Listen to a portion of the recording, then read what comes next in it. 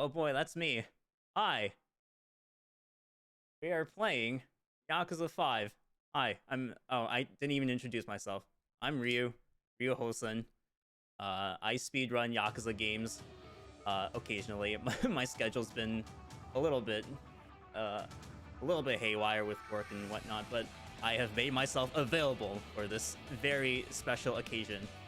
You all get to see Yakuza 5. The problem is it is now apparently Bulbasaur 5. Because we're now apparently part of a Bulbasaur Bulbasaur cult. Is this the game with the famous taxi driver Taichi Suzuki? Yes, yes it is. He might also have turned into Bulbasaur though. He can't be too sure. Luck with Bulbasaur 5. All right, now you might notice a few things on the screen. We are playing on the PC version, and I personally like to have like the FPS with showing with RTSS rather than the Steam counter. The Steam FPS counter is a little bit small and sometimes just not visible enough, so I have that one on the screen. You can also see whether my GPU is cooking or not, which it shouldn't because be running at a pretty low resolution. All right, before we get too ahead of ourselves, the fight spawn 5. Before we get too ahead of ourselves, we can just go ahead and start. So we can go in 3, 2, 1, go. This is a work of fiction. Oh, right, I forgot. You have to skip a lot of cutscenes. There are going to be a lot of cutscenes. You might remember the previous, like when the game first started, or when the marathon first started, we had Froob go through Lost Judgment the entire Judgment series with the tail segments. Yeah, imagine those tail segments, but it's actually the entire game.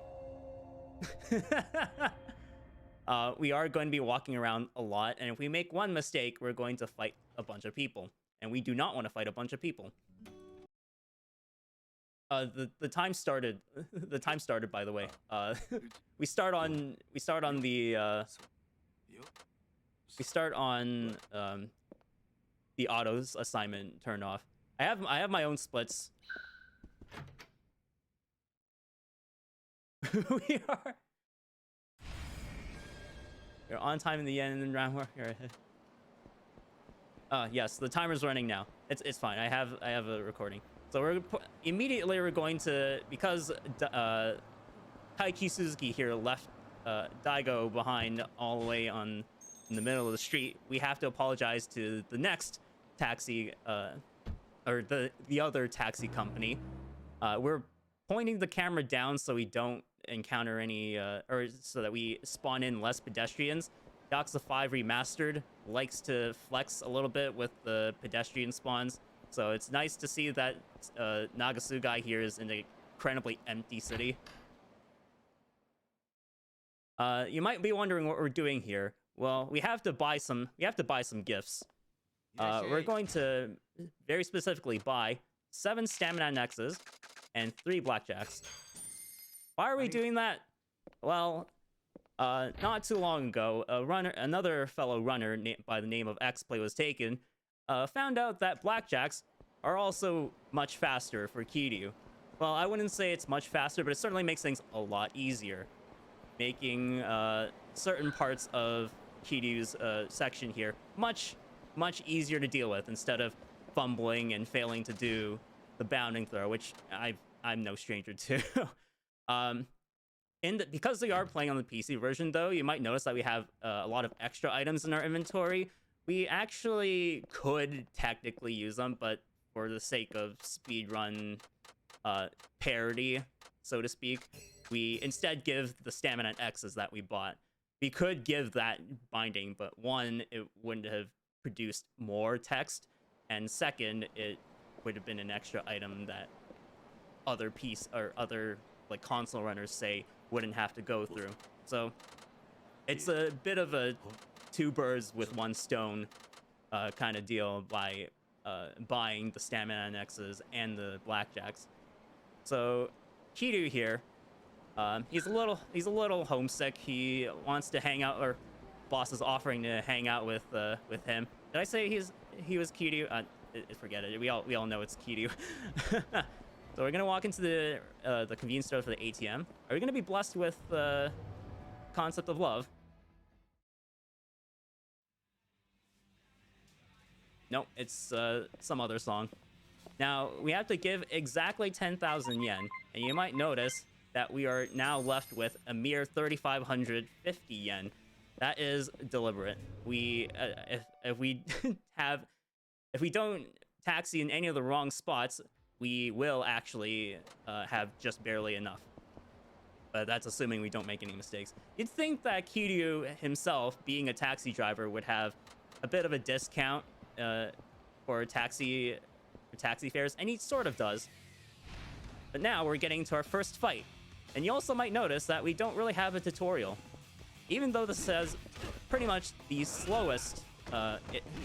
Pretty much the slowest intro. Oh, this is already looking pretty bad.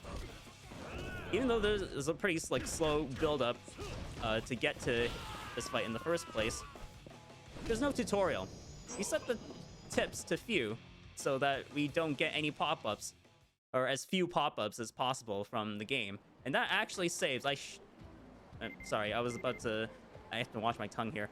I swear I swear it is legitimately 5 minutes worth of time save. Like, between my first couple of runs, I didn't have the tip set to normal, and it was, I had it set to normal, and I honestly didn't know I could save 5 minutes just from setting one game setting, changed it to be much faster. And you might not think it matters in a close to 6-hour run.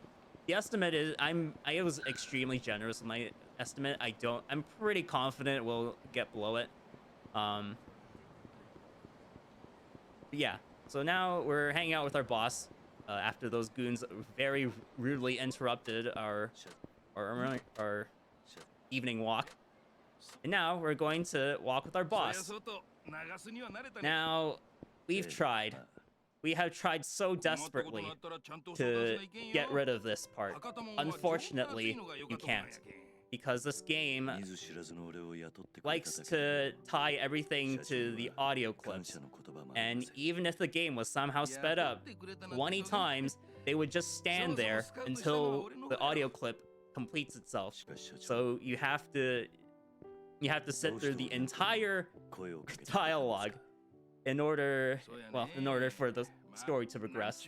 Now, there will be even longer ones coming up much later in the run that are a little bit, they can be used for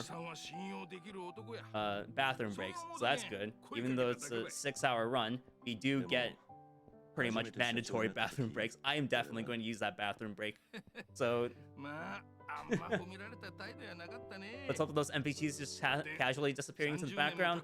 See, this is an in-engine cutscene, and this game likes to spawn in NPCs to fill in the area, but sometimes they just run into us, and because we shouldn't be disturbed at all, they just spontaneously combust. I don't know.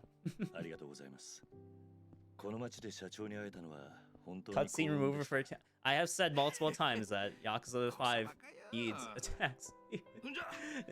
Needs a taxi. Needs a cutscene skipper. A taxi skipper would also be nice because, spoiler alert, just like in Judgment, we have to walk to every taxi. Kiryu, a taxi driver, cannot hail a cab anywhere he wants. It's weird. I know. This game was created in a time before instant taxis were a thing in the RGG games. Oh, I forgot to mash there. I'm not nervous at all.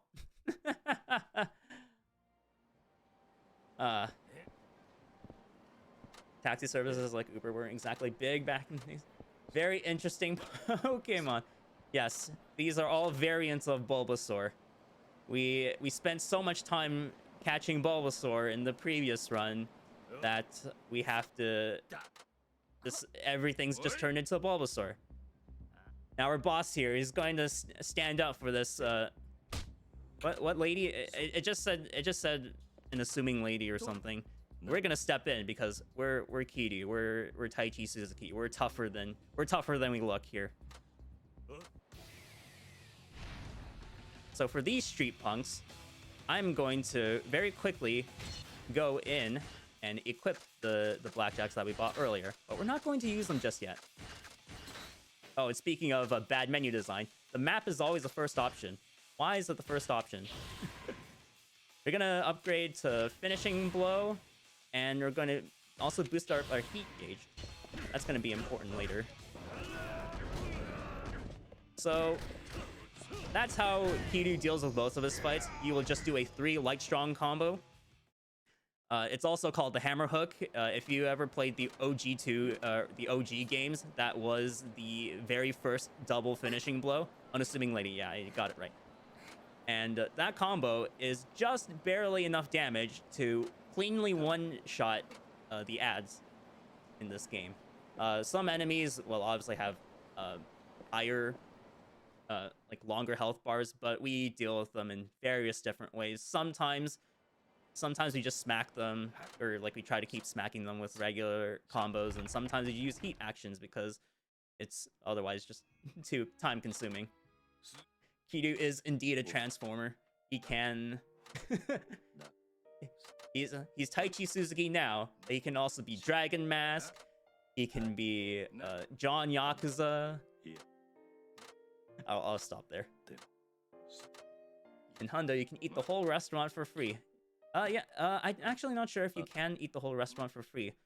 Maybe once you have maybe once you have the ability to click for food, because oh, that's a fun trivia fact.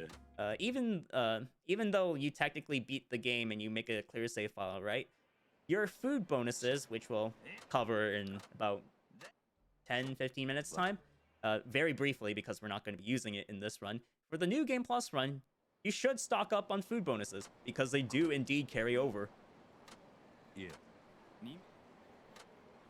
So, our boss gets the grand idea to enter a cabaret club. But, being a cabaret club, there's guaranteed trouble. So we're going to slap these goons with our blackjack. Just one of them, though. That'll be very apparent. The reason for that will be very apparent later. Don't mind him getting hitting us. As long as they focus one dude, this will start. Now, this is basically Feel the Heat from all the previous games. As long as you mash this in time, you take care of him as well. Now, I don't remember if that happens on every difficulty, but I'm pretty sure an essence of counterattack only occurs when you're about to defeat the boss in question. Spoiler alert, we're going to fight a lot of bosses, but maybe not in the... maybe not as often as you'd expect, it being a 6-hour run and whatnot. Now, we have just enabled or unlocked fight spawns. These are the quote-unquote tail segments I've been referring to. Now, I am very lucky. There are none right now, but if there were, I would have to walk very slowly towards my house. And that's not it for Kiryu. Later on, he will have to watch out for stationary fight spawns known as devil killers. But instead, we're met with this dashing young lad. You may recognize his last name once it comes up. His vest might also look familiar to you. His attire, or his overall attire. He is indeed Sosuke Komaki. Sotaro Komaki's grandson. Sotaro Komaki being the mentor and teacher of Kazuma Kiryu's Dragon style. Dragon of Dojima style. Well, we didn't refer to it as as that back then. But we're going to corner him. We're getting tutorialized on Dragon Spirit. We will use Dragon Spirit sparingly, but in this scenario, we only have to punch him once and deactivate it. You deactivate and reactivate Dragon Spirit with the same button, just right trigger. And so the whole reason for Sosuke doing this is because he thinks that you're sandbagging everyone else and really need to let out once in a while. Kiryu does have a bit of pent-up anger at the moment, but maybe for reasons that will be revealed later. So all the characters that we'll be playing in this game have a special ability tied to them. For Kiryu's case, it is Dragon Spirit. All of them use heat, but not all of them are worth using. I believe Kiryu's Dragon Spirit is the only usable one that we can really take advantage of. Saijima's special ability, I believe, is it's a Tiger Cyclone of sorts, where you kind of grab the enemy and twirl them around. That does no damage. Akiyama has an air strike or something. An aerial strike that also doesn't really do too much, and it doesn't work on a lot of bosses. Shinada has a My Meteor tackle, which kind of raw tackles the enemy, but that also does no damage. So really, it's just the Dragon Spirit that will be used throughout the run. Also, Kiryu has apparently a roommate or possibly girlfriend. I don't know. He doesn't seem like the type that would immediately be accepting of women in his life, considering his unfortunate past with other women. So it just seems like another day. We're heading for Nagasu Taxi. We're heading to work. Won't be the only time we're heading to work, by the way. And not only with Kiryu, but with other characters as well. Oh man. Oh, that I knew there was gonna be a fight spawn. So this is how we deal with fight spawns. We walk fairly slowly. We can walk a little faster than that. Faster than this, but any more and they would immediately try to chase us. And guess what? That guy with the pink speech bubble, he's also a fight spawn. But since he's far enough away, I'm going to risk it.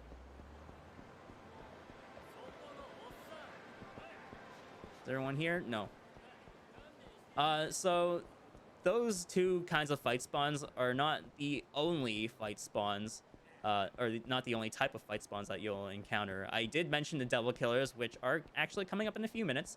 But there are also fight spawns that hide within the within the audience of pedestrians. So anyone that is walking around on the streets could be a pedestrian, but they will really only look like enemies. They will never be a woman, a person wearing a backpack, or children, because those people do not fight you in this game. So we are met with the very first of the Devil Killers. I don't know why it's formatted with a space there. I don't know if you noticed that. It's pretty hard to notice, but when you run this game multiple times, you kind of catch on different things. So we're gonna take advantage of our newly acquired Dragon Spirit. Oh, that was a little bit bad.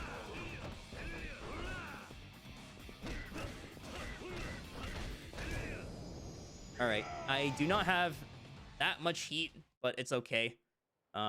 We do have ways of supplementing our heat gauge. It's important for a later fight, but... You know, it's been 17 minutes already, and we've barely done any action. It's gonna feel like that when you run this game. There's a lot of downtime between segments, important segments of this run, I should say, which makes it, despite being longer than, say, the original Judgment, it's actually a little bit less involved. Also, I forgot, you can talk to Hirakawa from much farther away. I didn't walk in the intended direction.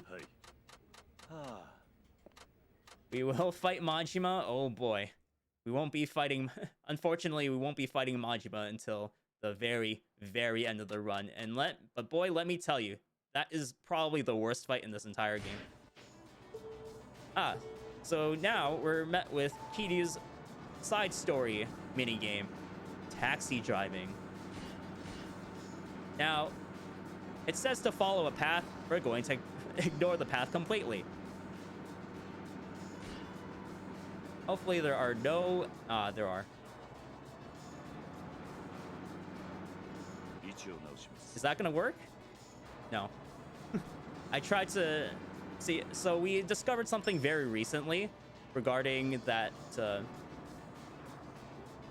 we discovered something very recently regarding that repositioning. We tried to... one day, I was speedrunning this game, and we found out that you can occasionally just like zoom right past that truck and save about 2 to 3 seconds. It didn't work here, so that's a bit of a shame. But we're going to YOLO here, and hopefully, okay, we're good.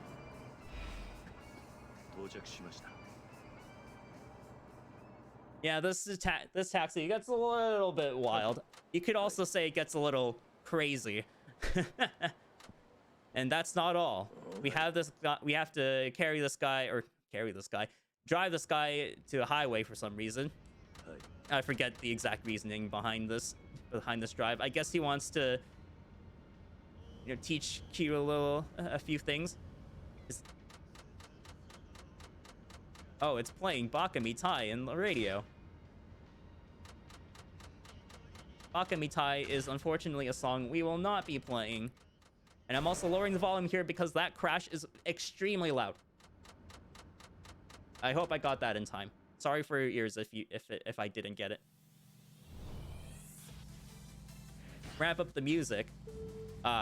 See, this is why I regret not submitting New Game Plus, because on New Game Plus you can have any song you want on Yakuza 5's beautiful playlist, including classic songs like Daytona, USA, and Machine Gun Kiss. Unfortunately, we only get the default music starting out. So we're taxi racing. Yes, this is not your imagination. We really are racing in a taxi. And this mini game is basically Mario Kart. You drift to go faster. This almost makes me miss Mario Kart DS and Mario Kart Wii, all those games. Mario Kart 8 is good fun though. So we have to build up a little bit of boost. Thanks, game. And we're also going to use it right here, so we skip a text box. Good. Now we can just drive straight, because we have so much distance that it doesn't really matter. Even if you didn't do this part correctly, you still can't really lose this race, because the guy's car actually breaks down in the middle of the in the middle of the race. We're snaking. That is what we were doing just then. A good time there would be around like a high 102, maybe even a mid 102, but I don't remember exactly what the optimal time is there. It's also pretty random. There are a lot of cars you could potentially run into by accident, and I've definitely run into my fair share. I think I've had a wall of vehicles at one point. So this guy is actually a cop and has been tracking down the devil killers and wants you, a Taichi Suzuki, humble taxi driver, to beat everyone in a race, to assert dominance, I guess, and also to disband the double killers. We aren't going to do that side story at all. Maybe in a hypothetical future 100% run, not done by me. Maybe done by me, but definitely not in one sitting for a marathon. That might be a little bit too long for me. Who knows, though. Kiryu thinks about it a little more, and being the patron saint of kindness, he accepts the challenge. He's also going to go back to work and tell everybody about the devil killers and how he manages to beat the most hardened veteran racers in a race using nothing but his taxi. Perfectly normal. Yes, this is just Kiryu's everyday life, saving countless lives and helping many people. So Nakajima there actually reacted quite unusually to the devil killers. It's almost like he used to be involved with them, or even started the group in the first place. Again, we're not going to cover that side story, but it's a good side story. If you are playing this game for the content, Yakuza 5 has all the content. And it's actually... in terms of the quality of the content, it's actually really good. But for the speed run, we have to we have to sit through a lot of it. That's why I likened it to Judgment's tail segments, because we really do have to sit through a lot of it. So this is basically the point of no return for this chapter, really. So we're gonna go now because we're obviously prepared for what's to come next. Maybe? Huh? Who's this? It's a famous chef, Tatsuya, a real Japanese chef in Japan. I don't know. I didn't know if I had to be really specific about that. He is a real person. He's a famous chef in Japan. I guess they paid him to get into the game and promote food bonuses that you can use in Yakuza 5. But we aren't going to use it because it takes a little too much effort to to get the food bonuses for the any percent, and we really don't need them. Maybe if Saejima, spoiler, could eat all the food in one go and already had the bonuses to begin with, maybe it would be worth it, but yeah, not for any percent. Yes, I don't have a proper estimate for 100% of Yakuza 5. It is, I can promise you, a very long game.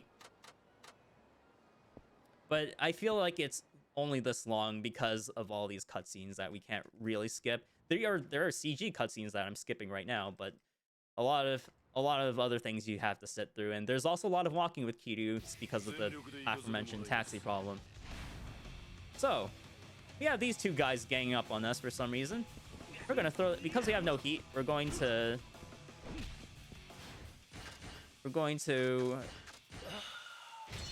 beef ourselves up a little bit with a stamina and hopefully have enough movement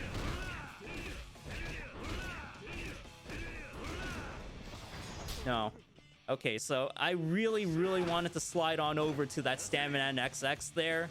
I don't think we'll need it, but it would have been cool to get it for extra safety. I'll just be a little more conservative with my healing items in that case.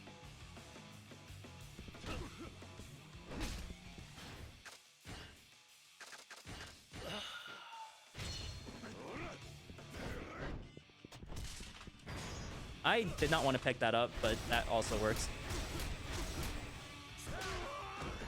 I'm trying to save my I'm trying to save my blackjack hits.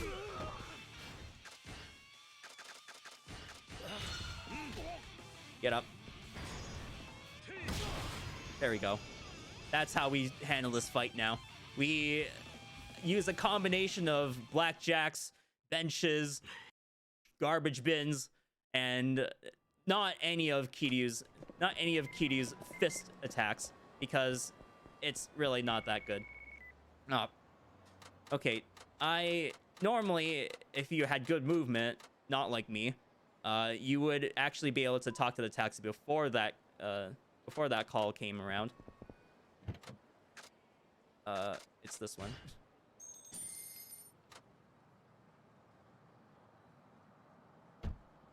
Yeah, Yakuza 6 does get a lot of NJPW wrestlers in the game. I feel like they're actually about to go that route again with Like a Dragon 8. Oh, by the way, speaking of Like a Dragon 8, Like a Dragon Ishin is going to be released around February, like last third of February. So look forward to that game. I certainly am, because I haven't personally played the original Ishin. I wish I could. Yeah, after a very long day and getting bounced by those two guys, we're going to go home. And unfortunately, this is how Kiryu has to go home. He either has to take that taxi specifically, or just walk straight home from work, because none of the taxi spots are convenient enough for him to really warrant a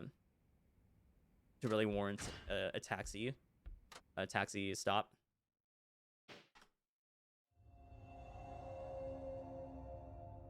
Ishin is pretty good. It do be, according to Froob here. Remember when he said Ishin didn't need a Kiwami? Well, well, here we are. In the year 2022. It's coming. And it'll be here. And it'll sell like hotcakes. It had to be mentioned at least once. I'm sorry. I mean, he is the lucky charm. Our Lord Cyric Z has blessed Froob. Speaking of double killers, that's our guy right there. As long as you're far enough away from him, you'll be fine. Can't say the same thing about other fight spawns. Yeah. If I do end up startling anyone while I walk through here precariously, I'm sorry. Fight spawns are genuinely terrifying in this game because they are a massive source of time loss. Speaking of fight spawns, there are certain ranges where like they wouldn't be able to see you even if you were like, as long as you were far enough away from them, they wouldn't try to aggro onto you even at full speed. But I'm not risking it for marathon's sake. This is a very slow walk that I'm doing, but I assure you it is it is for everyone's own good. So there was a devil killer in front of our house. There's also a devil killer right in front of work. But again, as long as you're not that close to him, you won't trigger him.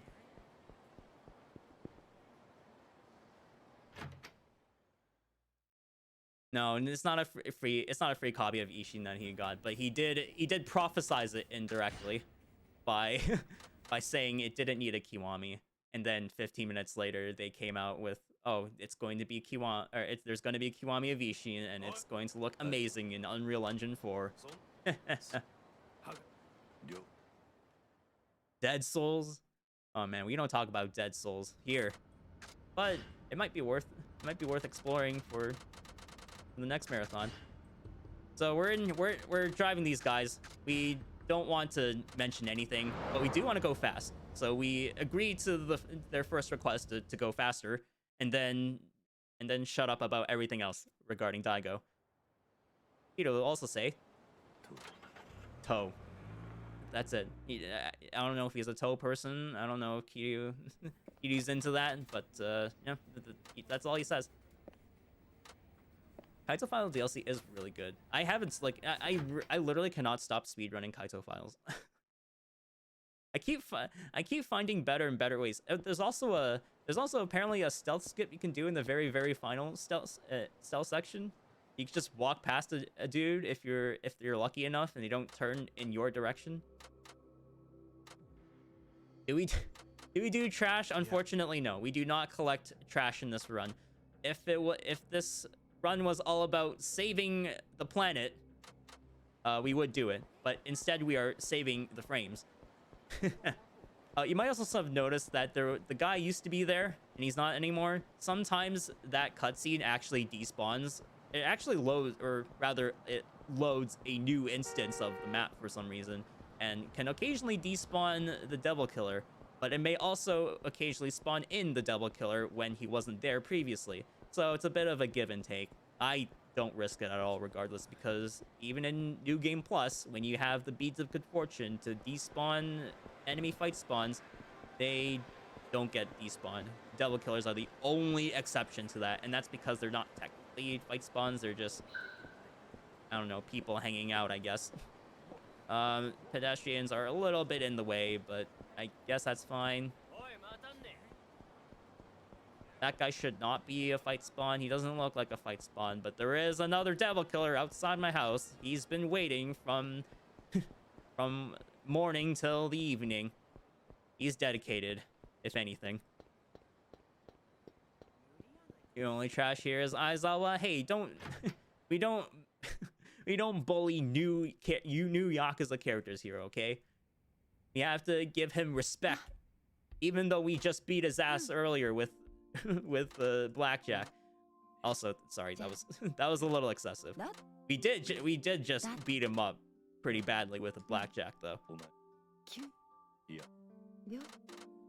We really do. It's a necessary evil for any percent. Not so much New Game Plus because of the beads of good fortune, which, by the way, we could technically get, but unfortunately, we only get one, and it's at the very end of Kitty's section, locked behind a sub-story, so not worth it. We thought it might have been worth it, but it's not. We also can't pass that beads of good fortune around until the finale, and even before the finale, the very final chapter, we already don't need to deal with fight spawns, so it's really not worth getting that beads of good fortune. So Aizawa and Morinaga have ended up in our house because, what a surprise, we are the only person in the entire Fukuoka city district to be named Taichi Suzuki. So they just found us in a checkbook or something and then came to our address, and they're just here to chit chat about the state of the Tojo clan, because let's face it, it's a Yakuza game. The Tojo clan is always in some trouble, and from Yakuza 3 onwards, it's always thanks to Daigo. We love Daigo, but he's also he's also a bit of a clumsy leader sometimes. Trouble's always looking for him. Even in Like a Dragon 8, he is somehow pulled back into the fray. Even though I personally think that Yakuza 6 ended his story beautifully. So, there's someone knocking at the door. We'll just pretend we're not home. Congratulations, you saved like a minute. We don't have to answer them, therefore it's time save. My favorite segment, where's Daigo? We won't find him until about 4.5 hours in. Am I spoiling too much? I'm probably saying too much. We're getting way ahead of ourselves here. But hey, Wada-san, who taught us how to drive earlier, even though it's been 6 months since we did the taxi thing, he needs our help. We're going to drive this patron. You might recognize him from Yakuza 3 and 4. It's Mac Shinozuka, and he's referring to us as Kiri-san because he obviously doesn't know the situation we're in. So he stuffs him in the taxi to avoid getting doxxed, getting exposed by Mac here, and just drives to his destination. Later on, he's going to say he and his girlfriend are going to watch certain animations with tentacles, and that's about all I'm going to say about that. That phone somehow went into his breast pocket, but also went into the breast pocket from the outside. Yakuza 5, very high budget game. Oh god, this creeper. They had creepers in this game. And this game, by the way, for reference, is about 10 years old. This creeper has existed.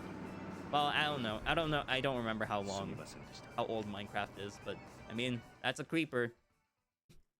And we're intentionally failing this because it actually doesn't matter what you do with this mission. It will probably just fail you anyway.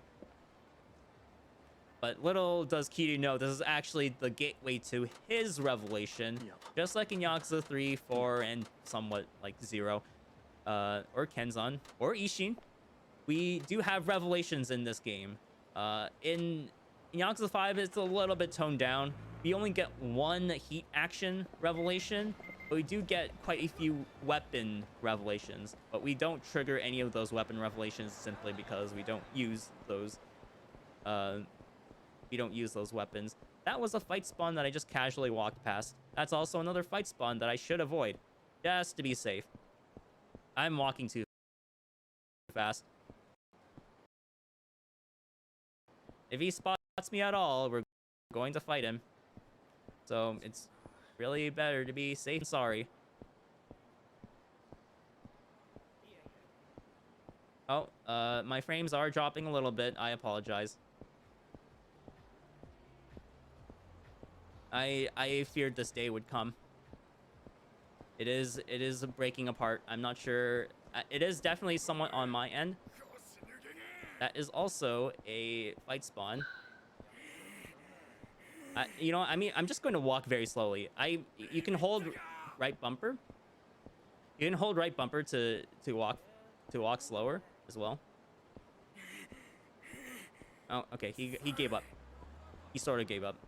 He's still trying to chase me, but he's also kind of giving up.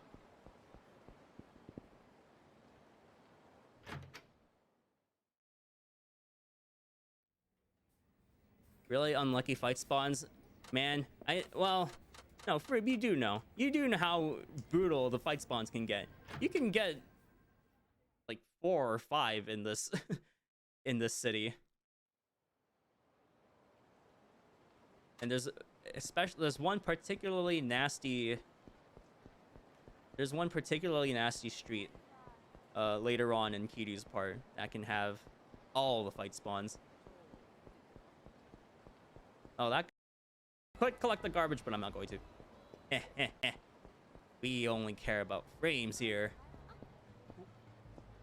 It is sort of on my end, but the frames have also stopped dropping. So I think it's fine. The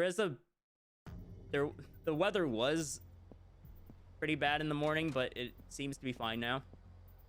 Or like the weather has calmed down quite a bit now. So we should be good.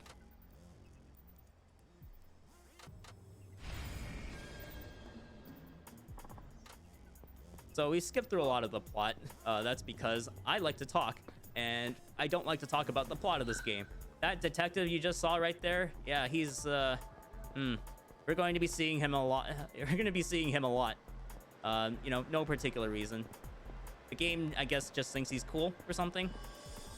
Oh, that's definitely a fight spawn. You don't want to bother him. That is a fight spawn right in front of Olivier. Nice.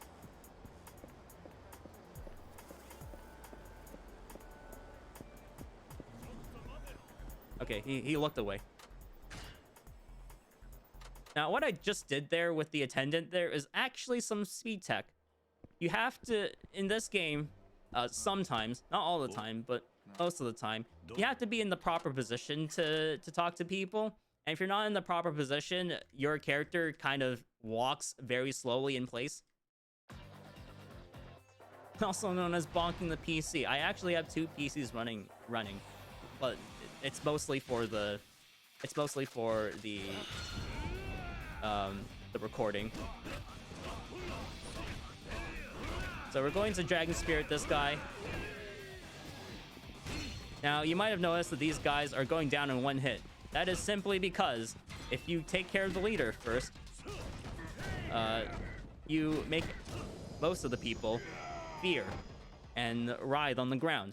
Those guys can be one-shot, which is why it was important that we went for the leader first.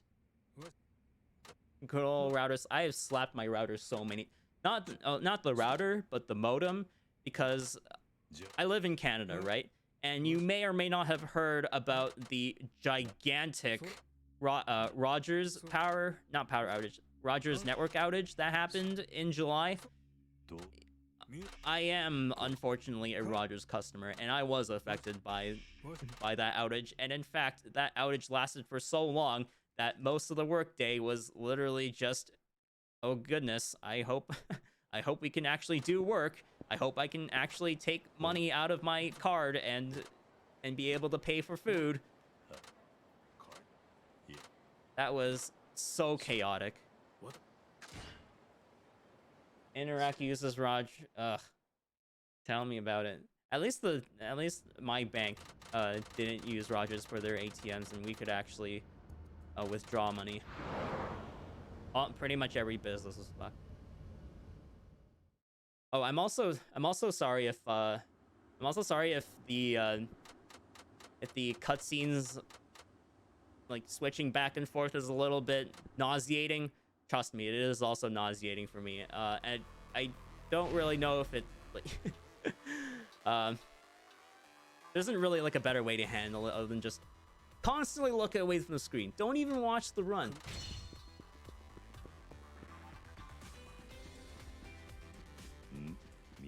So we're starting a set piece here. We're in a mansion.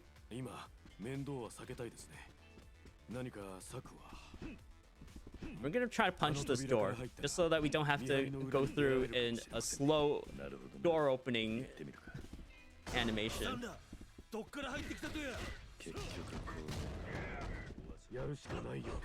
I stop dodging. Hammer hook everyone to death.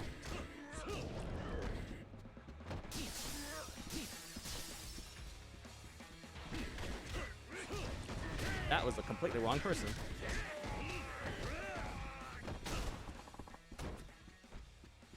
Oh boy. Everyone's on the floor. Hammer hook. I can see that oh, they actually did work on that goon. Well done. Morinaga, you get a raise. Aizawa, well, we'll leave you for later. Maybe we'll see you in the finale.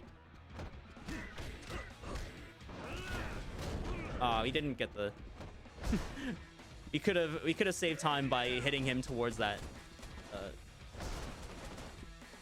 We could have saved the time hitting him towards the door. It would have actually counted as opening the door. So we're going to level up our tech. Now, you might think that we don't really need to do this, and we technically don't, but I like doing it here just for timing purposes. It makes it easier to keep track of. So we just learned bounding throw there. A bounding throw is one of the many, many good ways we deal with bosses later on in the run. Unfortunately, it pretty much is exclusive to Kiryu, but we'll get creative with the other characters, I promise. But we do still have blackjacks. And as we all know, blackjack's fast. Sort of. Maybe it just makes everything easier. Still haven't really made a good verdict on it.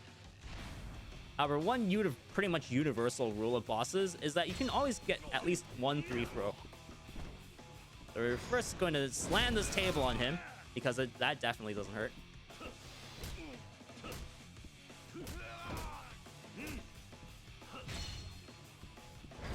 Oh, he was about to...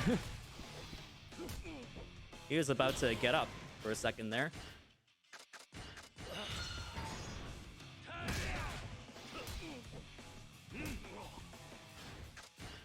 And one more should do it. I tried to grab him for him to get up faster.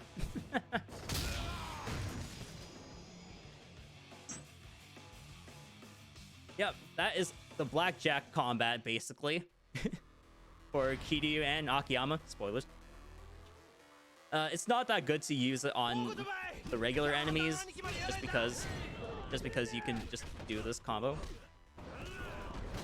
I lost track of how many attacks that was. You do want to do the 3 attacks because it is just good enough damage. It's also sometimes imperative to take advantage of the furniture around here, but that's insanely hard to do. So I'll just go with what used to work.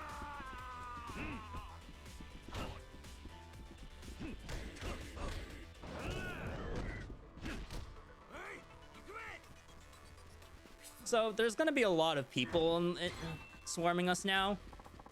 The good thing is that we don't have to fight a single person. We don't even have to push that Daruma. It really beats me why these guys aren't required, but that tends to happen a lot in these older engine games.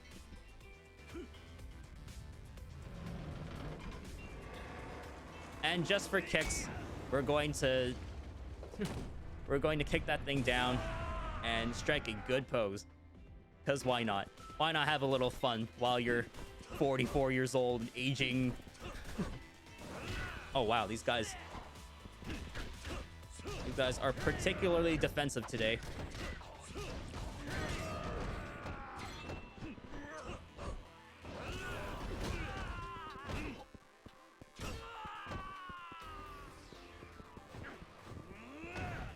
Okay, good. I just wanted to make sure.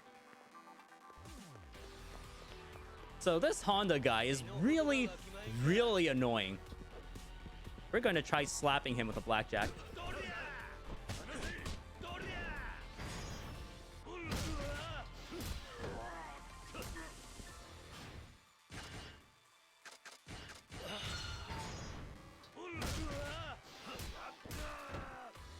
Oh.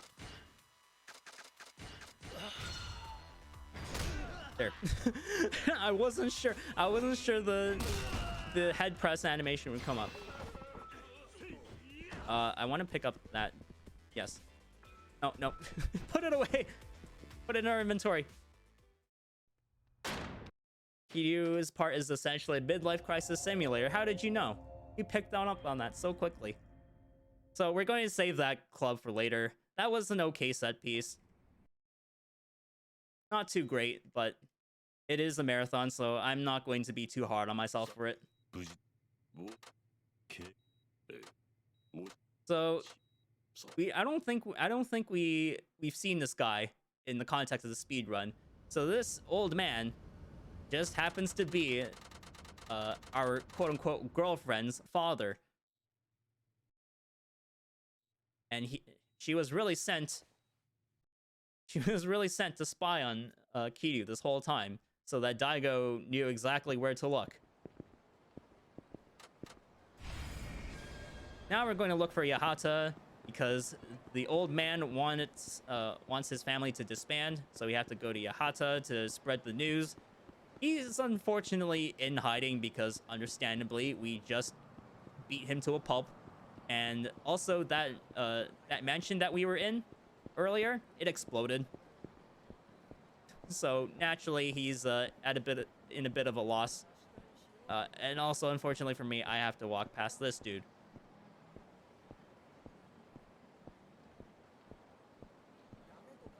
That's a devil killer.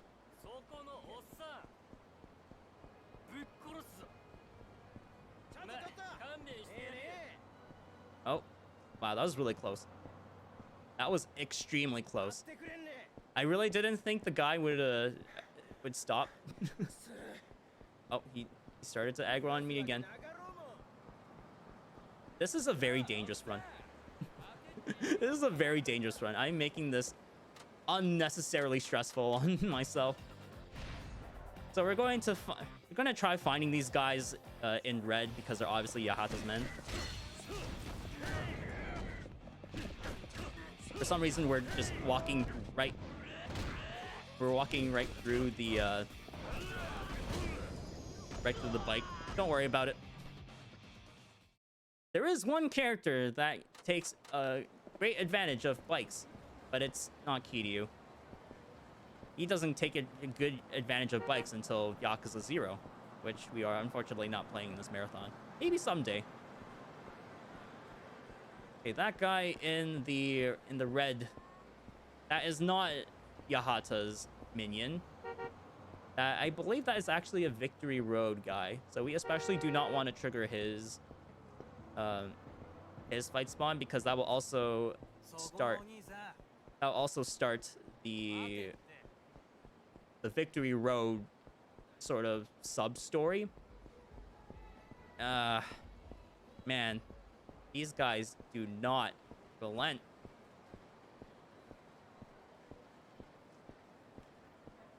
I'm going to keep walking, even though this is pretty much a safe area.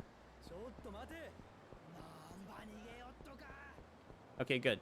So by walking through this, by taking this sidewalk with the railings, because the enemies will not actually see you past the railings, unless there's like a gap here, like right here, they won't aggro onto you. So that's good. There's another band of red jumpsuits. And there's a sub-story. That is the sub-story we were mentioning earlier with the beads of good fortune. It takes a little too long to take care of it, and it's also, you know, unfortunately stuck at the very end of Kiryu's part here. You know, standard fare. Just hammer hook everyone. There is a somewhat faster way you could do this, but I don't know that way to use a Dragon Spirit. The problem with using Dragon Spirit here is that these guys have a little too much health. We'll use Dragon... don't get me wrong, we will use Dragon Spirit later on, but only with the enemies that have much fewer health bars, and there's a good reason. There's a good reason we'll be using the Dragon Spear for that. Time for a 0 to 6 marathon. I believe Froob has actually done a 0 to 7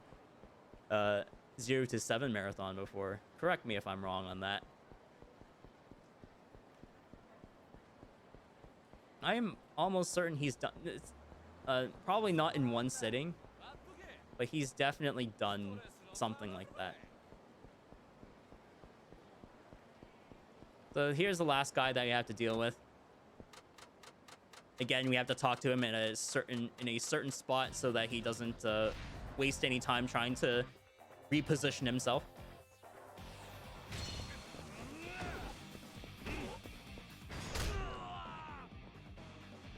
You're gonna throw him, do this head press. Spoiler: you're going to be seeing a lot of that. You're gonna be seeing a lot of that head press later on. Doing this just to be a little bit safer, just a little more consistent.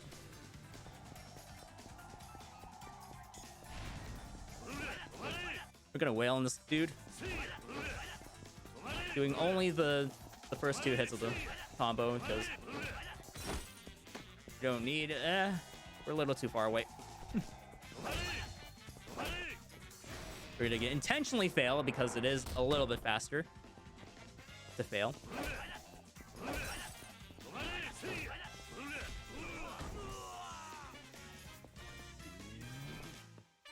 There are a few chase sections in the scene, although it's a little bit easier than in Judgment or Lost Judgment, I'd say. Because with those sections, you kind of have to memorize what inputs you need to use. Also, if you're wondering why my movement was so awkward there, it's because I was actually trying to avoid a sub story. Yep, you have to avoid some sub stories in this game. To go to Nagasu parking here. We are down to 1900 yen. I believe I believe this is the correct amount of money to have. Otherwise you'd be in trouble for other taxis.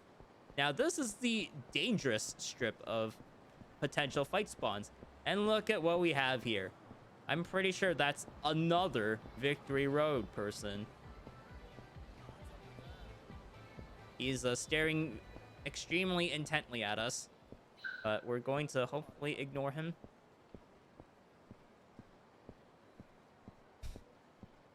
There, oh my goodness, there is another fight spawn up ahead. He's just looking there, menacingly. 20 bucks in our pocket? Isn't it more like 15 because of the poor exchange rate? All right, I'm gonna YOLO it. There isn't too much ground to cover left.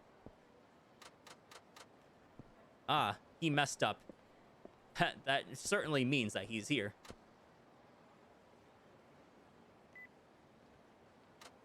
So this is yet another set piece, but you might be surprised with what I'm about to tell you.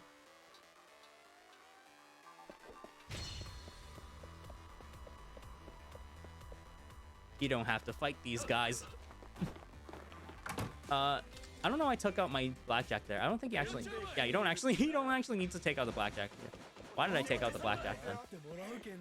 There's a heat action prompt. Don't hit it. In general, this game actually started the heat suppression mechanic, where you can just hold L2 or left trigger to prevent heat actions from going off. It's very, very useful in this run because there are definitely a lot of game. You want to give me that?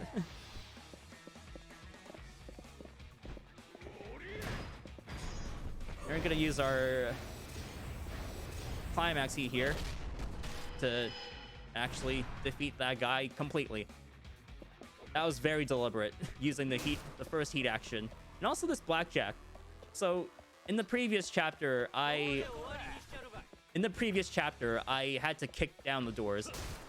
Or punch them with very strict timing. If you have a blackjack, or any one-handed weapon, or even a gun, you can actually just hit it with square. That's actually what happens with the fire extinguisher in here that we'll get later on. Which makes attacking the doors quite a lot easier. I don't know why I'm extending all my strings here. Now, we are getting into the first big skip in this game. And there are a bunch of these types of skips. Well, they're few and far between, but these are pretty big skips. So, we're going to use this fire extinguisher, right? I'm going to be picking it up, obviously putting out the fire. We're going to open the door, but not quite go through it yet, because we have this text box that we want to carry over. Now, if we carry over far enough, we actually not only skip a cutscene trigger, but also keep this infinite fire extinguisher. Which can, I say can, but potentially do a chunk of damage to the mini-boss here. Now, I am very bad with this. I am personally very, very bad with this fire extinguisher. But, yep, that's how much damage you can do with it. Makes that fight much, much easier. Now we're going to have Yakuza. But series of QTEs here. Look, notice how short his health bar is, but how many health bars he has. You have to do these QTEs, right? I'm gonna go through this third one here. I'm actually not gonna do anything here. You don't actually have to do that one. I didn't press anything there. I didn't even press the wrong button. I just did nothing. That is one of the only QTEs in the entire series where you can do nothing and still succeed. And the other heat action of that sort is actually much later on in the run as well. Yeah, you really don't have to do anything with that QTE. I don't know why they programmed it that way. Now, yes, we could technically take the fire extinguisher with us, but we didn't. That's because once you put it in the inventory, it becomes a regular fire extinguisher, which does have limited ammo. That fire extinguisher we had previously was glitched and therefore had infinite ammo, but we couldn't carry it over because it just wouldn't retain the infinite ammo anyway.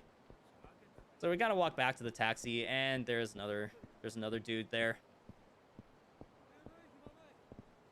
Slowing down the run, how dare you? In my really, really long-a-thon? Oh, the car actually blocked him.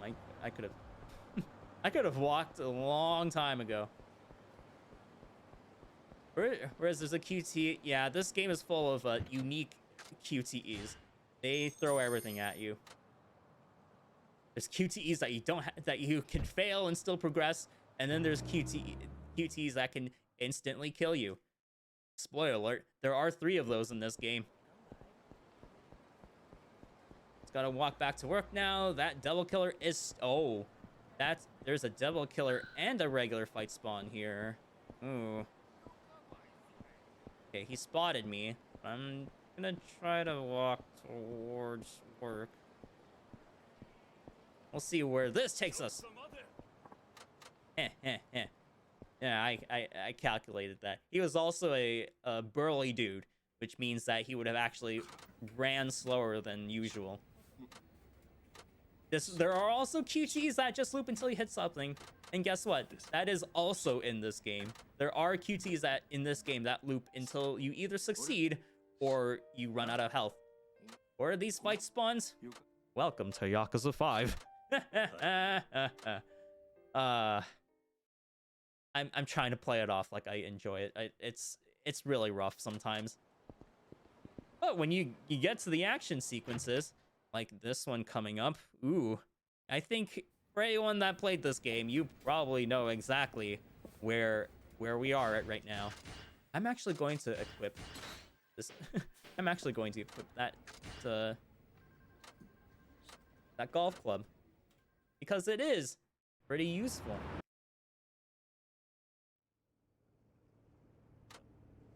Now, previously in the hideout, we kind of staged this this entire war. However, Kiryu has other plans for the Tojo clan. He's going to fight all of them. And we really do mean all of them. Every single one. Which is why we got that golf club. I'm gonna try to take it out as soon as possible. If you mash hard enough, you can take it out before they start moving. There's a lot of coverage here. Now we ran out of golf club hits. It is now time for plank.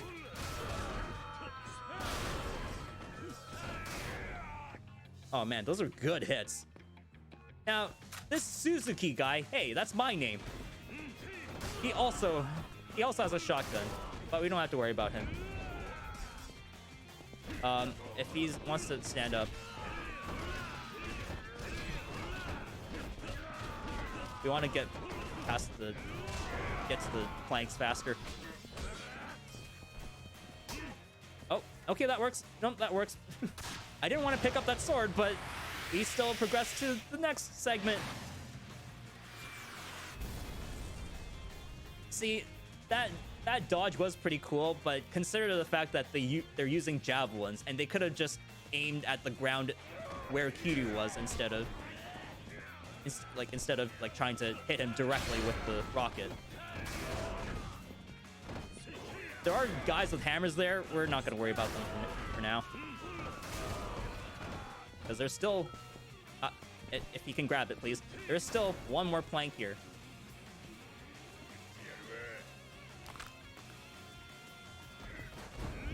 Alright, now there's this guy here with no hammer, but with a lot of health. He doesn't block this at all. So we're going to wail on him with Dragon Spirit. Is that going to hit anyone? No. I thought so. Oh, there's also an... Oh, okay. It's gone now. It's gone now.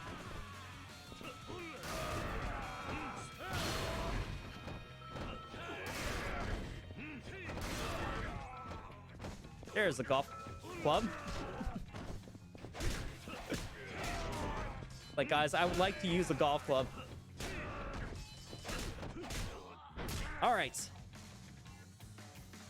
Now, we have this QTE here.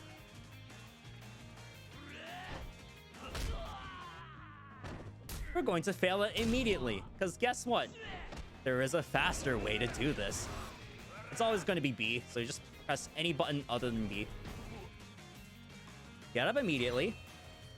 And then, hopefully, maybe we'll find the shotgun that he dropped. Where's the shotgun? Uh-oh. Uh-oh. I have no idea. I have literally no idea where the shotgun went.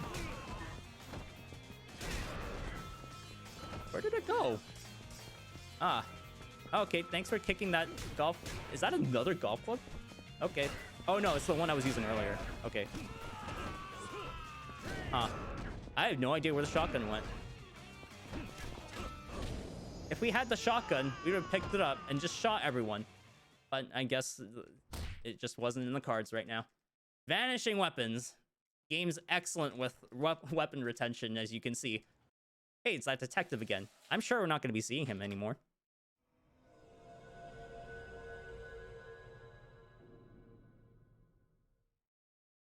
And a gun, you just shoot the missiles. So we have now switched perspectives. We've actually traveled back in time. This is 2010 Kamurocho. As you can see, Saejima still has his beautiful long hair, and he's still wearing that awesome jacket and silver chain. That actually is a really nice chain. I want that for myself. Part 2 at 1 minute 6 seconds. Oh boy. We're all here. And all of a sudden, we're going to be met with 3 goons. Yes, that was Majima. He is indeed in the game. if you saw the intro cutscene for Yakuza 5, there he is in the game. Now we want to move a little bit so he doesn't repeat that knuckle crack again. That is actually kind of a... Oh, well, thanks Suzuki again. Suzuki. Is it Suzuki or maybe it's the guy I'm not... Oh my goodness. I have never had a bad Saijima like this. Yeah, okay, it was Taka. It wasn't Suzuki. Oh my goodness. Okay, so... You might have just wondered why the hell was I getting knocked down so many times. It's because, just like in Yakuza 4, spoiler, base Saijima is a pretty terrible character. Let's face it, he's kind of a bad character. Probably the worst character to start with in the entire series. And in that game, in Yakuza 4, they try to throw you in with no upgrades, straight into jail escape. That's good. It's time to go to sleep. Yes, if you were worried about ad breaks in this run, fear not. There is going to be nothing going on. Unless there are fight spawns, which hopefully there won't be. Oh, they were behind me. They were behind me. I don't know. Yep. So, in this game, right, the fight spawns only appear as soon as you are, quote-unquote, able to properly defend yourself. For Kiryu, that isn't until after the Olivier fight, but for Saijima, it's immediately after that fight, because that was technically the point where he can defend himself. Akiyama, he also gets fight spawns immediately, but only because you also fought Omi Alliance members like immediately in his office. And then Shinada, he doesn't get fight spawns until he gets his pole, his iron pole. Now we are going to menu down for the hotel district because that's just what you have to do if you want to get to Kamurocho fast. But only in this part. That's actually the Yakuza 4 taxi list. And if you're the kind of person that likes to memorize taxi lists, that might throw you for a loop a little bit. But, you know, as long as you remember it, you'll be fine. There could be a fight spawn here. It doesn't look like there's a fight spawn here. That host, the guy with the bob cut, kind of looks like a fight spawn, but I think we're fine. Now here's Nishita. He looks like he's seen better days. So we're done here. Ah, Dex order. Yes, we are trying to catch all of the Bulbasaur. We're still playing Bulbasaur. It's just Bulbasaur 5. And all of the Bulbasaur are humans, somehow. Tiger Puppetry, that's what it's called. So we're going to get this, we're going to get some of his tech upgrades, only up to Cyclone, because that's all the points we have. That is not the right combo I wanted to use.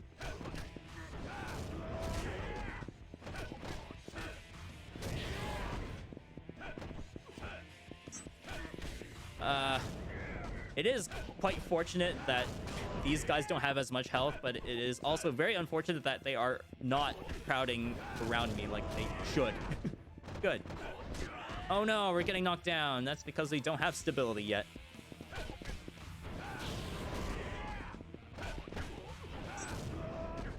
Oh my goodness, they're so far apart.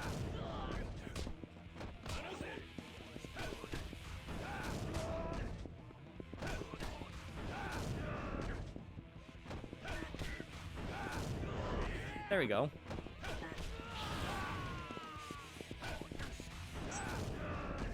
Yeah, I've never seen them so far apart. There we go. Majima's a psychic. I don't know about psychic. He's smart, but he's not psychic. So anyways, Saijima, once again, is stuck in prison. That was Majima in the corner. He was testing us to make sure that we were ready for the prison life again. So now we're in prison. You have to talk to these guys at the right distance, or else Saijima tries to get into an awkward position, or like he takes extra time walking there. So we're meeting with our cellmates here. We've got Himura here. He's apparently an ex-detective. I think. he makes it a little bit ambiguous, but he really was an ex-detective here. We're just gonna try to find more. Try to find out what's going on in the prison. Here's the next cellmate, Oshima. He's an old dude that apparently was the legendary thief. 15,000 counts of theft or something, and never got caught. Thunder, light, electric dark, according to the summon. Speaking of electric dark, Luxray should have gotten a mega evolution. There, I said it. He really deserved one and just didn't get one. That would have been a sick. That would have absolutely been like the best thing possible for Luxray. Unfortunately, we didn't get it. X and Y were not so kind to the Pokemon that actually needed it. So anyway, we've met Baba now. Baba looks a little more, shall we say, out of place within the Yakuza characters. He's got a lot more detail to him. It's almost like it's almost like his actor was face scanned, and he will be a very important character in this story. Baba-chan. Sujimon and Yakuza. That is true. We have to catch all the Sujimon, so they say. Sorry, I'm gonna hydrate for a little bit because this is a prison segment, and therefore we're gonna be here for a while. Might as well.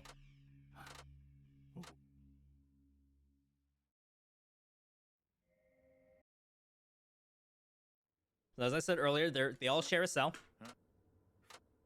Now, Saejima, he's stuck in prison, right? So you might not think he gets a lot of action in prison. Well, I mean, that's true, but I mean, that's besides the point. He actually does get to have some fights while in prison. What's happening?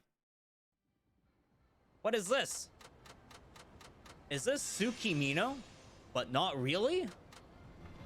Yes, we are, no joke, now in a dream sequence.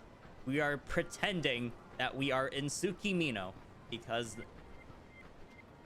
the guys in prison were so bored that they decided to astral project themselves onto a map of Tsukimino so that Saejima can quote-unquote experience the city for himself. People sleep on the floor. I mean, they do. They have futons, right? And those are like floor beds. Oh yeah, because it's a dream world. By the way, because it's a dream world, we just imagine that we have 10,000 yen. Gee, I wish I had 10,000 yen. Even 10,000 yen wouldn't be so bad right now. Now, because it is a speed run, we are going to be a little more. We are going to be a little more polite here. So we will respectfully treat Kaguya here. Treat her to some orange juice. And only look here.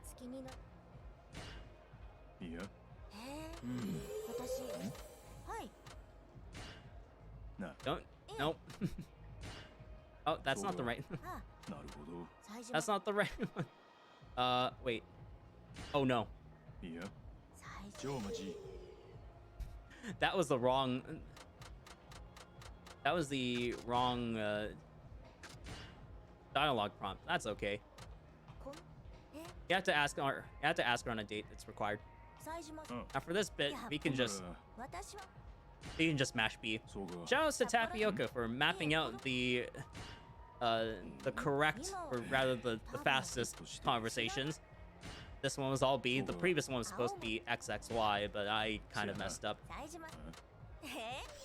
Oh no, we made her mad. Can you glitch this? Can you glitch this 10 million out of the dream sequence? Unfortunately, no. Yeah, it just, as soon as you get out of here, out of this dream sequence, it's immediately set back to 0. It would be useful though, because we actually do need money in this in this run. Saejima, he doesn't get out of prison exactly full of cash. He does receive 30,000 yen like he did in the previous segment before we got into prison, but he doesn't keep that with him, obviously. So, I mean, Baba... Wait, did I say too much? I already said too much. I already said too much. Let's leave it at that. You have karaoke? No, we don't. This is going to be a recurring theme in this run. If there's a mini game and it's not absolutely required, you can skip it. I'm sorry, Bakami Tai fans. Or Rouge of Love fans.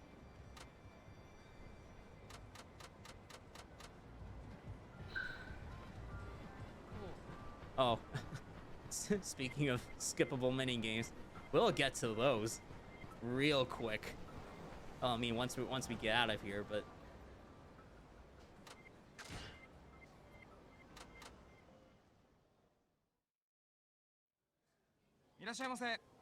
so we're going to want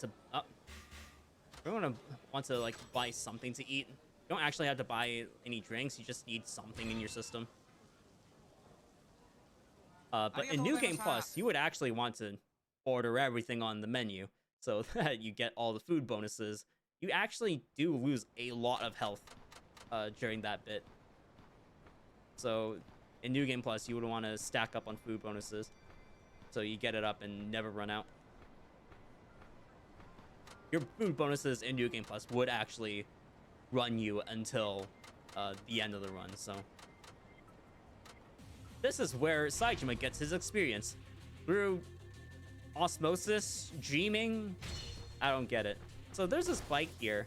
Remember what I said about one character using bikes very well? That's Saejima here. Unfortunately, only this attack right now does enough damage to really significantly damage the enemies, and after that, because it's reduced to front wheel,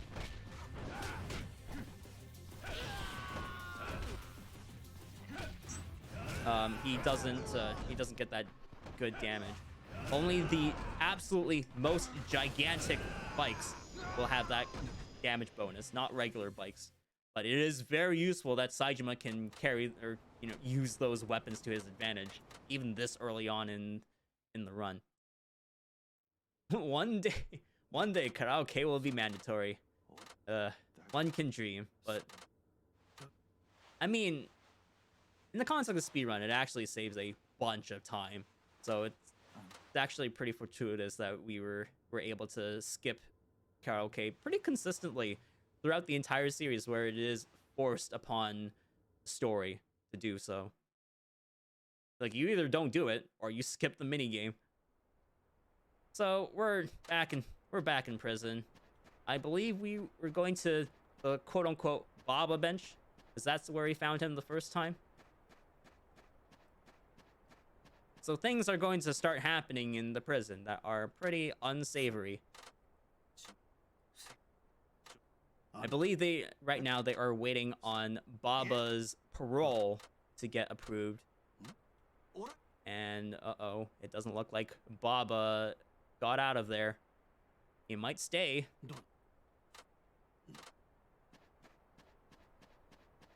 Now they're going to be looking for him, I think. We're going to try to get some info out of people that may or may not know what's going on. This old man as well. Yeah. And then I believe these two dudes? Yes. Anta! Can he imagine himself to have like 100,000 skill points? Unfortunately, the dream sequences can only go so far. I genuinely wish he already had that 10 million yen, but it's just not in the cards. think I've said that more than once already. It's in the cards. In the heart of the cards. So apparently Baba stabbed someone with that chisel. Oh no. We have to verify that he really didn't stab him. Spoiler alert, he did. Yeah. But we don't figure that out just yet. Yeah. Trying to figure out if anyone knows what really happened. So far, it seems like no one knows whether he really did it or not. Yeah, you know, the text scrolling in this game is really weird. They kind of, sometimes you have that really fast text skip right there, like this. And sometimes you have it at Yakuza 4 speed where it becomes nodding simulator. And speaking of nodding simulator, I am kind of nodding my head right now. I did plan on making this a marathon first, or even like a streamer first, camera stream. But unfortunately, I do not actually have a good mounting point for that. I don't have a good mounting point for that webcam. And I'd rather be comfortable than try to, you know, force myself to. Oh wait, nope, no, I got confused for a second. It's not that dude you're supposed to talk to. It's this dude way farther back. Oh, I didn't mean to run into him. I'm sorry. This is the old man from earlier. He's like, oh, I don't know anything, but he actually does. He is the info broker in this entire jail, and now we have to do something for him in order to get the goods and get the info that we want. Now here I'm doing the other method of walking slow, which is mashing R1 or right bumper.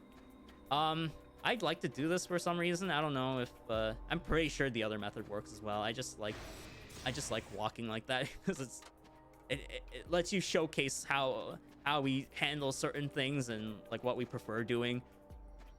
I'm almost certain like the slow walk is faster. You definitely can't just run past them because they'll notice you and you'll have to go back from the beginning, start sneaking again. But yeah, for a while I did used to just do that. I really did used to just mash on the right bumper and hope that the fight spawns would just go away. It unfortunately it does work, but it's also extremely taxing. I do have quite the stamina, but even I can't mash for nearly 6 hours, so you can understand where that comes from. We needed to find out who was using that chisel. Unfortunately, we have just the guy to give us that info. So we're going to talk to him again.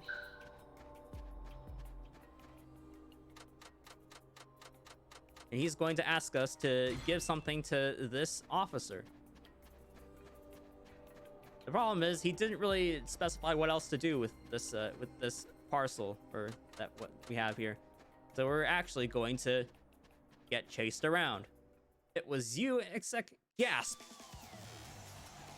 So if you're playing casually, this would probably be like the first action sequence you get in like 20 minutes or 30 minutes. We just run in a giant circle so that we don't get caught. I am dead serious. You do not want to deviate from the strategy. I guarantee you will get caught and waste 10 seconds of your life trying to get away from the cops if you try not to run in a giant circle. Yep. This is why we love the prison segment. Saejima constantly stuck in prison, being reduced to a laughing stock. Why am I losing health? Because that's the game's way of saying that we can't run forever. It's just to balance it out. So useful, so interesting, so productive. We have 1 second left. I tried to dodge on the last frame. I don't think it picked up. The Haruka section, the best section. Oh boy, you're going to absolutely dread what we do in the speed run, because well, we'll get to it eventually. Maybe an hour from now. Yeah, about an hour from now.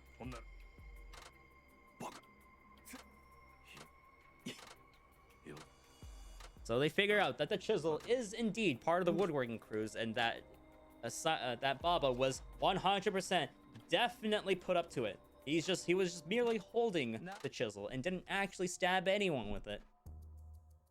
Now we're showing him the evidence that we got. This guy Kugihara with a seemingly blind eye.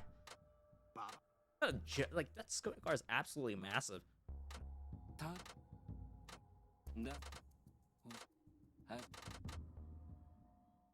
Not even allowed their own part of the game, Sag.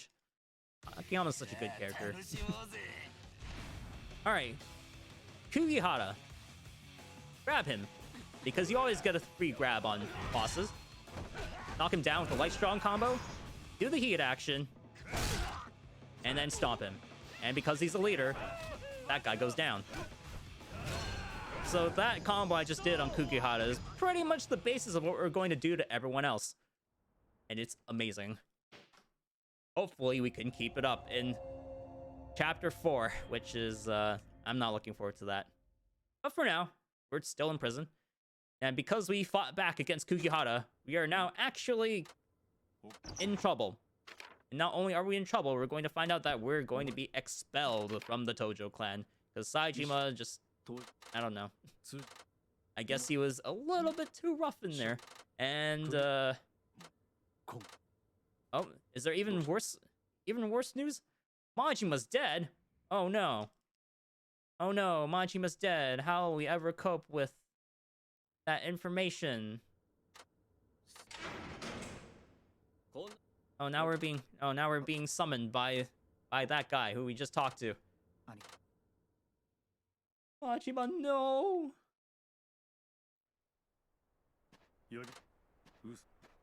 Can only imagine what Amon percent is like. There has only been one attempt at an Amon percent, or in this case, an all sub-stories run. It took Tapioca about 17 hours. That is 17 hours. 17 hours. There is also Legend, yes. That took like almost 7 hours, I believe. Metza had a pretty solid route. He actually got Kali sticks for Akiyama, which is interesting. But I don't know any of the other strats. Oh no. Ambu, if you're too powerful right now. We can't do these suggestions right now on stream on a marathon. Maybe someday. Maybe if one of us is crazy enough to run 100% Legend. So Kosaka here is going to give us a snowmobile key because he actually wants us to escape from prison. He's got some inside info that this prison is about to get flooded with inmates. And all of these events surrounding Saejima, him getting expelled, Majima passing away, that's all a little too conveniently timed. So he suspects that there is something shady going on in prison, and he wants them, for their safety, to get out of here. However, as we all know, that doesn't always... Plans like these don't always go quite so smoothly. Oh, and by the way, we're back in Dreamland Tsukimino again. Why? Who knows? They couldn't consolidate the dream sequences into one. So here we are. We're back in Dreamland. We're going on a date, or not date, with not Kaguya. I don't know why I went here so fast.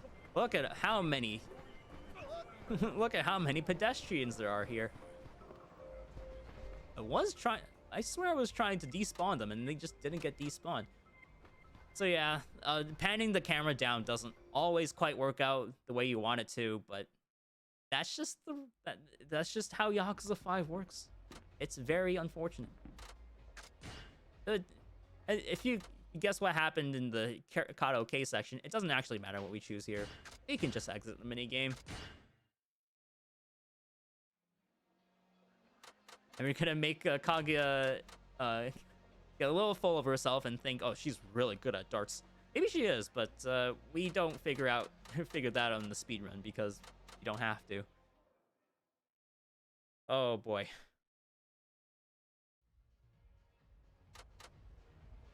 This is...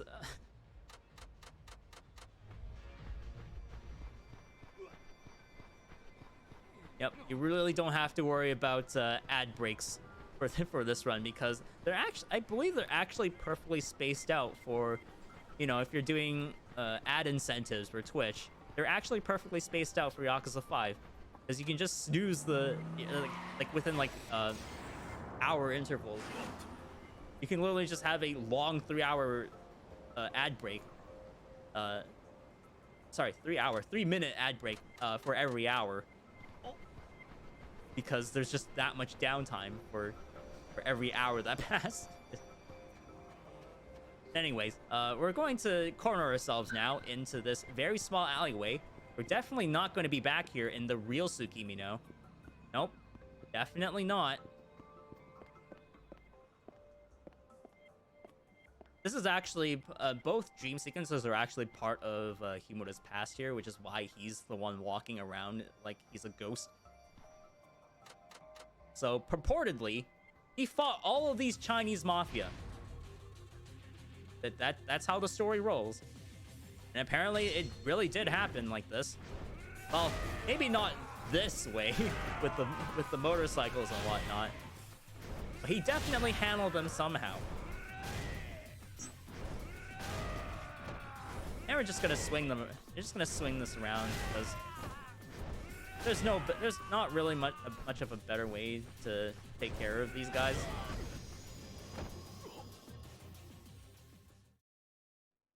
And that's the story of how he cracked down on the weapons deal with the mafia by using multiple motorcycles. And now we're trying to get out of prison. But it looks like Kosako's right. We have to fight all these inmates. Which kind of sucks for us, but first, we have abilities to unlock. We're going to go up to stability. And then go up to, I believe, Tiger Jaws. Yes, we still use Tiger Jaws. I've been thinking about routing it out, but I prefer safety.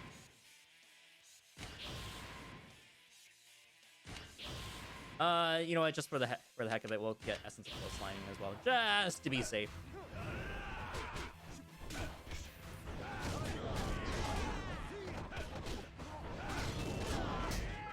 So we're gonna use this double light strong combo.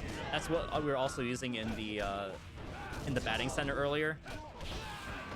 Because the other charge attacks don't really have good... They don't really have like good coverage, as you can see.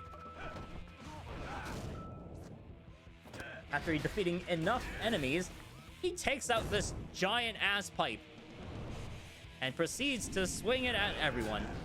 Well, almost everyone. As many people as he can. Bonk. Don't you love Yakuza 5? Lock on. Ow. Ah. Everyone's grab happy today. I'm also getting a lot of pointless.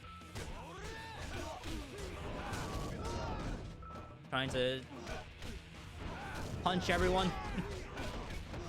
Punch is stronger.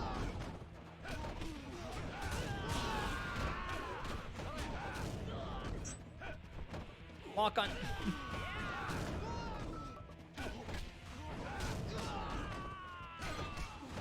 Baba, you okay, dude?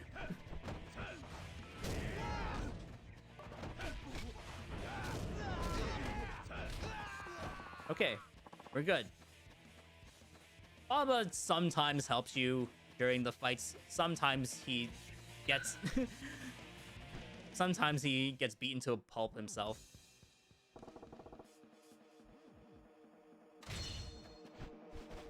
We're also going to try to roll to our objectives with Saijima because it is a little bit faster. We do save a little bit of time doing that each opportunity we get. Now, these guys are going to have regular health, so we just do the light strong, or light double strong combo. Okay, that guy's just... That guy was unusually defensive. You too. The reason we use this light strong combo is because it hits enemies on the ground. Oh my goodness, why are they blocking so much?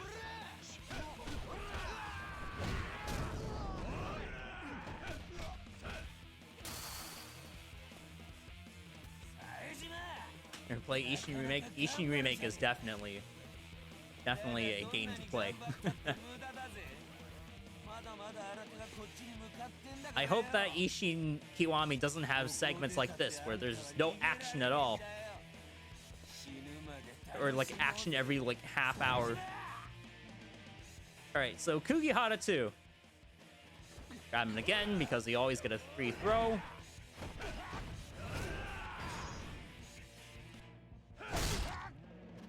We're gonna stun him for a little bit by that's Tiger Jaws, by the way.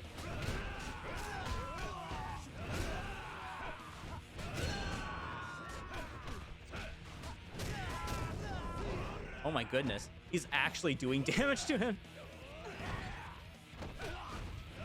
Thanks, Baba. I appreciate you. Sometimes I don't. Most of the time I don't actually, but this time I do. Baba's a good boy.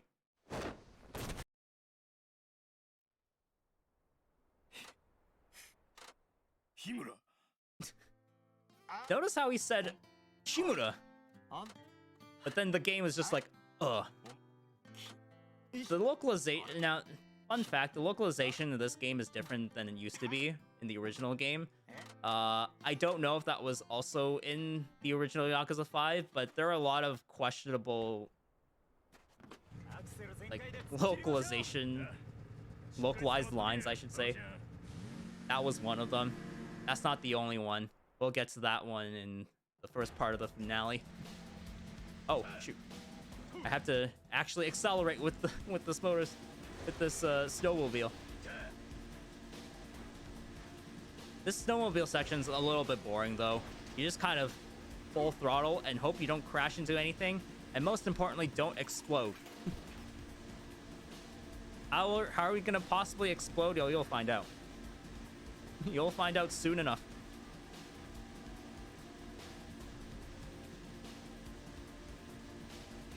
I'm sticking to the wall here because there is a jump that we can skip that may or may not save a tiny bit of time. Also, because it's Yakuza 5 remastered on the PC, Saijima might back up a lot during the acceleration, even though he's always at full, or he should always be at full speed. I'm hammered on the right trigger button right now.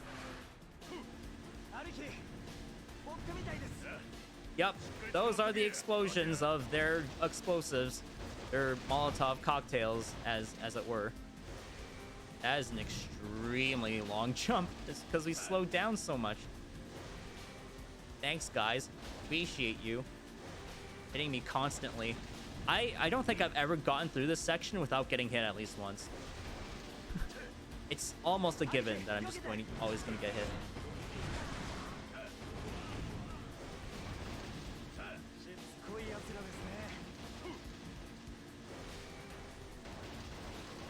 There's a giant gap in that bridge, but for some reason it doesn't count as a gap. It just counts as a whole bridge.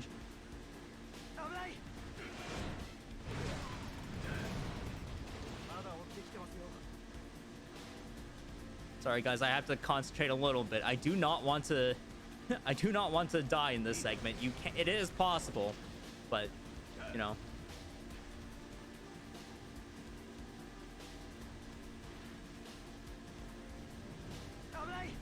I want to show off my good driving skills, you know? Now, hopefully they don't hit me. I don't think it's possible for them to hit you, but they could. I've seen explosions like right here, but I don't know. As long as you see that, you're good. Asian get a Western release? No, that is not the case. Now, Himura did warn us about a certain bear. It's real. It's not necessarily the certain bear. I don't know if I can make a reference to that movie or not. It's not that bear. It is a giant bear though.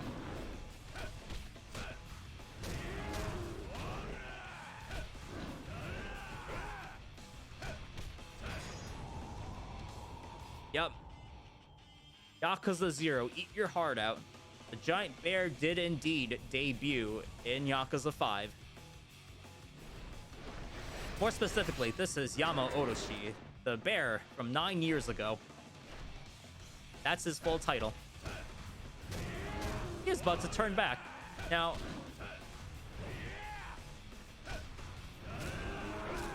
you might notice I'm only aiming for the head here.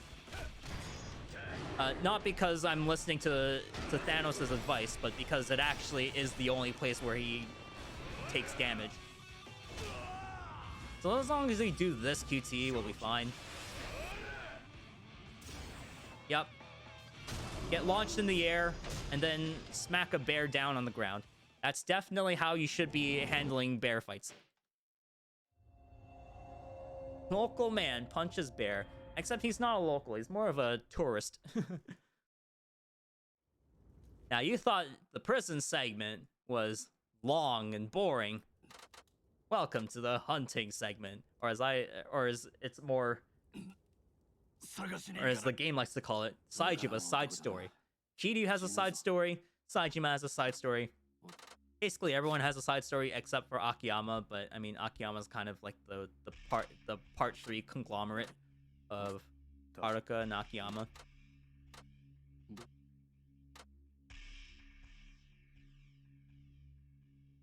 This man saved us. His name is Okudera, although the subtitles here will say, what does it say? For the record, he didn't actually say goodbye. He just said, my name is Okudera. They just added that goodbye there for no reason.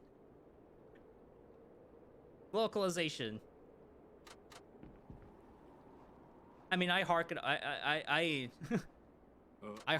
the localization, but they really did do like a otherwise great job at doing it.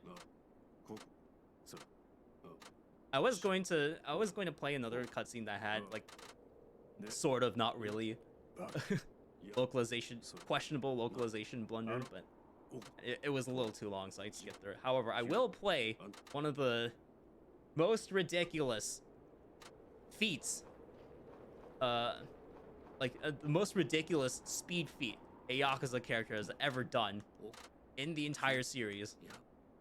In this, not in this chapter, but the next chapter. I actually don't know why they were standing there. Does that happen normally? So we gotta go up there. We want to help we want to see what we can do about the bear. Actually, I actually have no idea. I do not remember the plot of I don't remember this particular plot at all. I'll be honest. But yeah, you might notice that he's got the drip right now. 'Cause that's Okudera's clothes. Oh, I almost went the other way. So this is Kimio Nishina, the wife of the head of the village people. Hold on, let me drink a sip here. Sleep time part 2. I'm so sorry. I don't know how this got in. I don't know how this got in the marathon. I'm so sorry.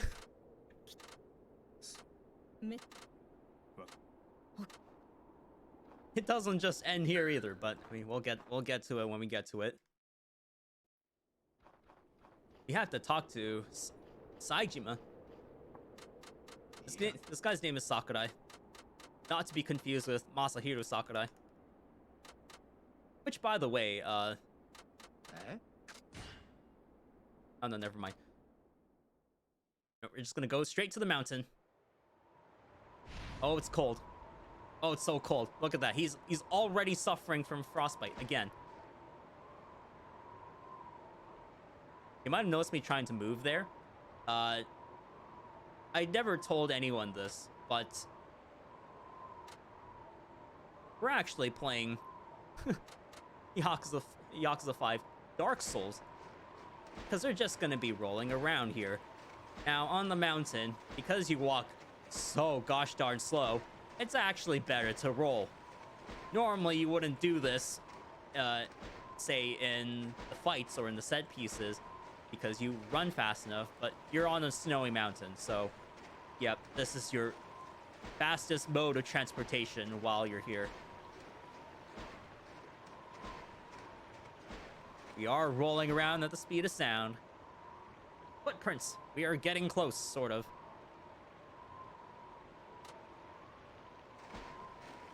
Also, I don't know if you can see it on the stream, but because I am running the game at a very high resolution, you might see like a white halo effect in this particular bit.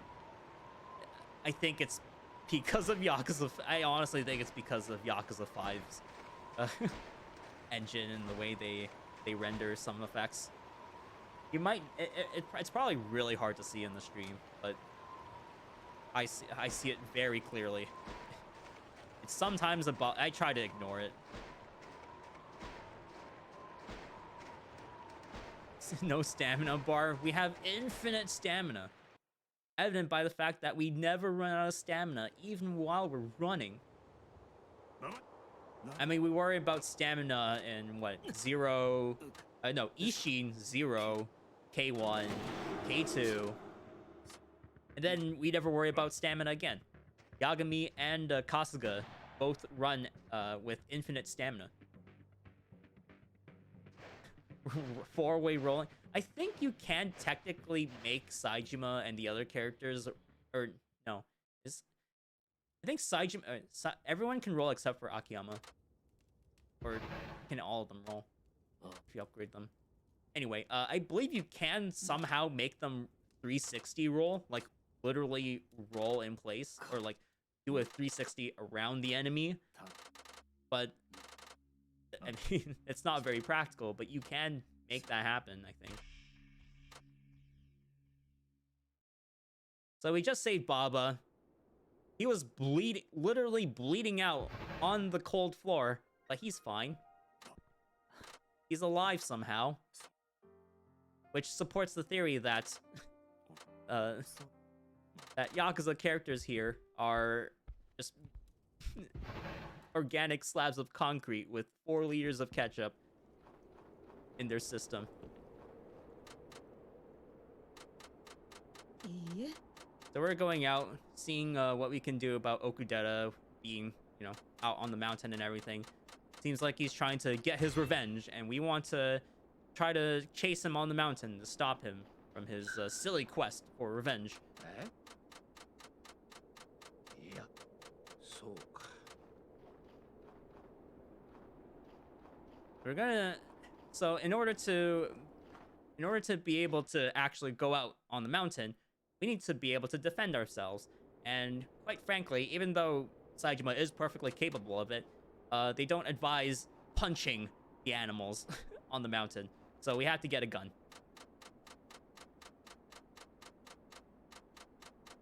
Hey, try to fight a bear and win? I mean, Saejima certainly did. But Okudera, he's an old man. He's not so well off. Kimio was about to reveal one of the gigantic spoilers for the side story, and I'm actually going to take a detour here because there is an unsafe bit of this run that I should save for just in case. That didn't look like I saved, but I did. That's the PC version for you. Instant saving. We actually used to think that the PC version wasn't the fastest version of the game to play. And then I came along. I broke the illusion. We thought that was the case because Yakuza 3 and 4, they have this sort of weird pause, like cutscene skip, where they add a confirmation window that is very, very slow to get out of, and that kind of adds at least 1 second for every cutscene. That doesn't happen in Yakuza 5. As you can see, I don't need like any confirmation to get through the cutscene, but for a lot of people, it was still loading slower than in their consoles. I do have to put that meat in my inventory, by the way. Not for the third one, but we'll get to the third one eventually. The gang's all here. Hey, X-Play. You're about to reach the best part of the segment of the run. Well, I mean, you're up to the second best part of Saijima's bit right now, which is hunting 2. When you get to the mountain, oh boy, we're going to we're soon enough we'll show off what X-Play discovered a few months back with the third hunting section. And yes, there is a third hunting section. Is this Oregon Trail? I'm not sure. It might as well be. Don't know if there are grooves to get eaten by, though. Wait, no, that's a different game. Sorry. You have died of dysentery. Oh, you have to crouch.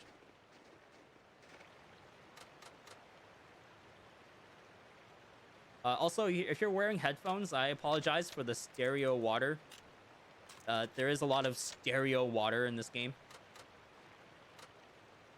Especially when you're skipping cutscenes really fast. I'm gonna mash X. Because you don't actually have to aim for that bit. Shouts to Wisdom Boy. I don't know if he's in the chat right now, but shouts to you, boy. Some good speed tech was... some of the really good speed tech was found by him. He was working on... wait, why am I walking? Why am I walking? We're playing Yakuza 5 Dark Souls. We can roll. There is actually an upgrade that we'll get later on that will give us a faster walk, but it's not in this bit yet. He is here. Stereo Water sounds like an alright band name. The gang really is all here, huh?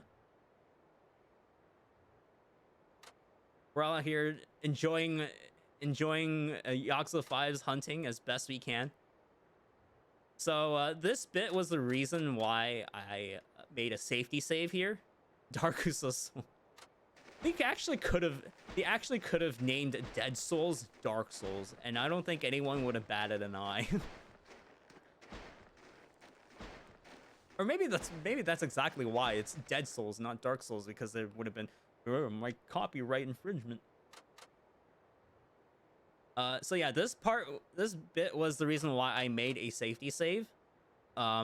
We do have to actually use the gun effectively and use the very important bits that we get from the animal for money. Now, if you don't have enough money by the time you finish all of the hunting segments, you have to do pool. And it's not like the previous mini games of darts and karaoke where you can just skip it and be cool with it. You actually have to beat the guy at pool, and you can't do that just by skipping the mini game. And that mini game is very, very, very, very slow.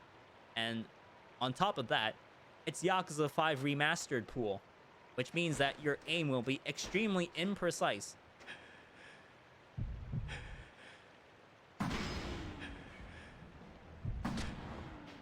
I got it. Did I get both? Did I get both? I did. Sweet. Got that. Nice. Now, there is a caveat to killing 2 deer in this one segment. Normally, it's not normally it's pretty difficult to get it, but I got lucky, I guess. the the deer were in just the right spot to. Oh, okay, hold on. Just to be safe. Just to be safe. There is a caveat to shooting the 2 deer there. If you don't shoot those, if you don't shoot the 1 deer, you can go for these ones here. They actually have antlers, and those antlers do sell for extra money, which makes it a little bit safer. I don't want them to run into me. It's kind of why I had my gun in the first place. How often does a deer you shoot turn out to be Majima in a suit? Well, I hope the frequency is 0, because he would be dead. We're aiming for the head here. And that's not because we're following Thanos' advice. It's because it actually genuinely helps.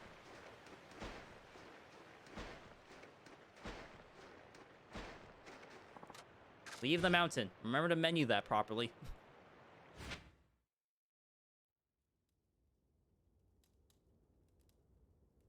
We got back here with 2 really clean kills, I believe. I believe. You can transfer all the mountain gear to our item box. You don't have to do the complicated menu of putting it back in there. We do get ice walk now, though, so we can actually walk for most of the mountain without having to roll all over the place. Then we go back because he needs to teach, because Okudera here needs to teach us more hunting.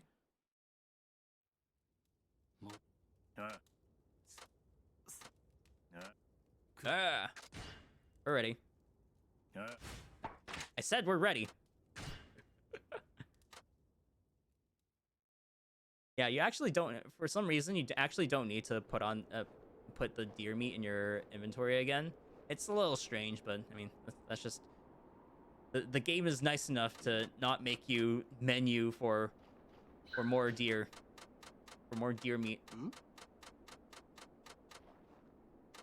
Watch out, he's behind me. Oh no. Sorry guys, I have to stop the run. Majima's in my room right now.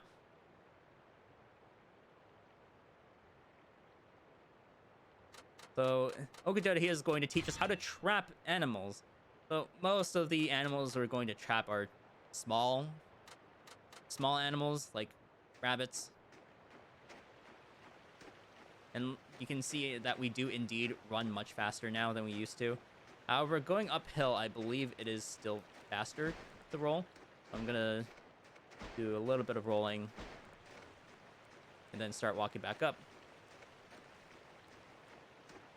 That right there is a trap site. He should get close to it pretty soon. There we go. Majima with horns and a Rudolph nose. He definitely would do that. If they expanded Majima everywhere anymore, they would definitely give him that disguise. I guess as you can see, I'm rolling towards the trap sites to get there a little bit faster.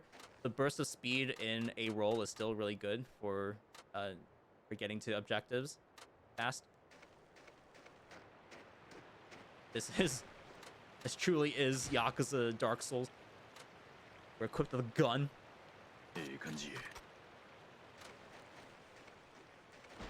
Oh wait, what am I doing? We don't have to roll all over the place. Only at the very end. Kanji.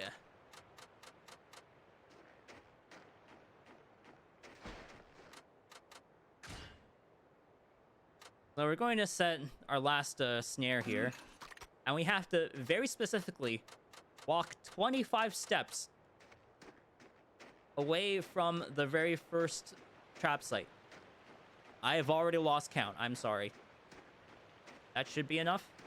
That is enough. Shouts to Wisdom Boy for teaching us that it is indeed 25 steps. You can't get too close or else it won't spawn. But other than that, it is an exact science. One of the few exact sciences that we have in Yakuza 5. And now we have the bear chasing us. Oh.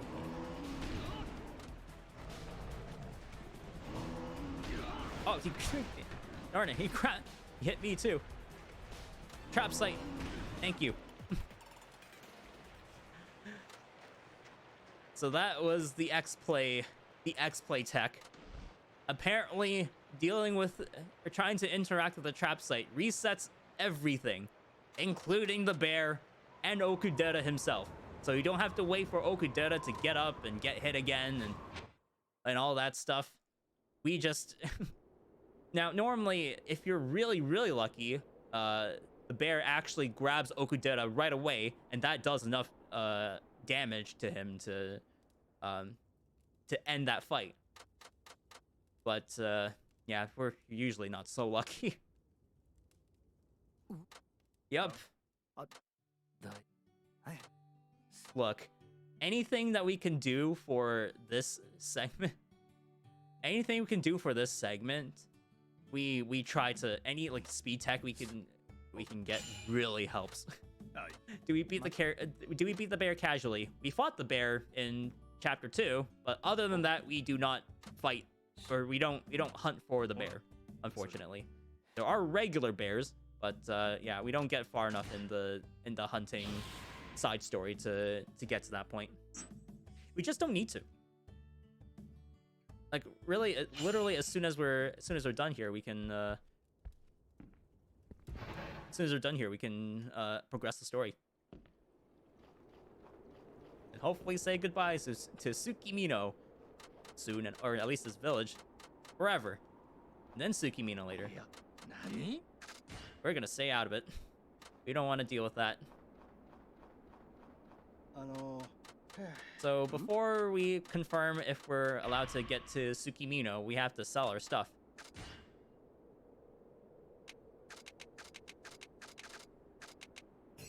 That is the right amount of money. And we're good. So this guy does confirm that we are able to get out of here and head to Tsukimino. And that's where the chapter finally ends. I can't say cuttlefish, man. I don't know what that is. I'm sorry. There are a lot of inspirations, like other inspirations, like taken from other media by this game. It would just be daunting to list all of the references.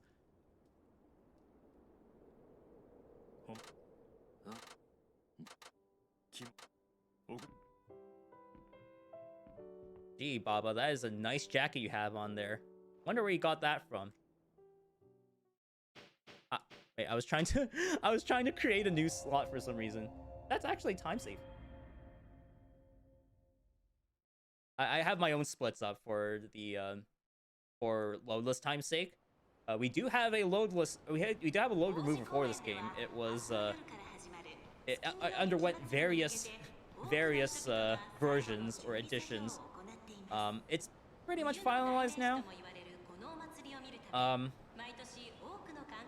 It just has to be submittable on the SRC leaderboard, and the SRC leaderboard is unfortunately not, or at least SRC as a website is not the most robust system in the world. So for now, we're still basing it on load times. Someday, check out the Hatsune Miku snowman. I don't know if we can see it in the frame, but I don't know if we can see it in the frame, but it is there. We will go to the festival that shows it. Bear Vengeance percent win. I mean, it can be a category if you just start it as Saejima percent, right? You can. I'm pretty sure you can do the whole thing within Saejima's part. I don't know if you have to do it as like as a side, like as a sub story, I'm pretty sure sub-stories aren't unlocked as a result of side stories, but I don't know. I haven't played through enough of the side story content in order to find that out for myself. We're gonna follow Baba here. You don't want to be too fast because you are running slightly faster than him, but you also don't want to be too far behind as otherwise he'll just stop. You want him to get to a certain corner of the city, which is right there. We despawned it. Good.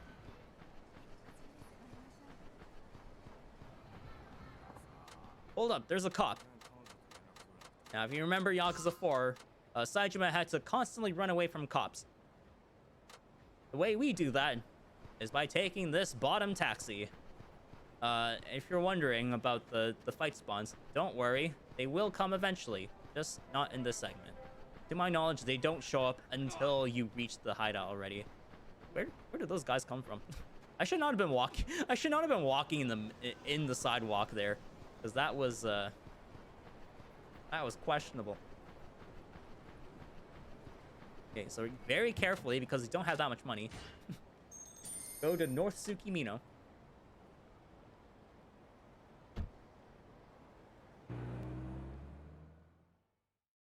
And then walk all the way down to our hideout. Oh, I messed up my directions there.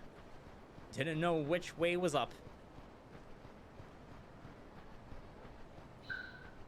Now, you might have forgotten, but 2 hours ago, I was still comparing this most of the game to just tail segments in Judgment.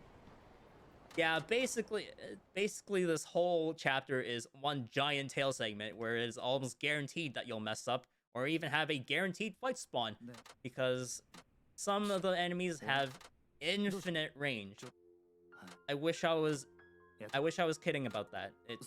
It's real.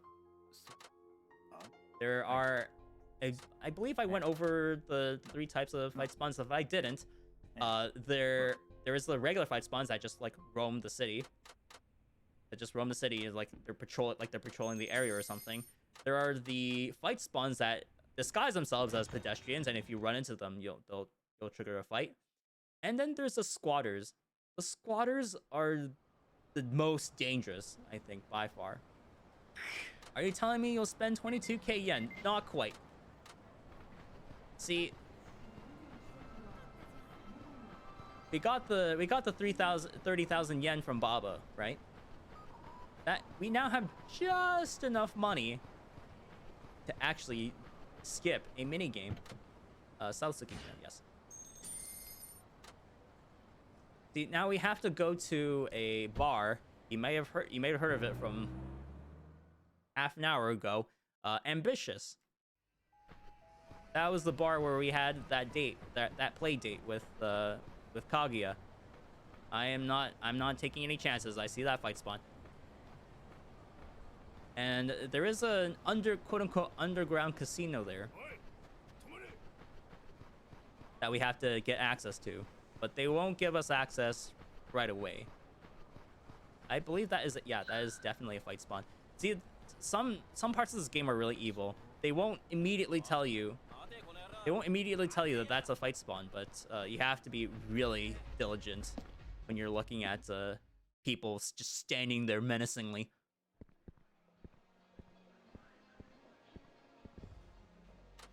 How do I get into the casino? He doesn't budge, obviously, because it's supposed to be a secret casino.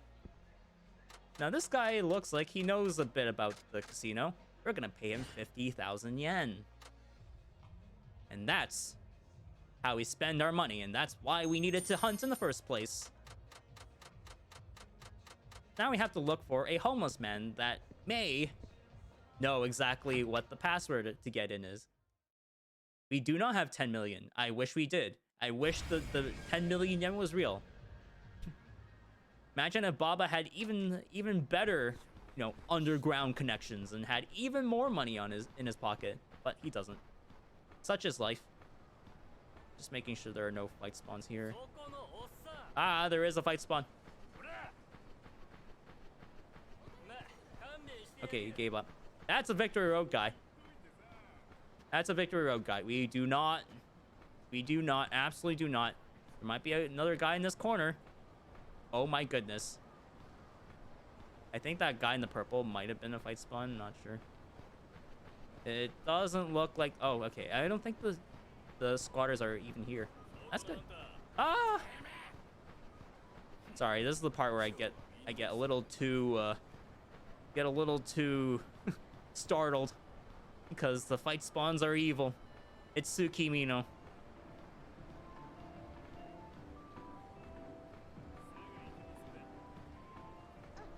Sorry, lady.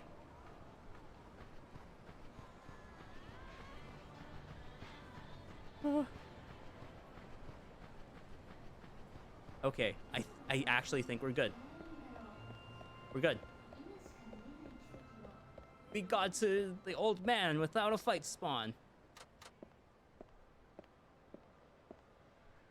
Yeah, honestly, Tsukimino's, it's so gosh darn scary. Like, you absolutely do not want a fight spawn.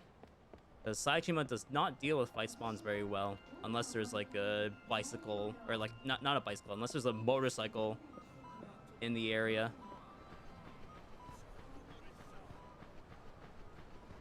Oh. Oh god. He's kind of in the way, but maybe this lady, if this lady gets out. Please. Please let me pass.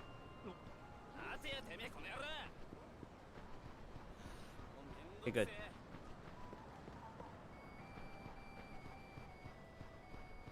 Okay, these guys are definitely not fight spawns because they're in groups of people.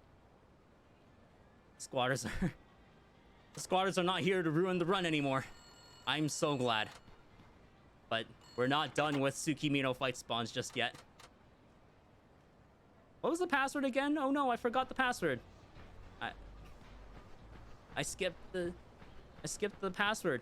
It's it's a random one every time. It's not, but did you believe me?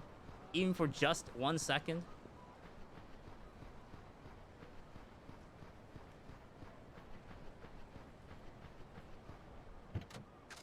Okay, go back to the lottery booth. Imagine the password was random. It's like there is a random bit in the fourth part with Shinada where you have to determine the correct article details,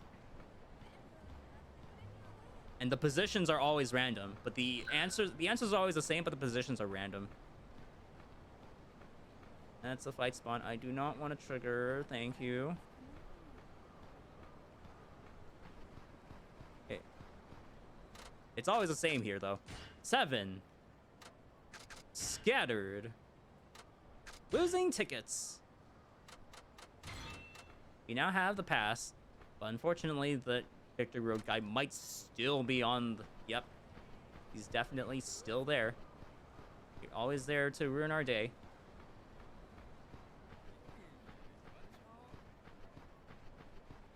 Yeah, that guy with the purple is definitely fight spawn. See, fight spawns don't get despawned by panning the camera down. So you can definitely tell which ones will definitely fight you and which ones definitely won't. So, yeah. Good thing we scouted him out carefully. Will that get me into the casino? Yes. Now, here's the guy with the weird interaction hitbox. Look at how close we have to be. We're practically kissing him. There is no other NPC in the game that you have to get that close up to. It's just that person. Yep. So these Kitakata guys may be responsible for what they did to Majima. So we're going to beat them into a pulp. He stopped my combo. I hate you.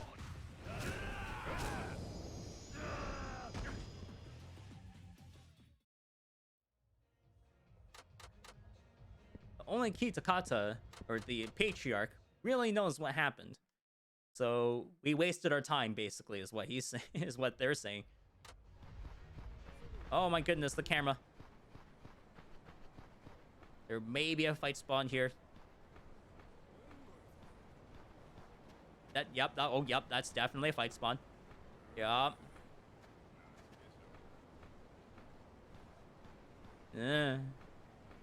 Be very careful when you get out of here.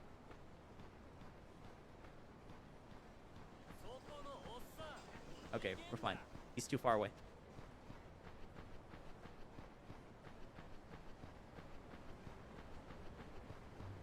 Good.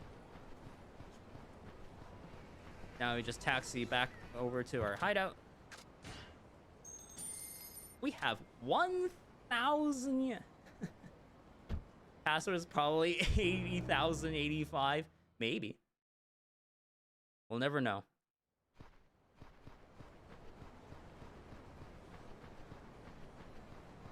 Yep, I believe that is the final taxi in this town. We will still have to taxi later, but we don't have to worry about it.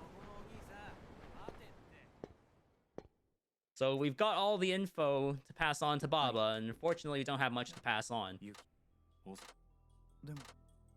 But, you know, we can still plan out the inevitable kidnapping. Sorry, I had to say it. Otherwise, just we will have to get some answers out of him somehow. And the only way we're gonna meet him is through that festival that was reported to be happening earlier. Tomorrow is going to be extremely hectic. So he's gonna do some scouting.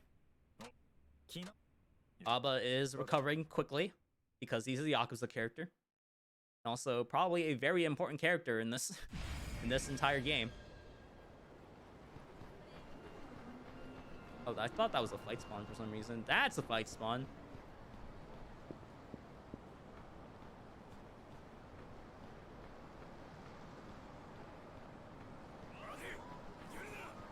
Okay, good. Oh.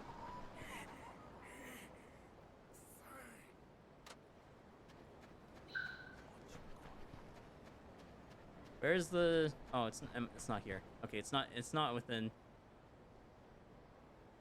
It's not an eye shot. Here's the festival. He's staring at that manhole. We're probably going to use that. And I'm going to show off that manhole cutscene. Because it is simply ridiculous. Yeah. Okay, so as long as we could get past that guy... Wait, I might be too far from him. Yeah, I am. Okay, good.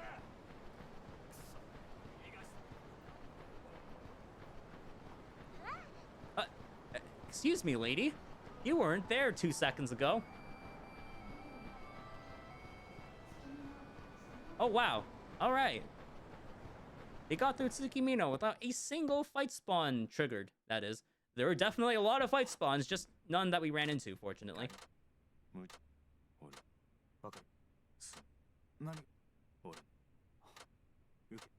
Okay, so the rest of the run is probably gonna go smoothly because yeah, well, I hope so. There's still 2 other parts to go through, but that is the last fight spawn bit for Saejima. Now we just start the set piece, inevitable set piece, I should say. Nope, we're good.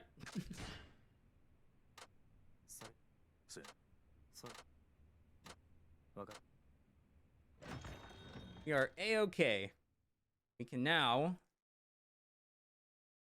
finally get some action in this chapter.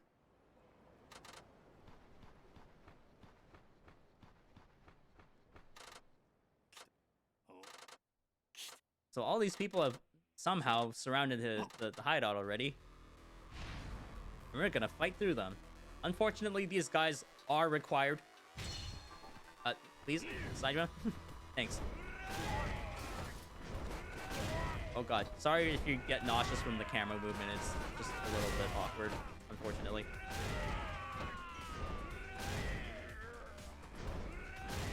Okay, that takes care of that.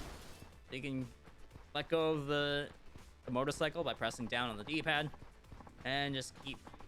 Well, you don't have to. You shouldn't keep going here, but like just staying here, because You are going to have to choose an outfit.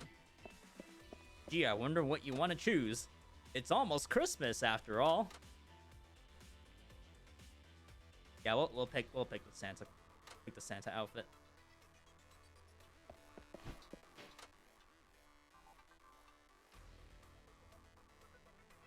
And somehow that disguise works. He also somehow got a white beard and everything. That's impressive. That didn't come with the outfit. He just had it. I'm gonna take this Christmas tree and bash ever living crap out of these guys, because it also counts as a large item that he can use.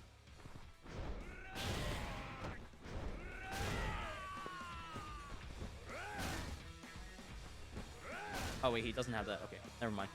I thought he had the upgrade. I thought he had the damage upgraded by now. That's fine.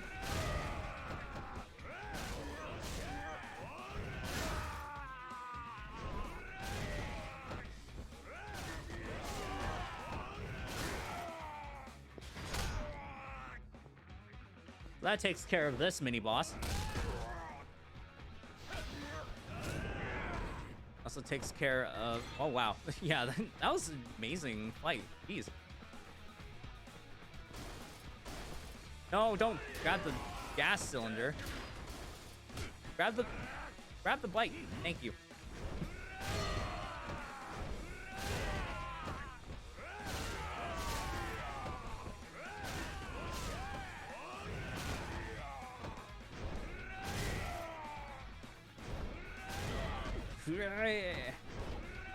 Oh god, gosh darn it, we missed it. Violent. Oh, I didn't mean to throw it like that. Oh Jesus, I don't know which direction I'm aiming anymore. Santa Jima.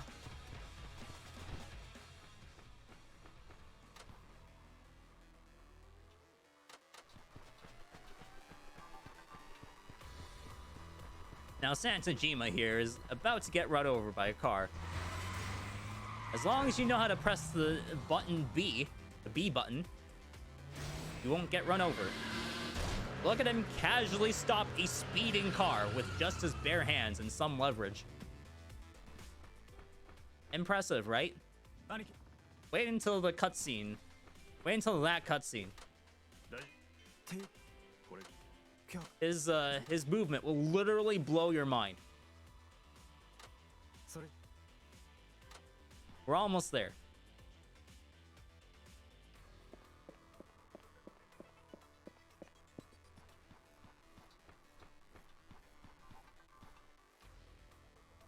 These Yakuza characters are something else. Now, we're going to... Oh, we tried to get rid of that bike on me. Just gonna keep this guy locked down here.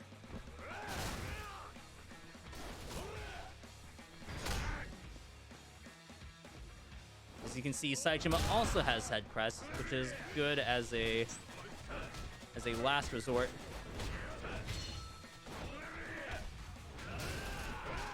Oh no.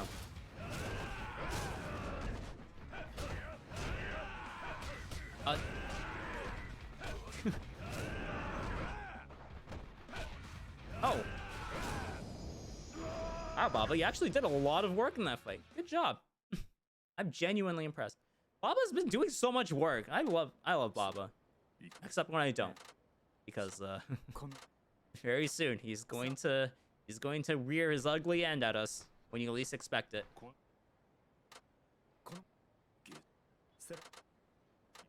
He's staring at that manhole. You know you're gonna have to get under it somehow. Bob turning up because he knows it's really, really long-a-thon. He wants to make it a really, really short-a-thon. But if that were the case, we'd be playing Majima Saga instead. All right, I'm gonna leave this cutscene running, just for the spectacle, right? Pre-rendered cutscene, beautiful, rendered at 480p with all the aliasing happening, and at 30 FPS because it's customary. So like nothing really happens in this cutscene. However, we do get introduced to that guy to the left. He's the guy Baba and Saejima want to kidnap. Now, Baba and Saejima are in the sewers. They are right next to that manhole, though. So, the man here is right next to the manhole.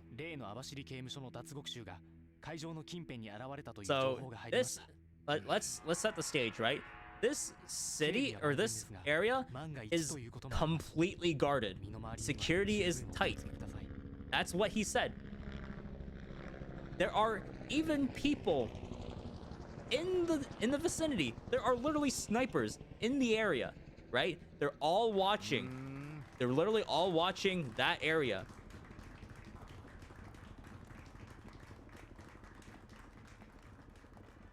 And this guy's gonna sit next to him because, you know, it won't be any more.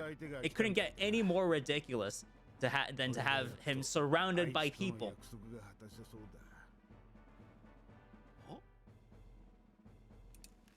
I'm gonna take a drink here just to, you know, just let it play out. That is Daizo Kitakata. It's one of the somewhat important characters in the story. This game tends to forget a lot of their characters, but you know, we'll let it slide for the speed run. Now this air show. Is it Daizo or Taizo? I think the game officially says it's Taizo, but the title screen is wrong. Anyway, so this air show is amazing, right? Everyone is distracted. Where the hell is this dude?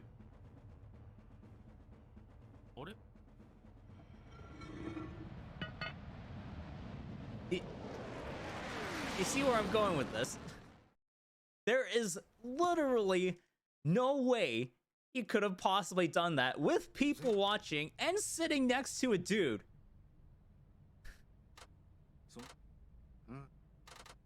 Incredible. Suspension of disbelief shattered. Thanks, Yakuza 5. The manhole made so much noise. Well, I mean, to be fair, air shows are pretty loud.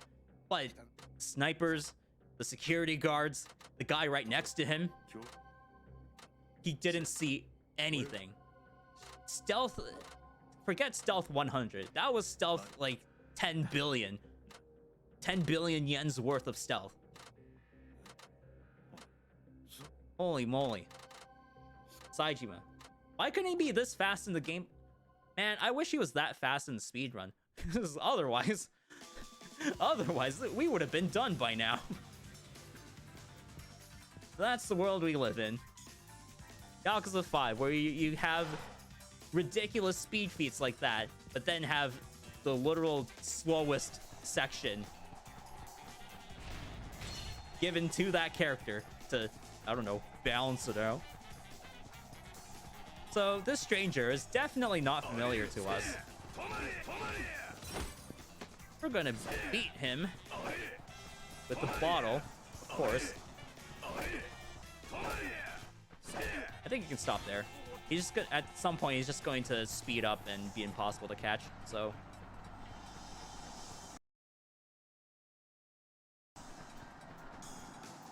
this is one of the quote-unquote scripted chases that basically won't stop until they reach a certain point. Also, I apologize, my frames dropped a little bit again. The stream might have looked a little weird. Needed a flip-flop, so there are flip-flops and there are also hammers. It's usually a bottle though. The flip-flops, I believe, can actually do no damage, and the hammer can actually do double damage sometimes. No. So, yup. It was Baba. Baba is you, and he also believes in you because this theme is fire. So we, as always, throw the guy.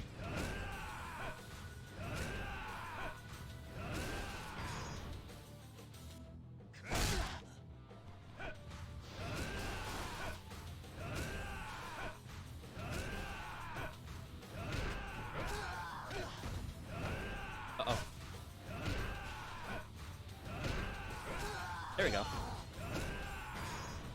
We're just gonna keep him locked in this infinite loop. Uh oh.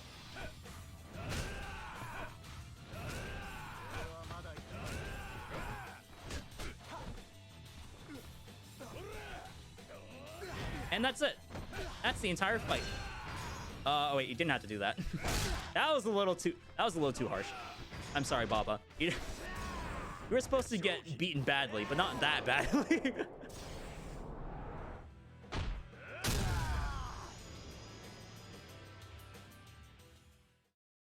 Sorry, Baba. He is ultimately a good boy in the end, but also he kind of deserved it. Yeah, so that fight used to be one of the most random fights because it wouldn't be easy to lock him down like that, but I discovered that that light strong lock on him fairly recently actually. It actually kind of got viral. It attracted other people unfamiliar with Yakuza speedruns, which is kind of funny considering it was previously one of the worst, most random bosses ever. But now it's not an issue. Ideally, anyway. He was quite aggressive with those attacks, but I mean,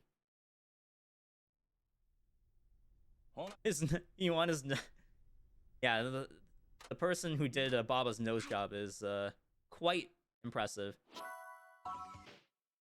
So this is Haruka's gameplay. Yep. You might be surprised, you know, for gameplay being mostly mini games, that pretty much all of them are skippable. There are a few that we have to do, but I mean, these we don't have to do, so we're going to skip them because the game lets us. Ready to start your lesson now? Oh, baby.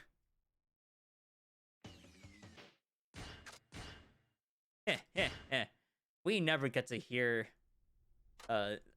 so much more play ever. In fact, in my splits here, I have the following splits. Chapter 1, so much more. Chapter 2, so much less. Chapter 3, Akiyama, smile. And then Chapter 4, God, please no more. I love Yakuza 6 throwing in all those options. I mean, apart from the Akiyama option. Like, all those options for that sub-story is like so much more, so much less, and then please no more. As... because they really genuinely overplayed so much more to death in Yakuza 5. If you actually do any of Haruka's sub stories, or like the sideboard, most of them are just dance to so much more. It gets a little nauseating after playing it for the 20th time. What would be the time frame for doing a 100% run of a Yakuza title? It actually depends. It depends on the scope of the game. So the first run the first 100% run of a Yakuza run that was ever attempted was actually by Grumpy Gamer Gray in the chat. He did a run of Yakuza Kiwami 100% in about 20 hours or 22 hours, something like that. His Yakuza 0 run took about 45 hours. So yeah, there's a massive divide between games for 20% runs. And speaking of runs, I have to run to the washroom. And guess what? It's another one of those walk and talks that I talked about almost 2.5 hours ago. We can't do anything about this segment, so we just leave it to play. This is an excellent time for a bathroom break. I will be right back. さすがあの社長が見込んだ子やな。才能ってやつなんかな。そんなことないですよ。まだまだです。今日も怒られてばっかりだったし。でも気を使ってくださって嬉しいです。ありがとうございます。いえいえ、どういたしまして。ああ、やっぱりはるかちゃんは笑顔がええな。そういえばこっちの学校はどう？もう慣れた？どうかな。あまりうまいこと言ってない？勉強はなんとかついていけるんですけど、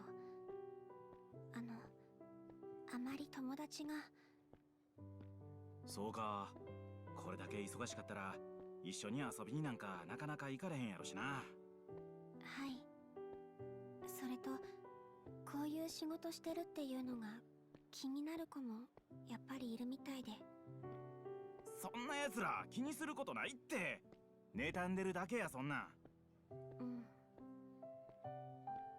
でもやっぱり変なのかも、私のしてることって。はるかちゃん、僕らの仕事はお客さんに夢を与えられると思うんや。Oh yes, we're still not 一 done. アイドル好き This と is して about さ、 2.5 hours long. はるかちゃんのステージ、ほ Right, んまに魅 hours. 力的やと思う。せやからってのも変やけど、 I meant 2.5 minutes. We do not walk and talk for 2.5 hours. Jeez. Could you imagine? はるかちゃんより怒られ Could て you る僕が言うて imagine も a Yakuza 説得 game 力 where な you いね。 can't do anything for 2.5 hours? はるかちゃん、僕はマネージャーとしてまだまだ半人前やけど、これから精一杯サポートするから。頼りないかもやけど、しんどなったら何でも言うてな。はい。よろしくお願いします、堀江さん。こちらこそ明日からよろしく You ね。 can in fact admit. So when is she gonna fight? ちょうど着いたね。 I regret to inform you that Haruka does not fight in this game at all. It is all mini games and all running. 2 hours running in West Park. Yeah, that is a component of Yakuza Kiwami, 100%. You do have to run for 100 kilometers, I believe is the number. And yeah, I think you only get to like less than half of that during the run. Like during the run, and then you have to fill out the rest of it with West Park.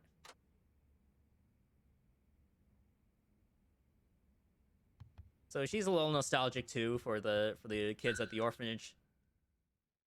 You know, it's not just Kiryu suffering from homesickness. Although, given, I don't know, Haruka's struggle in the idol industry is, I don't know. I don't know if it's well covered. But there are, like, looking back at this game and then, you know, the whole VTuber idol scene, it kind of hits home. It does hit home a little bit, I will say. 50 kilometers. I mean, in this run, we might as well run 50 kilometers because that's what we're going to do with Haruka. I mean, what other gameplay is there? A quiz show? A required practice session? That's it. Oh yeah, this is a dance battle. Here's how we're gonna do all the dance battles. Yup. Again, dance battles are mini games. Mini games are skippable if they're not absolutely required. There are some absolutely required mini games for Haruka, but not right now. Dance battles. So now we're gonna go into something we like to call movement tech. Yes, Haruka, of all characters, has movement tech because she is the only character out of the 5 that actually has a different speed depending on which part of the run you're going through. So right now we're trying to take advantage of the initial dash because it is the fastest part of her run. For as long as to like reset her movement as long as possible, so she keeps doing that initial dash continuously. Now, it is a little difficult, which is why you kind of see me stop there occasionally. Oh yeah. Don't forget to like stop your text skip there, otherwise you start scrolling all the way to the left side or to the right side there. Does she have fight spawns? No. Her dance battles are supposed to be her quote-unquote fight spawns. But yeah, so she's the only character with different running speeds, and we take advantage of that to get the initial dash continuously. Excuse me? I think my my controller had a bit of a brain fart. Seems to be okay now, though. No worries here. I was worried for a little bit, but then it kind of fixed itself.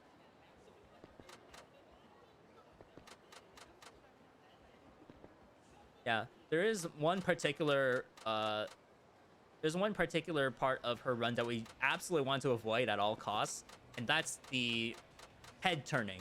Sometimes the characters will like look around themselves to like to just like look around at the surroundings in the city. Haruka is the only character that slows down while looking around. It's weird, I know. It's like why Haruka's movement is so nuanced really beats me. It's kind of dumb, but it is faster to manipulate her movement, so we do. Oh yeah, Princess League. You think this would be important?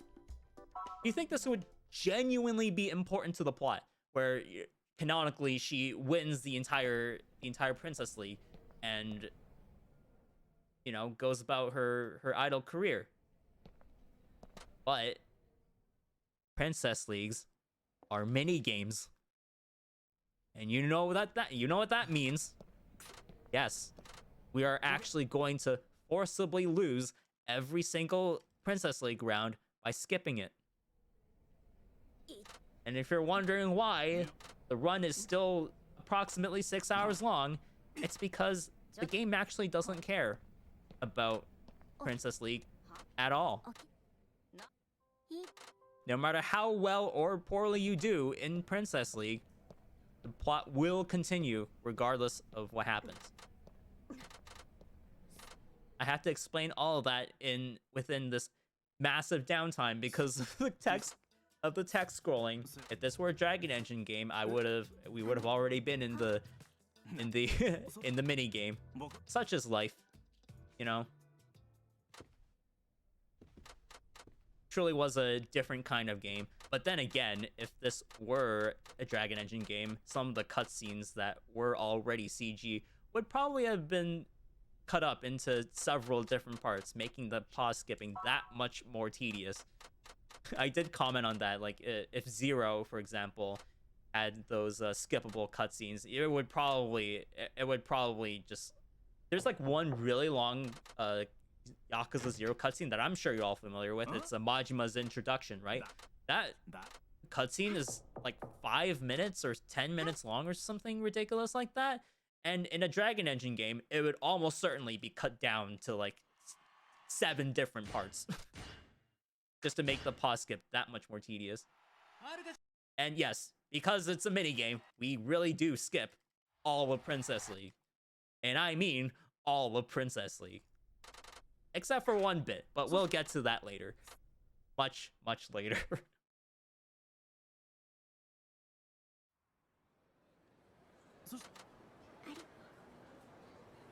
I don't remember if she has to walk back. Oh yeah, she has to walk back to work. Okay. I'm not mistaking it. I just thought this would be the part where she would have to walk home, in which case the taxi would be ideal. So if you're wondering why we're walking all the way here, it's because there are actually not that many taxi spots in Sotenbori in this game. Now, if you played Zero or K2, you'd know that there is, in fact, in those two games, there is, in fact, a taxi at South Shofukucho, but it's not in this game. If it was, we almost certainly would use it, but it just doesn't exist in this game. They didn't add that taxi until Zero. And for the record, Zero came out approximately 3 years after Zero did. There's a 3-year gap between those two games. But Ishin came out with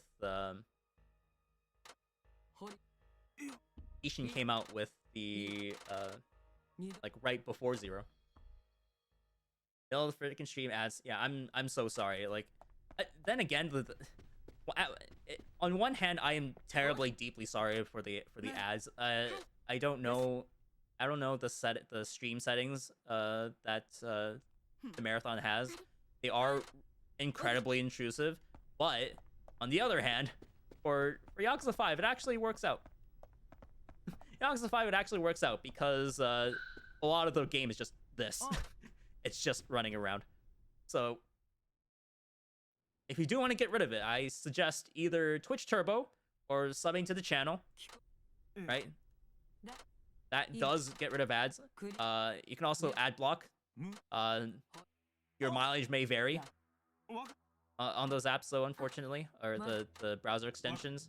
There are also some programs that can try to remove ads, but then all it gives you is a purple screen from Twitch that says ad in progress.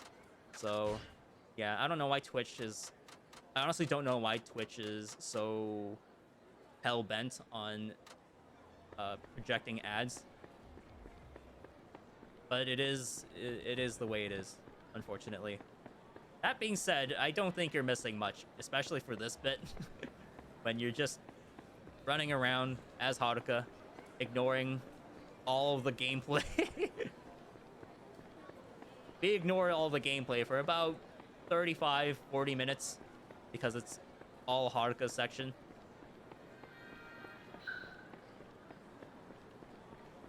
I'm actually getting...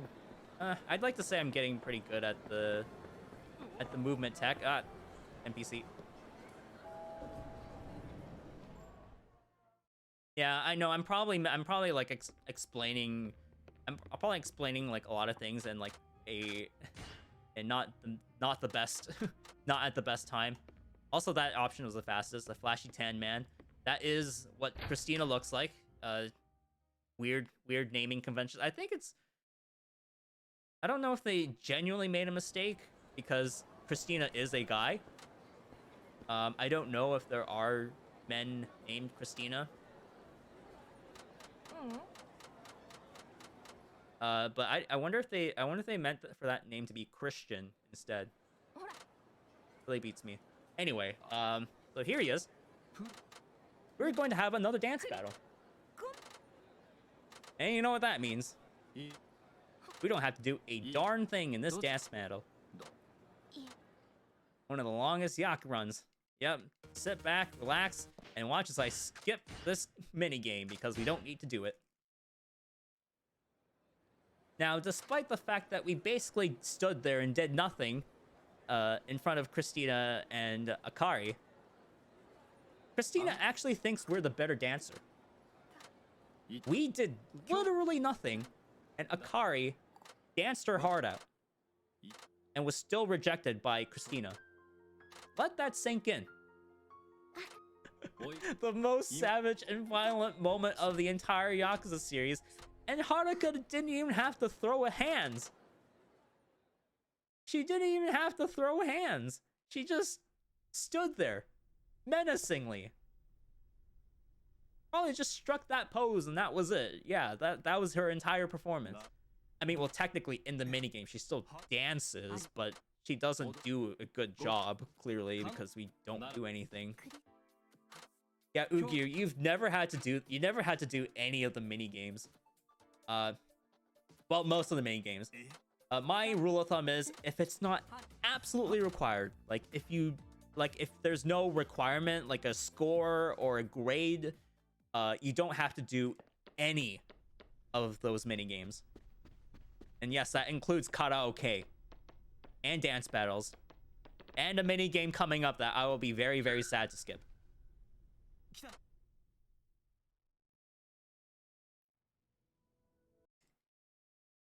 How would Twitch know when there's a break in the game?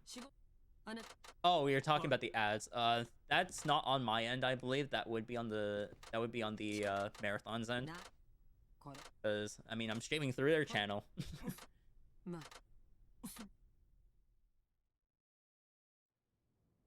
Must be confusing with another Yak game. I don't remember if there are other mini games like that aren't like required, but in different games. You might be also thinking of a later bit that I haven't mentioned yet. That is indeed required.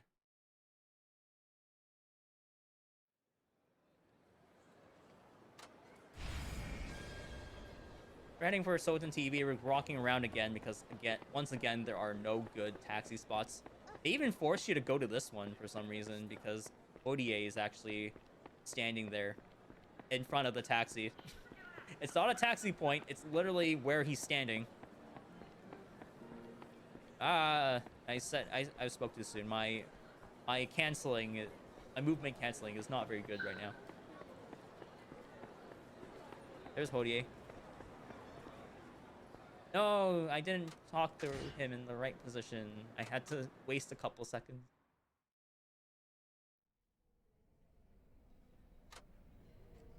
Oh yeah, I forgot. You have to move immediately. So there's that producer outfit. The Manda producer, Manda-san. That outfit might look familiar if you played Zero. It did. This game did precede Zero.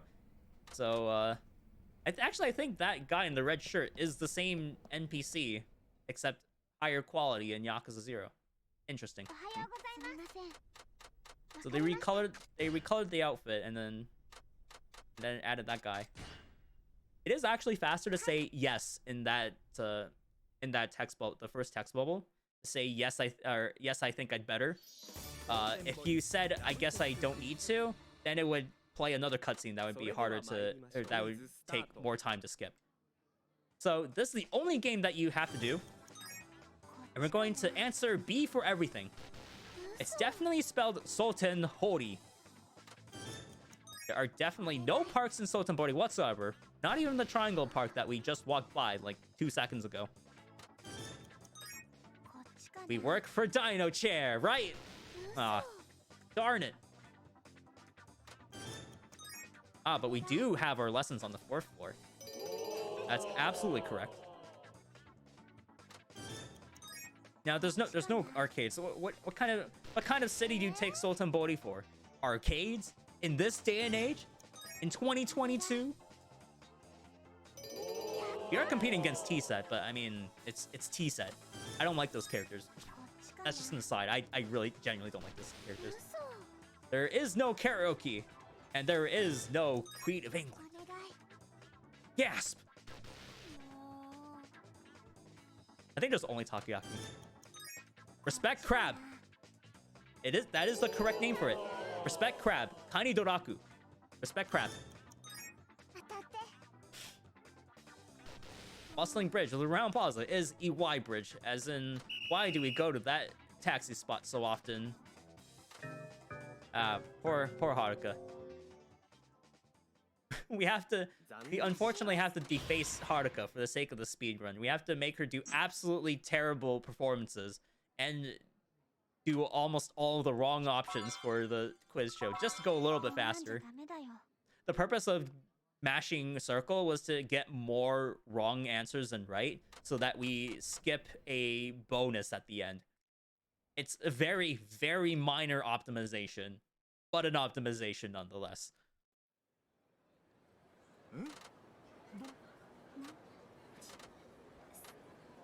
So where do we... Ah, yes. Okay, my notes are helping me.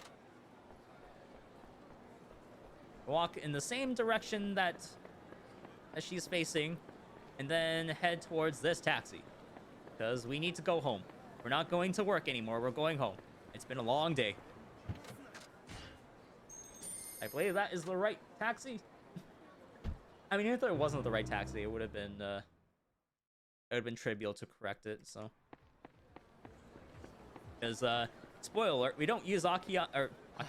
We don't use Haruka's money for anything else. It's just all taxis. Movement.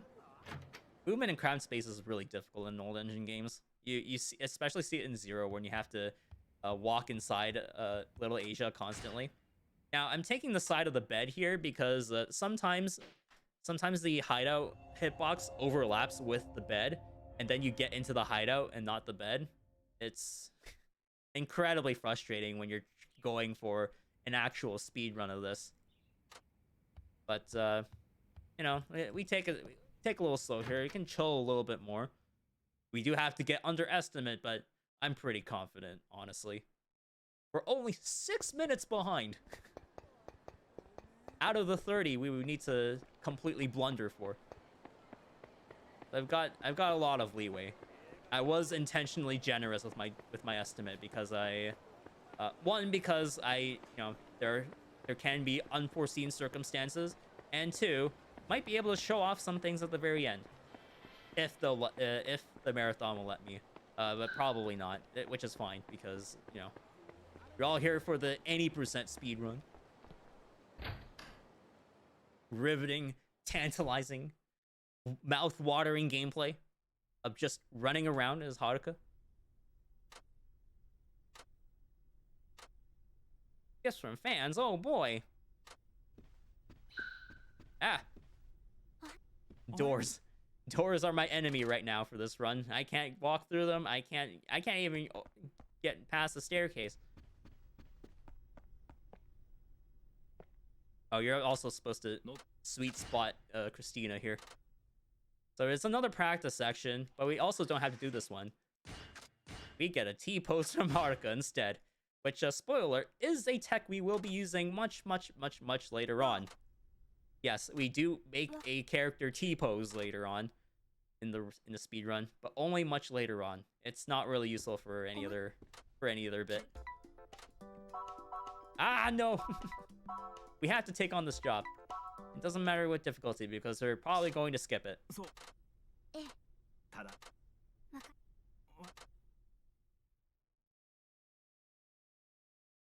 So it's a civic event. She's going to quote-unquote perform for a crowd. Yamauta seemed really urged, like she seemed incredibly urged for her to get up on stage and perform right away. But as you know by now, after about 20 minutes of this, you know we don't have to do it. Once again, the minigame skip prevails. And Yamauta gets angry at you because you didn't do a good job at the performance. And then you do this canned handshake event that you fortunately don't have to skip for. She just kind of does it. Haruka fans in shambles, destroying everyone's Yume. Spoiler alert, there is a lot of the instance of the word Yume, meaning dream in Japanese. This kindly old man that says kindly. That doesn't say anything else. It says kindly old man. He looks important. Keep an eye on him. Keep an eye out for him later on.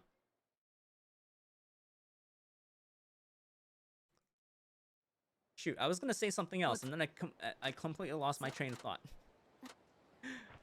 Anyway, we're going to meet up with Horie-san. He is at Don Quixote. I did skip a little bit over the plot. We did fire the previous dance coach, which is why it's Christina now, not Ogita. And speaking of Ogita, you might recognize Ogita from Yakuza 0 again. He was a previous character of Yakuza 5 that became de-aged in Yakuza 0 for the disco dance minigame. Pretty fun set of minigames, if I do say so myself. He is that guy. He kind of calls back to Yakuza 5 saying, oh, if you have any kids, Kiryu, I'll be glad to teach them. And he does indeed teach Haruka. Whether he's good at it, though, that's besides the point, but yeah. As in Yume Boshi, maybe? And yeah, as Gray says, 480 Yumes, at least. That does not include any of the hostesses that could potentially say it, or like any of like the other like hostess lines. That was just like a super cut of the Yumes within the sub stories, the main story, and the hostess. Some of the hostess conversations, not all of them, but most of them. Yep, it's a very comfy run. It's not stressful at all because Haruka doesn't have any combat whatsoever. She does have movement tech, but I mean it's movement, so it's not exactly the most riveting gameplay ever. Yep, so if you missed that explanation before, there is movement tech with Haruka. That's why it's that's why we try to that's why there is still tech to be good at with Haruka. which is literally just letting go slightly of the stick so that you can run faster again. I don't know if it came up. I think it did, but sometimes when she looks around, she slows down significantly. So we want to avoid that at all costs. This doesn't necessarily reduce that chance of her looking around. It just makes her faster in general, because the first part of the first part of her run is the fastest part. So we keep doing it. That isn't the case for every other character though. Haruka's the only character with like that. Because I guess there wasn't enough speed tech in her game. Or in her section. It's all just skipping minigames. We're supposed to get in here, right? Yeah. Yeah, sometimes my muscle memory gets a little jumbled because this part is pretty bland. We're all ready to go. We don't have to do anything. Can you try to deload pedestrians? That is what I do with the camera here. I'm panning it down constantly to make sure that as few of them spawn as possible. As you'll probably see in the city after this, it doesn't really work all that well at all sometimes. But in most cases, like here, it does work. You can see that the city is pretty empty if you do it right. But sometimes there are pedestrians that just spawn in no matter what. It's just how the game works. Now, missed opportunity here by the game. So we're out here to buy some new clothes for Haruka to wear. Now, we always choose the top ones because you just don't have the menu for them. We're going with a pink blouse, black pants, and get this, leopard print pumps. Huge, massive missed opportunity to be able to wear them. You cannot wear them as Haruka. Like, you can't even wear them like for like the base game or even premium adventure. It just sits there in your inventory. It doesn't do any those items don't do anything. Oh, and speaking of mini games, Taiko exists in Yakuza 5, but it's a mini game, so it pains me greatly to have to do that, to skip Taiko.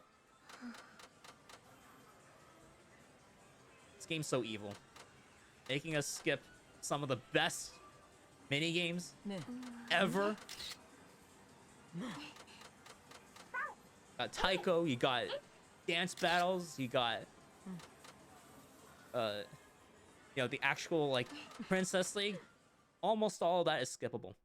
It's a darn shame, but for the speed run we love it, but we also hate it because it's Taiko is a massive casualty, and karaoke too. Yeah, that's also another casualty. So much more skipping. It's not just so much more, it's all the skips. Good thing there is a music run later. Yes, as Cuttlefish Man says, there's but one required music run that we actually don't have to do much of. And unfortunately, I did not learn the song. I really did plan to learn the song that Haruka plays, but I just never did. I just never did. It's I know the melody, but I don't know the lyrics. Or at least not all that well anyway. So my singing debut will have to wait another day. And maybe it'll be a required song in Ishin Kiwami or something later. Maybe that's when I'll make my singing debut. 100% mini games. I believe. Well, I don't know. Well, for a 100% run, you probably would definitely have to play the games. You know, just to have like a score.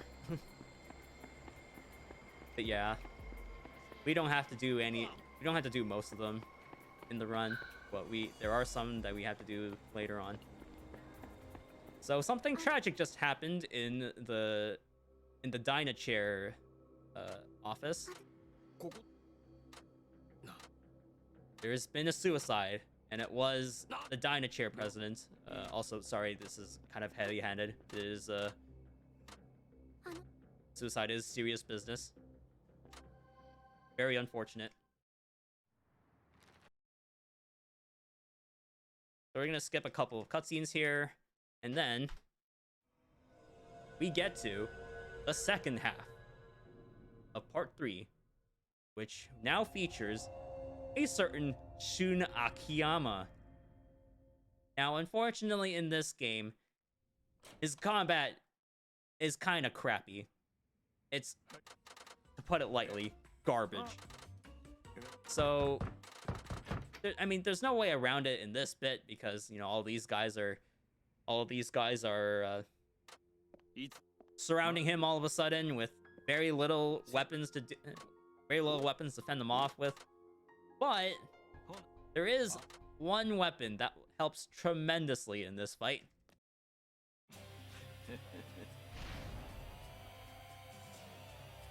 And that's this cart on the side. Swing it around a little bit. And then slam it on Hakamata. Because why not? Damn, that's brutal. Step on the guy twice and then he ground his heel on his face. Brutal. Forever sad over Hana's transformation into a desk. Well, I'm sure she's not a desk anymore. It's just maybe the static image is more accurate. She just turned into static. She's now an ethereal being of electricity. So Akiyama's combat, as I said before, is pretty garbage. The fact that he needed to use that cart at all says it all. But if I get to the correct destination here, we can supplement that. She's a desk. Oh, is she? The more you know then. Oh, Jesus. Okay, I was right to take it slow because that's fight spawn right there. Because Akiyama technically was already able to defend himself. He has to deal with fight spawns right away. So this might look familiar. It's gonna be buying blackjacks and buying some staminans. We used to buy Torners at Don Quixote, but then we realized staminans work just as well, and they also heal you just for safety, just for extra safety. So it's really good that we can buy both healing and blackjacks there. Now, because Akiyama actually has more money, starts on with far more money than Kiryu, and doesn't also have to send the money to the orphanage, Akiyama has way more money than even we know what to do with. So there you go. 5 blackjacks is all you need, and all the healing in the world.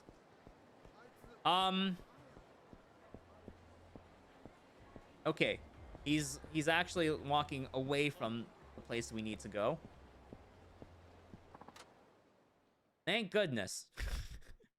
Thank goodness we didn't trigger the fight. That was downright evil. And I've learned the hard way before that fight spawns do have precedence over area triggers. Learned that the very hard way, being literally 1 pixel away from an area trigger, only to fight a fight spawn. Yep. That's why I took that slow.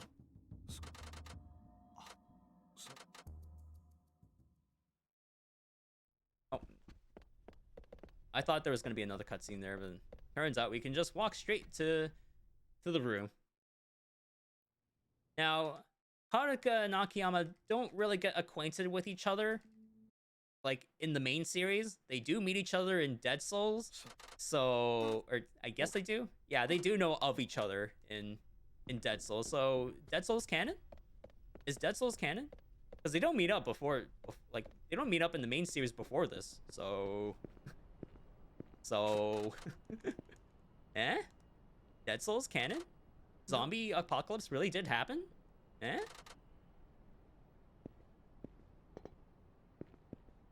So we're going to investigate the suicide here. Both Akiyama and Haruka believe it to not really be a suicide. They're going to do some judgment-style questionnaires, getting as much info as they can.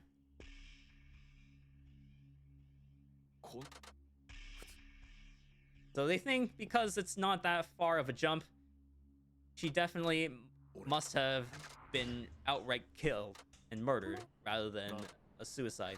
There was a note, but it's not it wasn't a genuine note. Someone probably forged it. So they're going to get to the bottom of it. They're going to contact some people. Akiyama knows a forger or two with his considerable business network.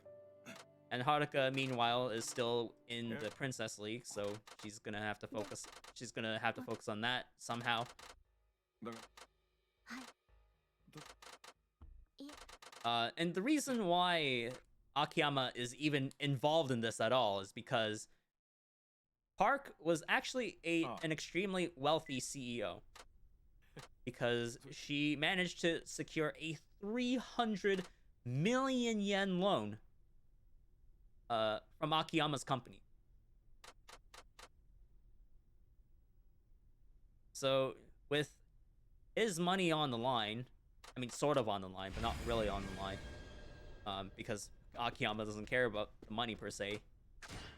It was still a person that he deems worthy of the money in the first place. So he's also going to help Haruka get to the bottom of the case here, and give Haruka a bit of peace of mind that maybe it's just some Yakuza dealings that were happening that ended in Park's death.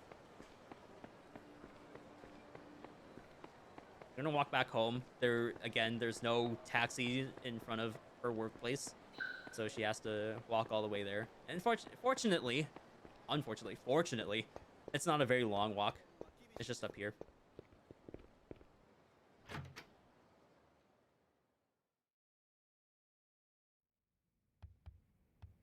Sometimes the hideout does overlap with the bed, so we just go here. Which Yakuza 5 character is the most moe? I can't really say. The bear is pretty high up there. The magic monk. Oh, the magician. The Tendo. Effin' Tendo. Not that Tendo. It's just a guy also named Tendo that happens to be Saijima's trainer, combat trainer. You also might have noticed that we're not actually using the trainers. We're not talking to Sosuke Kamaki. We're not talking to Effin' Tendo. We're also not we haven't necessarily met up with Akiyama's trainer yet, but we are going to very soon. The florist is the most moe. Florist is probably has the most forgettable presence in the entire game. It's almost like they forgot that he existed and then just decided to throw him in the finale. That's really how it feels with a lot of the characters, actually. It's like, oh yeah, we exist. And then the florist, spoiler alert, never shows up again after this, which implies that either he died or they completely forgot about him. And the Yakuza series, unfortunately, really likes to forget a lot about their side characters, or even sometimes they're the main characters from the previous game. Badass dad. So you might recognize that guy, but he has hair. He didn't have hair last time. This is Akiyama's trainer. What is his name? Daijiro Saigo? Or is it? We'll just call him Saigo. So Saigo, he's on the floor for some reason. We're going to learn something, I guess. So Kiryu had his dragon spirit. Saijima had his tiger puppetry that we never used. And Akiyama, once it finishes skipping at Yakuza 4 speeds, better off not remembering Saigo existing. Daijiro Saigo, I got it right. So Launch Strike, that's what it's called. So we're gonna learn Launch Strike. He's gonna try attacking us for some reason, even though we're invincible. It'd be pretty hard to put a move on someone if your feet weren't touching the ground, right? The problem with this technique is that it doesn't really work on bosses, which I believe I mentioned before. It's completely useless in the context of the speedrun.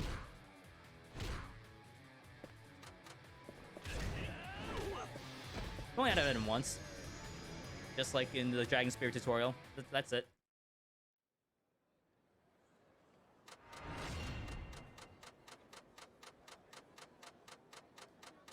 Oh my goodness, this is Yakuza 4 tech speed. Why can't we have Yakuza 5 tech speed?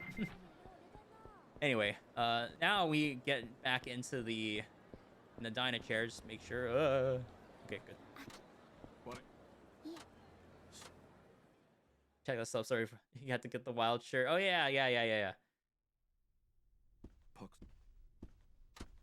The wild shirt for 0.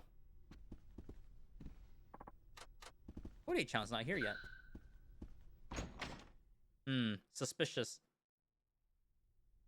I'm gonna sneak into the Park's office, trying to get some hint that the note was definitely forged. Haruka remembers that Park wrote the note for Horie with her left hand, and the note, the suicide note, was notably very neat writing, so it was likely forged by someone, but they don't have definitive proof yet. So there's a safe here.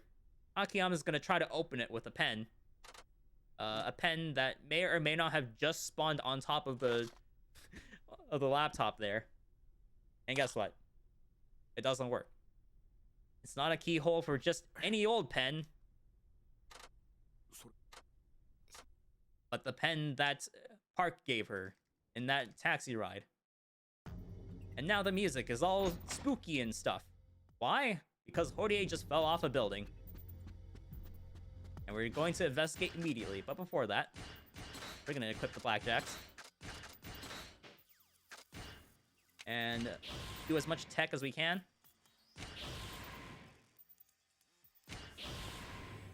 And then we're off. Now, this boss, Ogita, is a bit annoying. And I think a lot of people share that sentiment. Well, I'll have you know, this is how we handle him. He spammed the ever-living daylights out of him with the blackjack. It ain't elegant, but it's quite effective. Yup. That looked really easy, didn't it? It is. I didn't skip the... Sometimes it skips the level up, but not so lucky this time. Now we have immediately another boss fight. Don't worry, he's easy.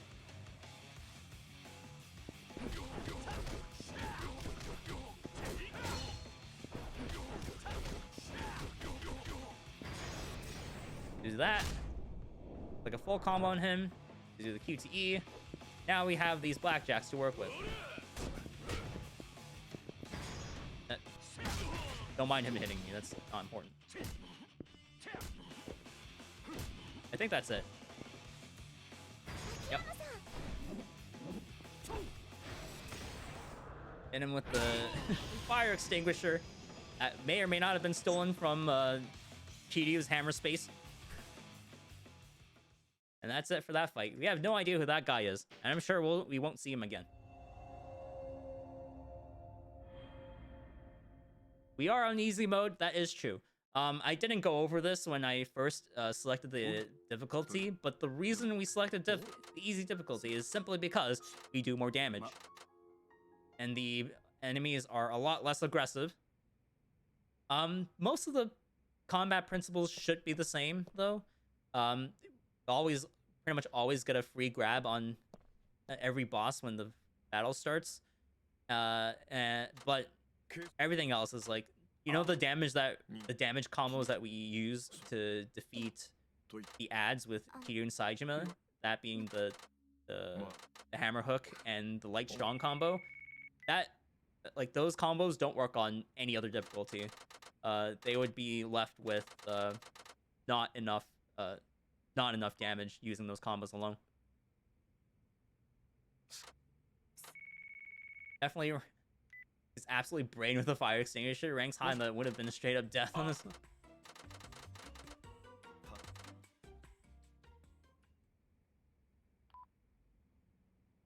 Yeah, I'm not so sure about the like the validity of the Yume count. I think it was just spoken rather than like just like the word appearing.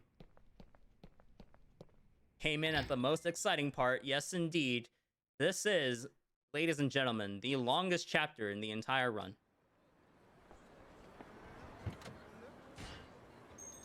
That was correct, right? Yeah.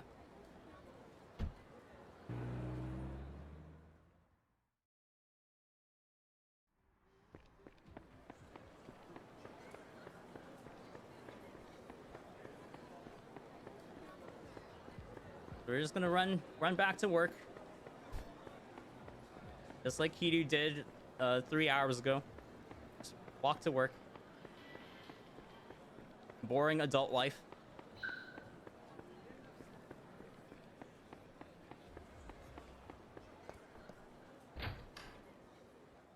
The other super exciting part, the hunting.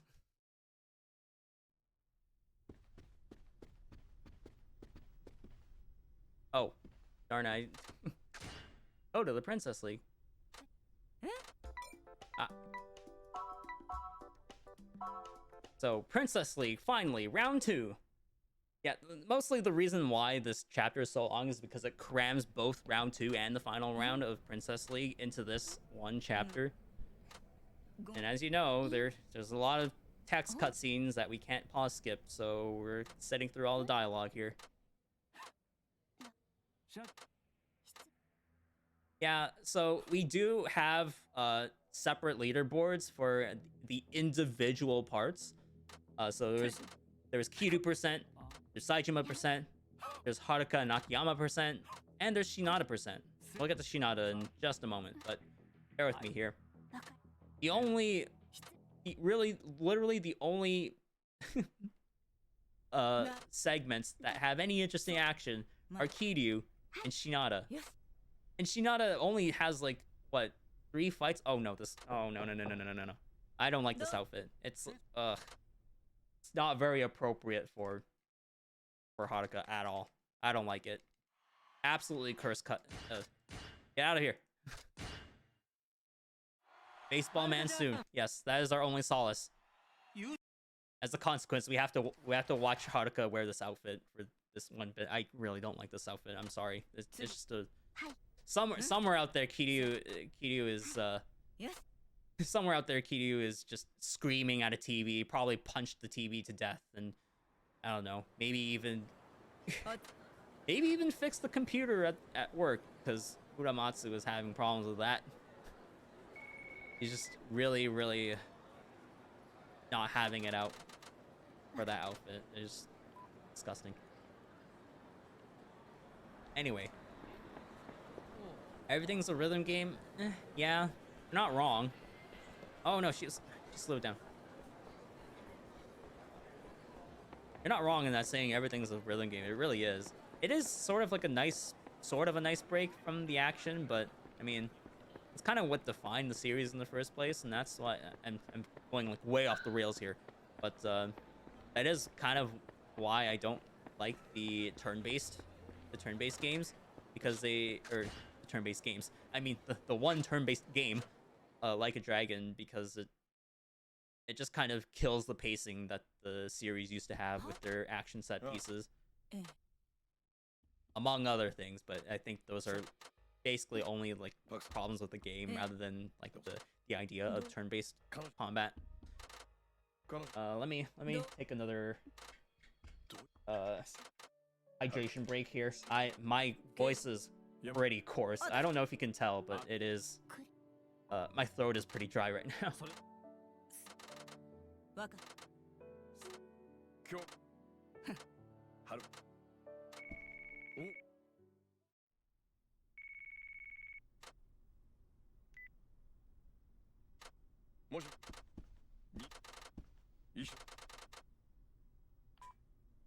Yeah, if you're a turn-based RPG fan, like it probably will still be the game for you. It just isn't for me because I'm more I like to be more hands-on. I like to have more control over my character. I also think that there's more skill personally. I think there's more skill involved in games like this rather than turn-based.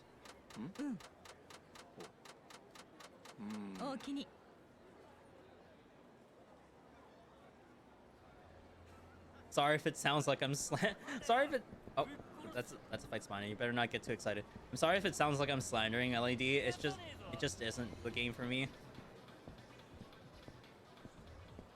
Oh boy. I have to walk slowly.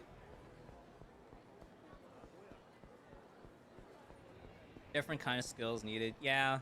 It's just not my it just isn't my cup of tea, I guess. There's also speculation. Huh. Well, that certainly wasn't intentional.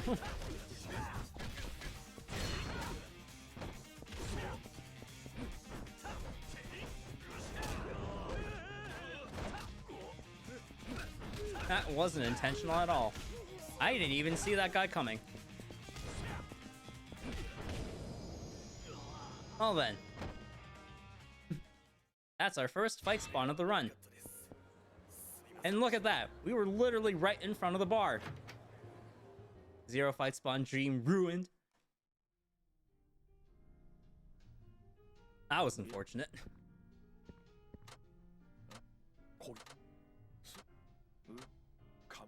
Conal attacks in LED, yeah.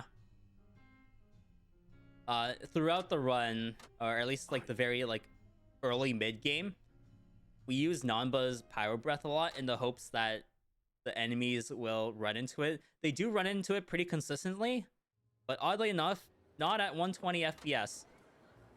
If you try to run the game at higher than 120, or like higher than 60, the NPC movement moves completely. The enemy movement goes completely out of whack, and none of the strats work anymore.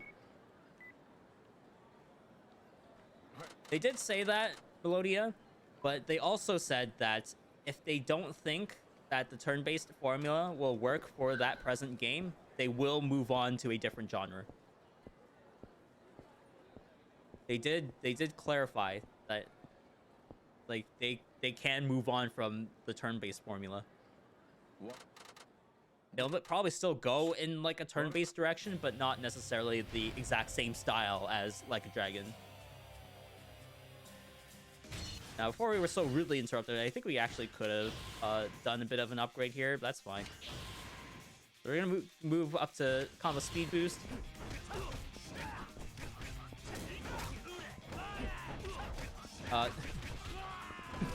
Been all over the place.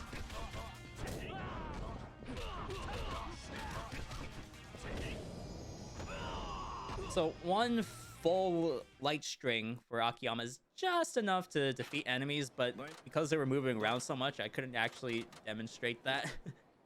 The full like triple finish also doesn't really exactly do enough damage, but if they've been chipped previously by a little by a light string or some other collateral damage, then it will work. Yakuza 8 will be entirely like Majima construction. Oh man. Imagine if we were playing Kiwami 2 and we just have a bunch of Bulbasaur in the Majima construction. I forgot we were still playing Bulbasaur 5. Here's Bulbasaur Bulbasaur Sawamura. And Bulbasaur Akiyama. Dame you're foes to death. Wait, is the LED achievement for the true final Millennium Tower a required DLC? Like a required purchase DLC achievement? Like you can't get the platinum without the true final Millennium Tower?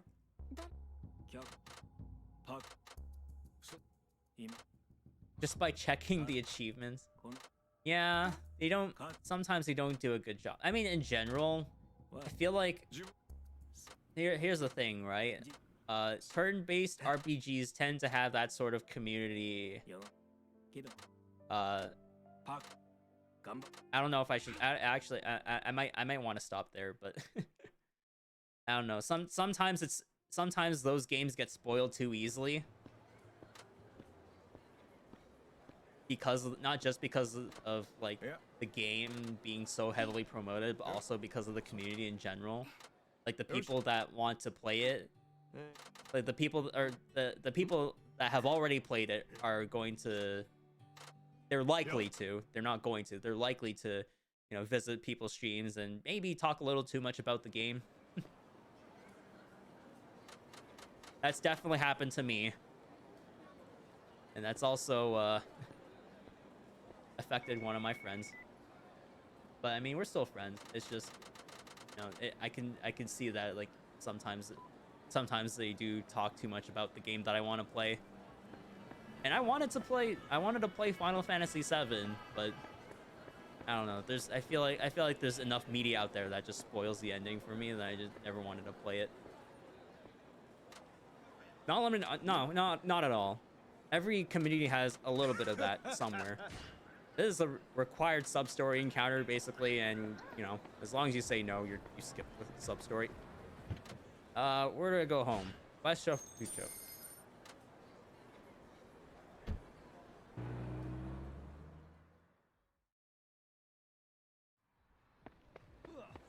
Day 1, the next game? You mean like a Dragon Ishin? Or Ishin Kiwami? It is a Kiwami. Like they do treat it as a Kiwami in Japan. It literally has a Kiwami in the title. It's kind of interesting that they're not like fully committing to making it next gen. Even though the original Yakuza Ryuhousen Ishin was also a PS4 title. Well, technically, but it was also a PS3 title, co-developed alongside the PS4 version. So, oh yeah, Akiyama likes staring at that glass panel for no reason. I'm not the one not controlling him. That's the game, just making him stand there.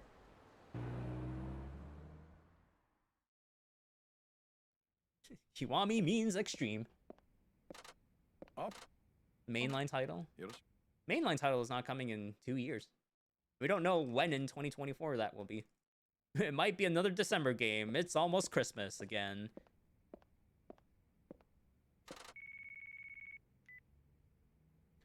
Actually enjoyed Meta more when they were spoiled beforehand. Just one article. That article speaks the truth. It just does. You can't contest that. You can't contest that article without your own research.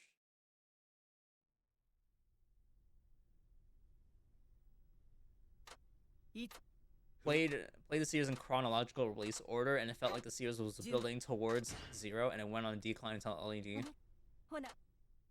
I'd say so. I'd agree. Oh, by the way, if you're wondering why I'm not skipping this, this is the required bit. We actually have to complete at least one objective. Now, if I knew the lyrics, I would sing along, but I don't.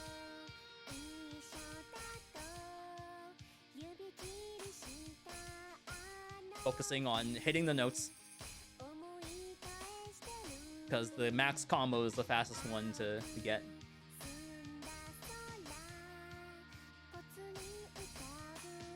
Oh no, my great combo.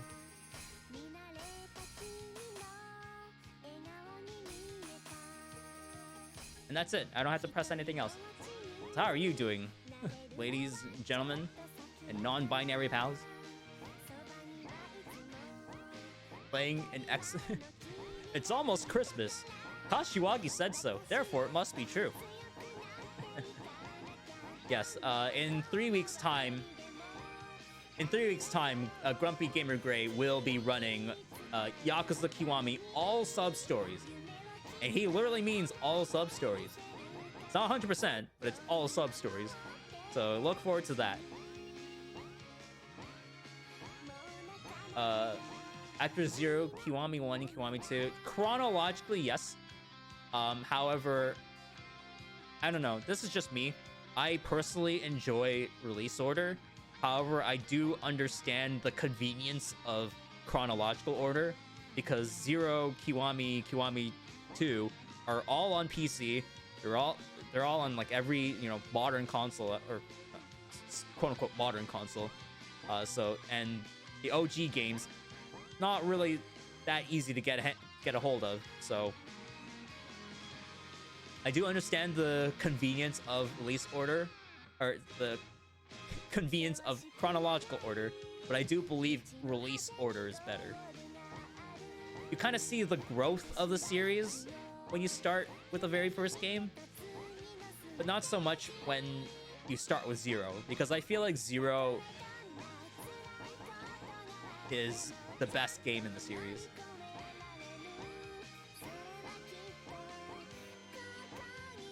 Right? And that's like that's an opinion. I think it's an opinion shared by a lot of people as well. But yeah, starting with the best game and then having a very, what in my opinion, a very steep decline to Kiwami. It's like an up and down. Like you get 0, Kiwami, Kiwami 2, 3, 4, 5, 6, and then LED. Actually, that's kind of how it it's kind of how it feels like for myself in general. Is just how I feel about the games. It's just like up down, literally in that order. OG games on PS2. Yeah. You could also go with the Yakuza 1 and 2 HD Japanese copies if you can get them, but they're Japan only, so that makes it a lot tougher to get a hold of as well. It's a shame. Like, the OG games are excellent games. I'd argue that they are indeed better than the remakes, especially 1. Oh my goodness, 1. For all the clunkiness that the OG games have, I feel like OG 1 and 2 were both designed better than K1 and K2. That's a discussion for another day. For now, we have to compete in the Princess League one final time.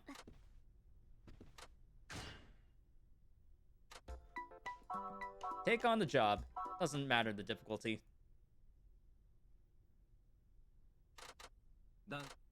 Sorry, 0 to play the PS2 games and then play the Kiwamis until after 6. I respect that. I like release order because it's kind of like you can see everything like as they were released, and in the context of like what happened in the middle. You have 5 Ishin, 0, Kiwami 1, 6, and then K2. And it's kind of funny how like things in those games like still carried over. Like there's a conversation that you can have with Haruka in Kiwami that kind of carries over to the central, or like to what happens in 6. Like it regards like Haruka having like a boyfriend someday in Kiwami.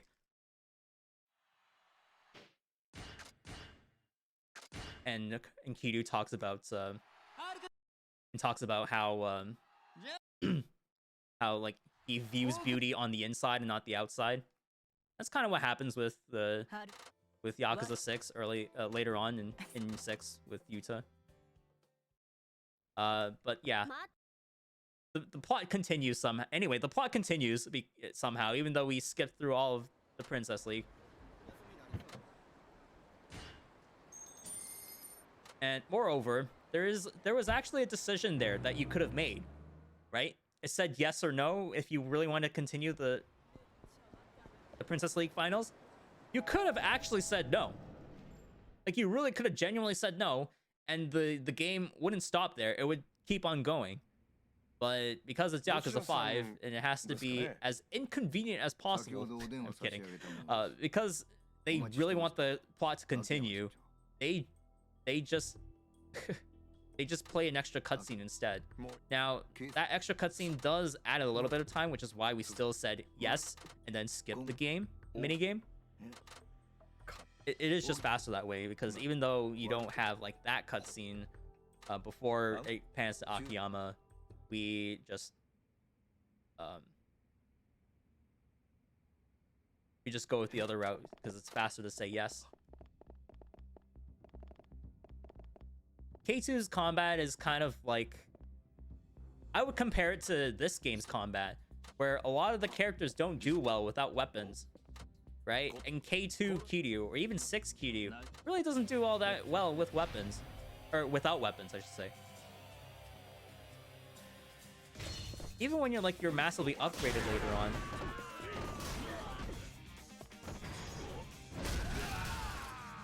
Even when you're massively upgraded later on in K2.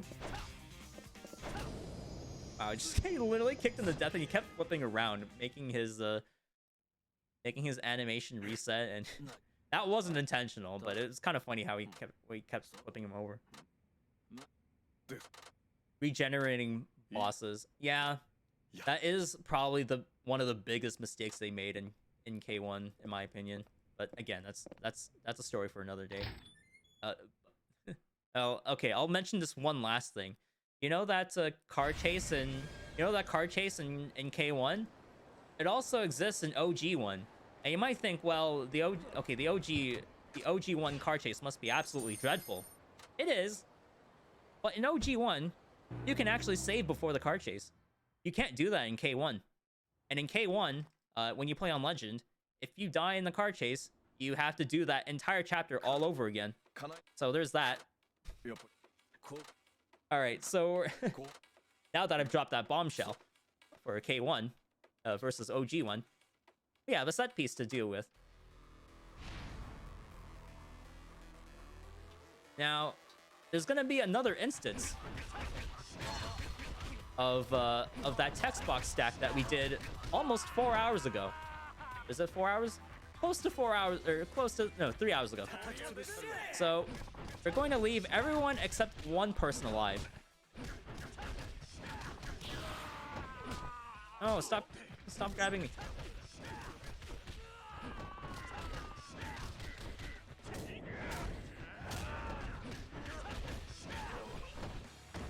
He's still alive.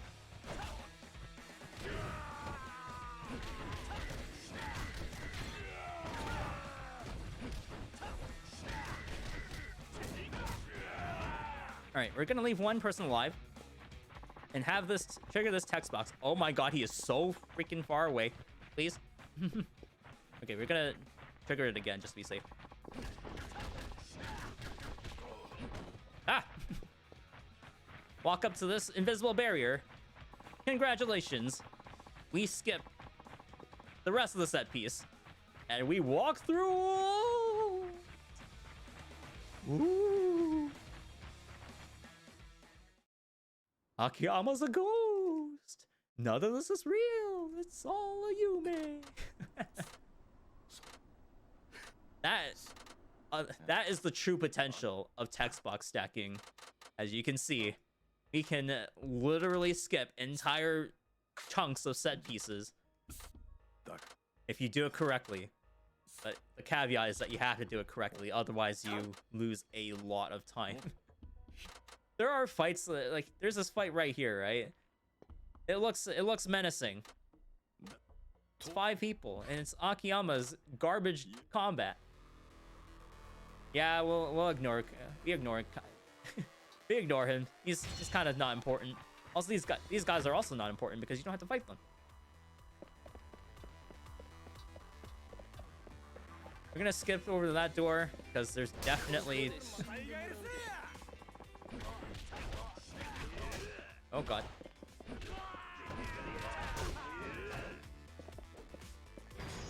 Please tell me that hit him. Yes, thank you.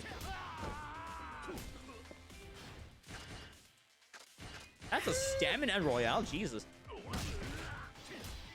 When did I... Oh, that dropped from the fight spawn. Ah, I see. Okay. I remember.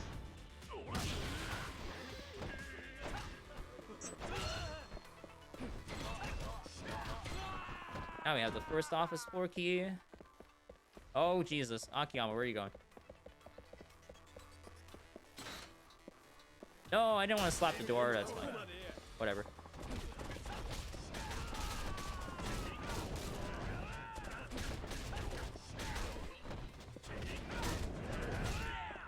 Ah!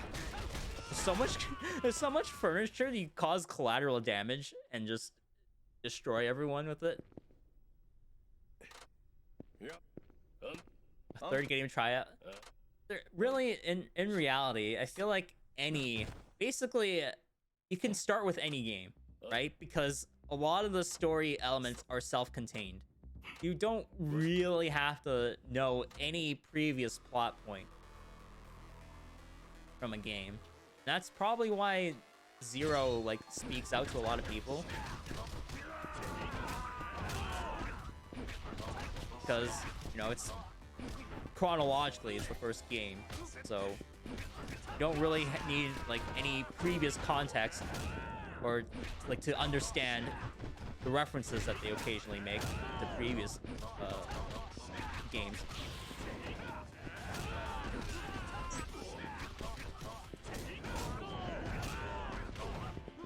I did not mean to launch strike there.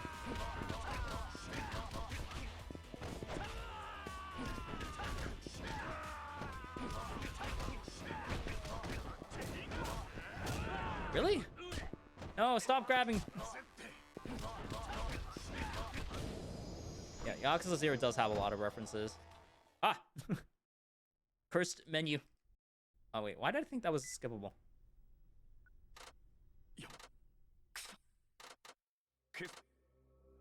They redeem a character who was barely present. That's true. Yeah, that is true about Yakuza 4. First stop, Dynachair.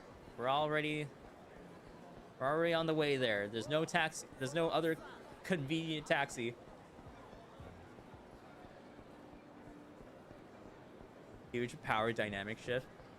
Yeah, I'd say Zero is probably the most well-written of the main series, if you really count Yakuza 0 as a main series. Some people don't. But,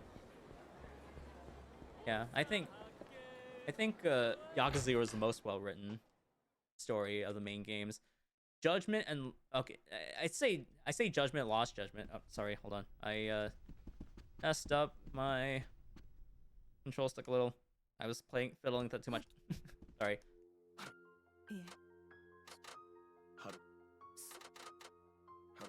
I mean, think about it this way, Melodia.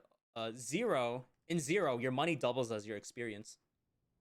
So, your money had more use than just being piled on. And there was basically an infinite resource where you can just pull your money in the legend styles. So, there's like the experience is just the money is just basically your EXP. That's how I look at it. So, looking for Haruka. Haruka's been kidnapped again. Surprise, surprise. It's a Yakuza game. We're gonna go after her. She's apparently at a train station.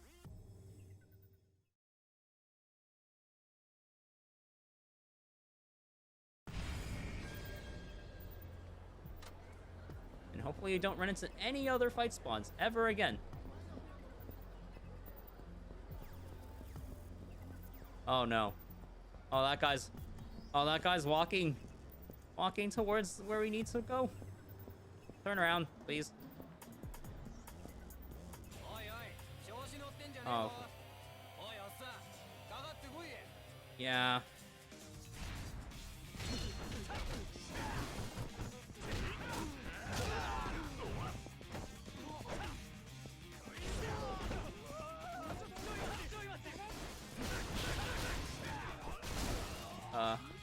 Okay, that guy's still on the ground.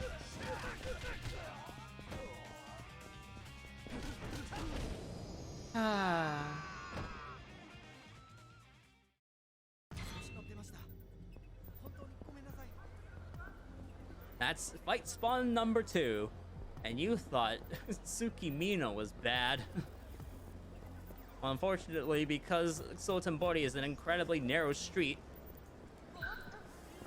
Are you kidding me? That's another fight spawn right in front of somewhere we need to go. Yeah, I honestly think Sotenbori is worse. He was walking behind, so it's YOLO. Head straight for Shinosaka Station.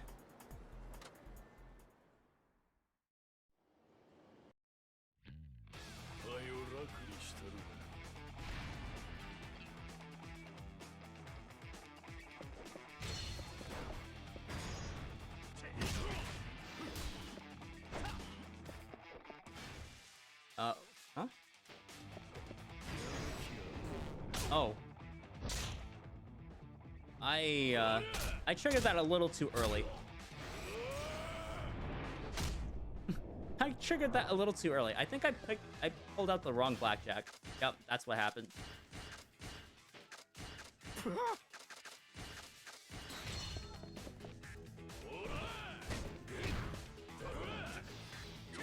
Are you kidding me? Do the thing. Do the thing. Gosh darn it. This is supposed to be an easy fight. Alright. Do the QT. Oh. Well. Yeah, that guy's just uncomfortably close. He's also inside of Kanai. Yep, that can happen. Yup. That definitely happened. Sure. Ow. Yume.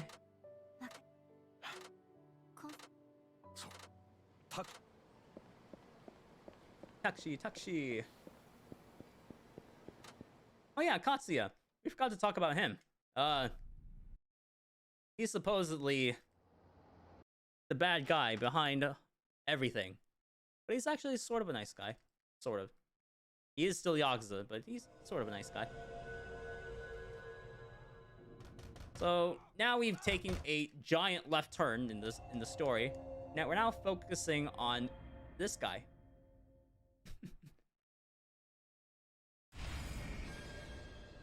Flame opening with Judgment. I couldn't watch the whole run. Did Froob actually run into a lot of fight spawns? Or did he mess up a boss? I couldn't catch the whole run because I was at work at the time. It's Baseball Man, yes, indeed.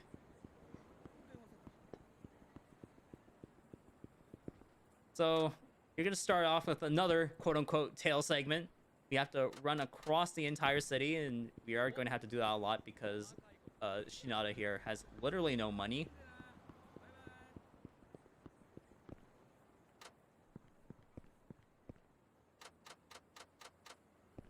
I'd say Shinada has probably has had the most.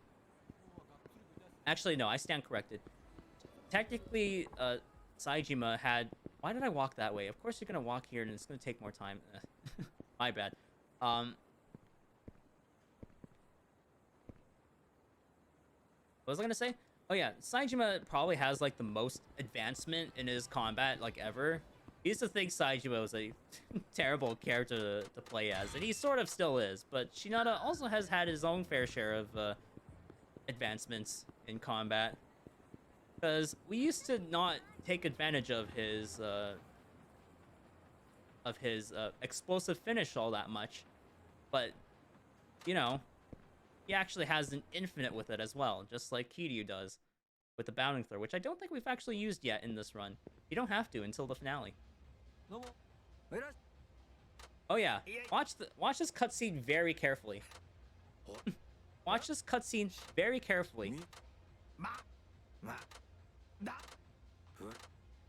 At some point, this manager is going to pull out a phone. Yep, that's his phone. It came out of his pocket. He's giving it to Shinada because he needs to make the call.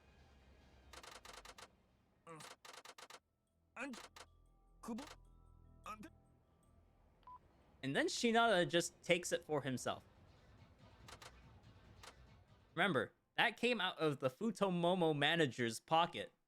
So Shinada literally just pocketed someone else's phone. That's literally how that works. You can't unsee that anymore. You're welcome. Shinada's literally a thief.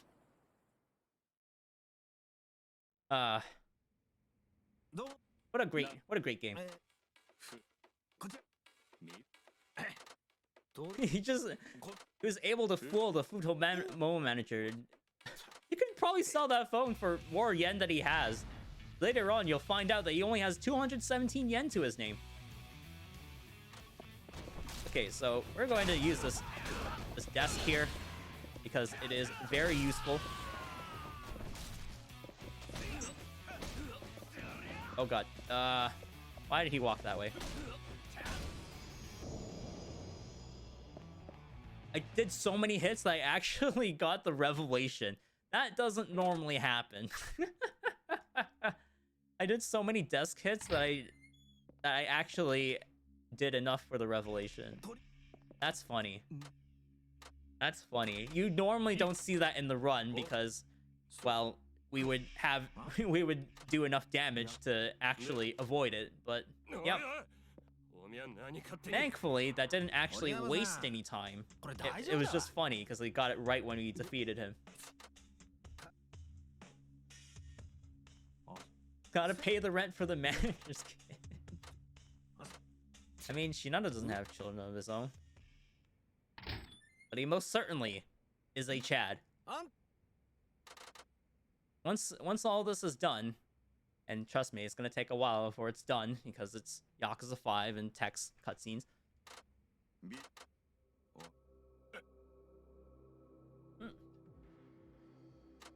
Don't make me spit out my drink, Gray. It has never happened before. At least not in the time I've been running the game. But would you believe it? I've only been running this game for like, I don't even remember. 7? 8 months? But with all the strats cobbled up from, you know, my experimentation and just my labbing and studying the game with the Bible of Sirik Z and his all of his Yakuza guides, managed to pull a really good record out of out of this game. So yeah.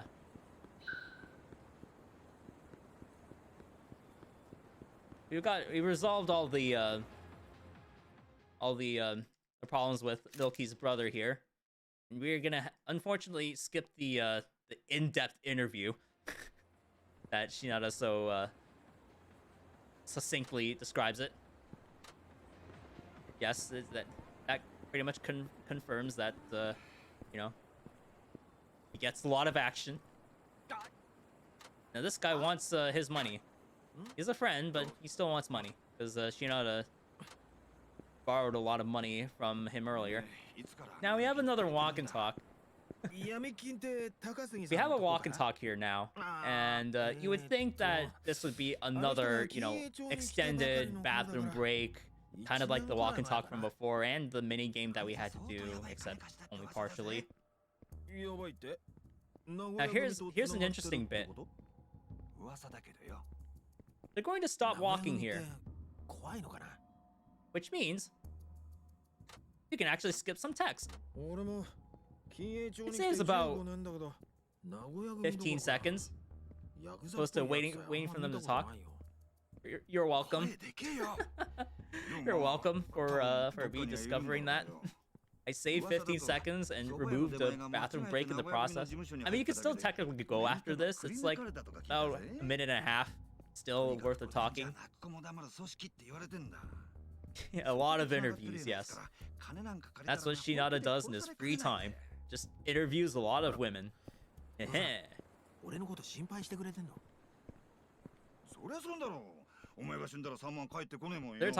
still talking about the money.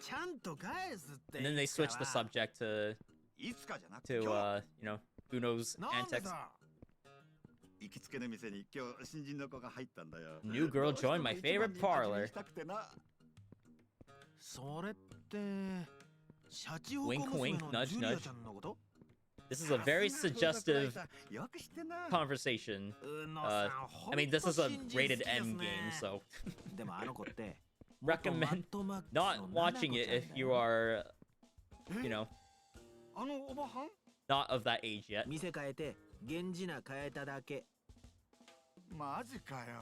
Get out of here, and then he leaves.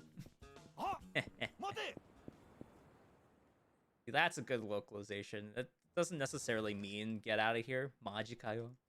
That was more like a seriously. So 217 yen. We don't have a lot of money. We are extremely poor. And Shinada, well, it's arguable that the money would even help him all that much because we only really need like 2 taxis with Shinada. Ensure that you select the correct options. They are ordered randomly. You can get one of them wrong, but I don't recommend doing that. Because actually I want to fill up your inventory with beer later. Also, I'm phasing through people. Shinada's a ghost. More yen than I have on me right now. Yeah, it's pretty hard life to live right now if you're in Japan. The yen is extremely weak at the moment. So Shinada's gimmick, as opposed to everyone else's gimmick, is that he's actually good with weapons. Quote unquote good with weapons.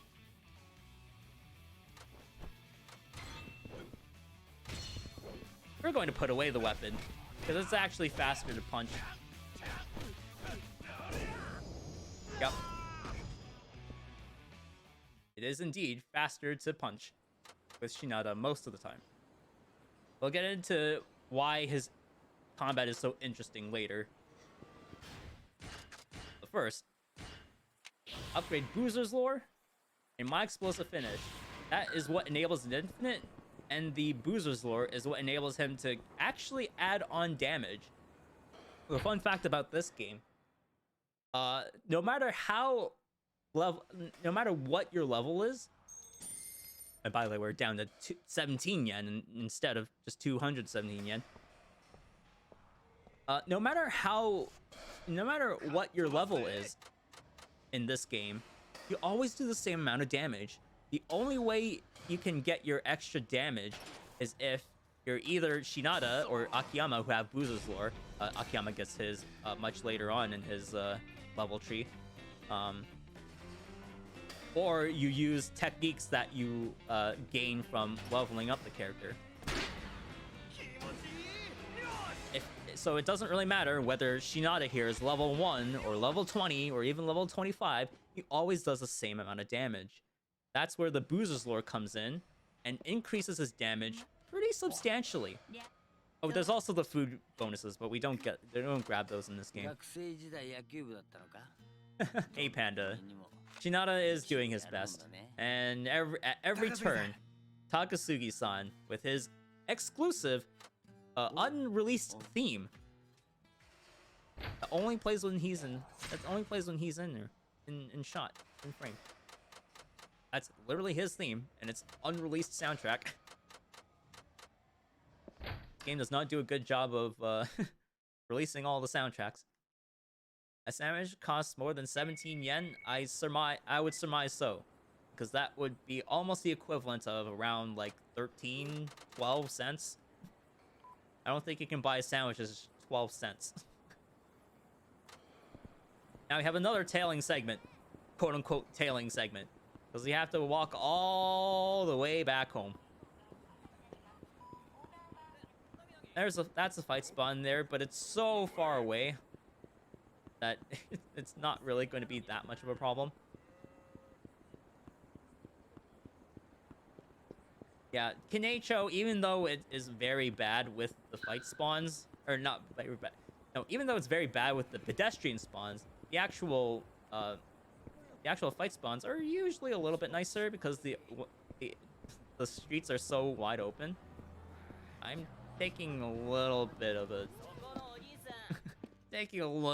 safety walk there just to make sure I don't run into him. We've already had 2 fight spawns, and both of them were in Sotenbori. Canadians. I don't know. I'm thinking Sotenbori is worse because it gets extremely narrow. I honestly think Sotenbori is the worst city. Tsukimino, it has that one fight spawn, but it didn't spawn in, so therefore, by default, it's better than Sotenbori. And in this run, they kept spawning in front of where we needed to go. Alright, so here's Shinada's combat with bosses. What? Watch what I do very closely.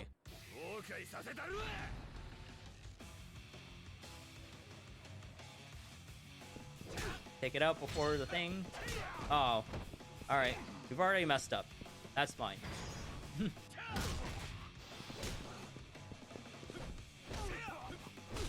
Use the explosive finish. Exploit it.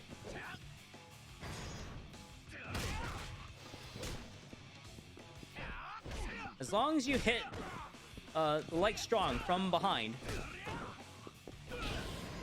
it is an infinite. But the problem is you have to be moving around. So if you don't have enough space to move around the boss, you might have a tough time doing that infinite. But it is an infinite, and it's a very good combo. It makes Shinada's combat far, far more consistent and bearable. But it's just that one execution barrier of pulling it off. But it does work, even on the final boss, if you're good enough with it. You carry that infinite all the way to the bank with Amon and don't regret it one bit.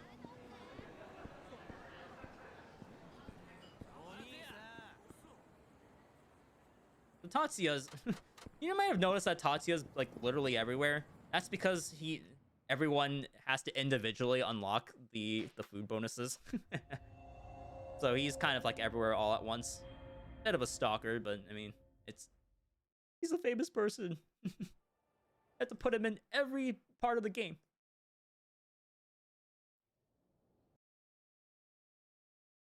Ah. You look familiar, mysterious man. You don't look at all like a character that we were previously missing before. You also sound familiar, but I can't quite put my finger on who this person could possibly be.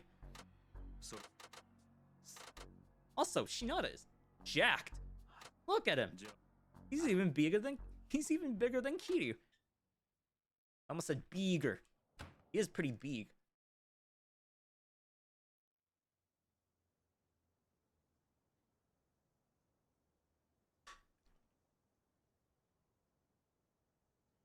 Oh yeah, but don't worry. We will actually get to rough him up a little bit.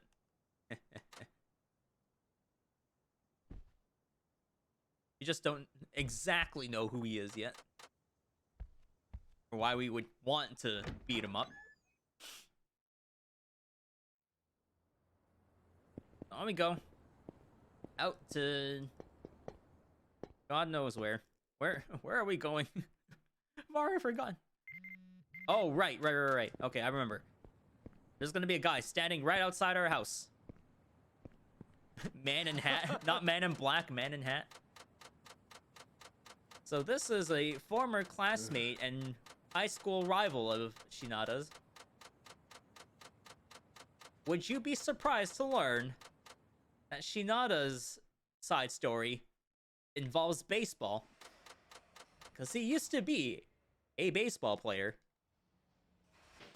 Was banned from the sport for stealing signs, apparently. I don't remember exactly why Shinada got banned from the sport. Blech, put my tongue there.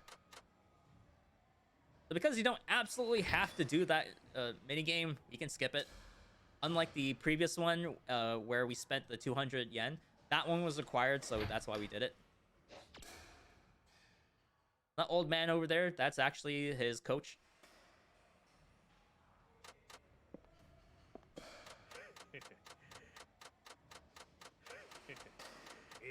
That's the reason why he's called Baseball Man. But oddly enough, even though Shinada is the Baseball Man, he doesn't like using baseball bats in his combat. If you try to pick up a bat, or you try to equip a bat onto his person, he just puts it down immediately. And just says, bats are not for hitting people. And then he goes on his merry way. At least that animation has invincibility frames, but you otherwise just don't use the bat at all. In fact, he pretty much discards the whole bat.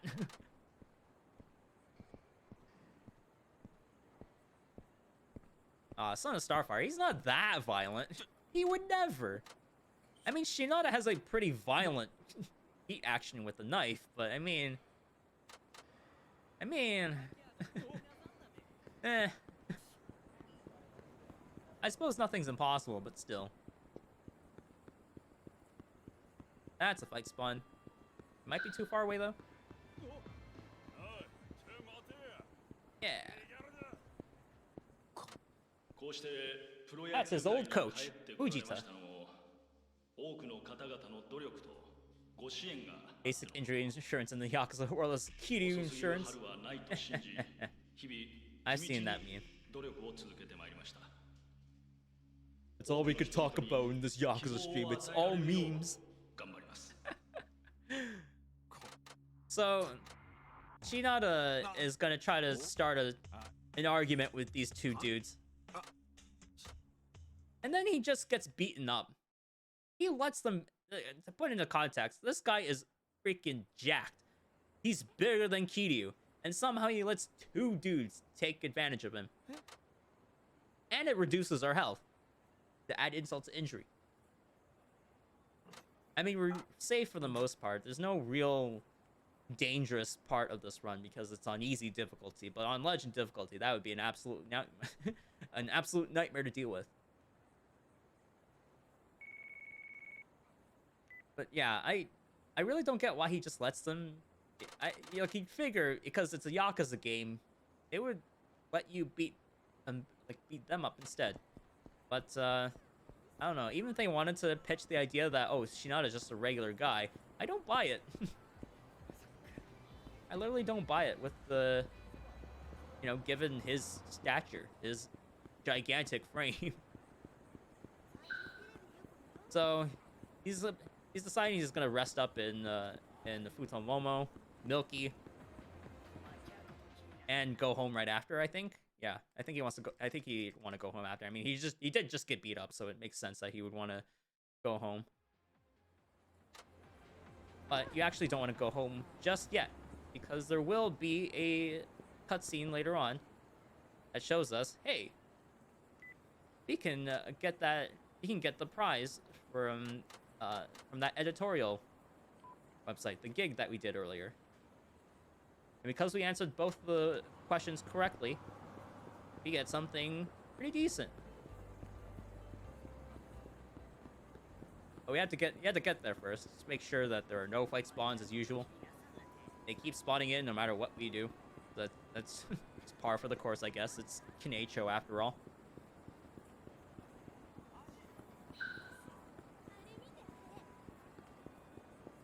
There's the editorial guy. That's also a fight spawn. Let's hope he doesn't inch forward.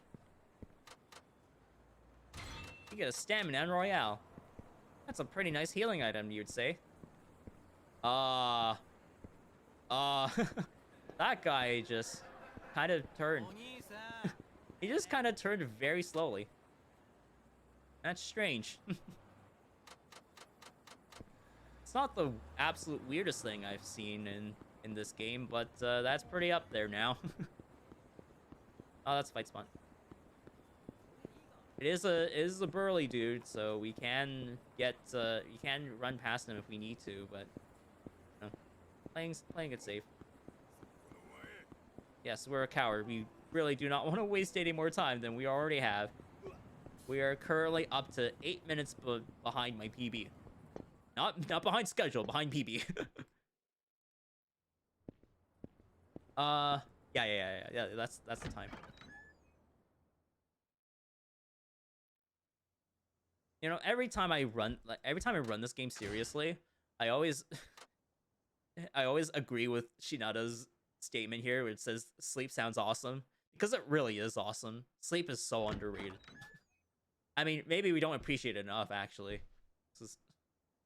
As adults, you don't get to sleep as much. We used to hate sleeping as kids. Now we can't get enough of it. Yeah, like 4 hours, almost 4 hours, 20 minutes into the run, you'd think, oh yeah, like.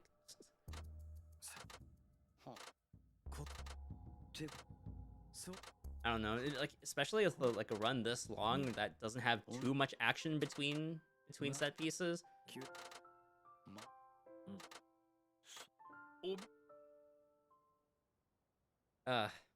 Anyway, before we get too sappy, let's meet up with Uno, because he's one of our only friends in this town, unfortunately. Sag. Ah, that's a fight. That is a fight spawn. That's a fight spawn. Also, I don't like ads. I'm sorry.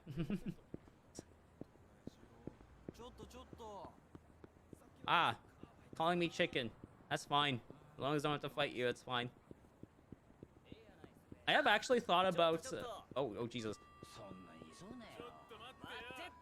Ah! Okay, we're good. People were so... You're getting really angry at me. Even Takasugi was like, you're going too fast.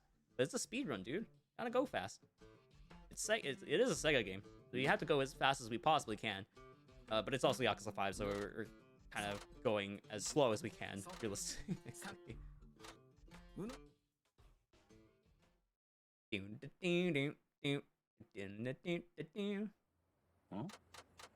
Yeah, Sho Ayakawa, that is the face scan for Takasugi here. Very, very famous actor.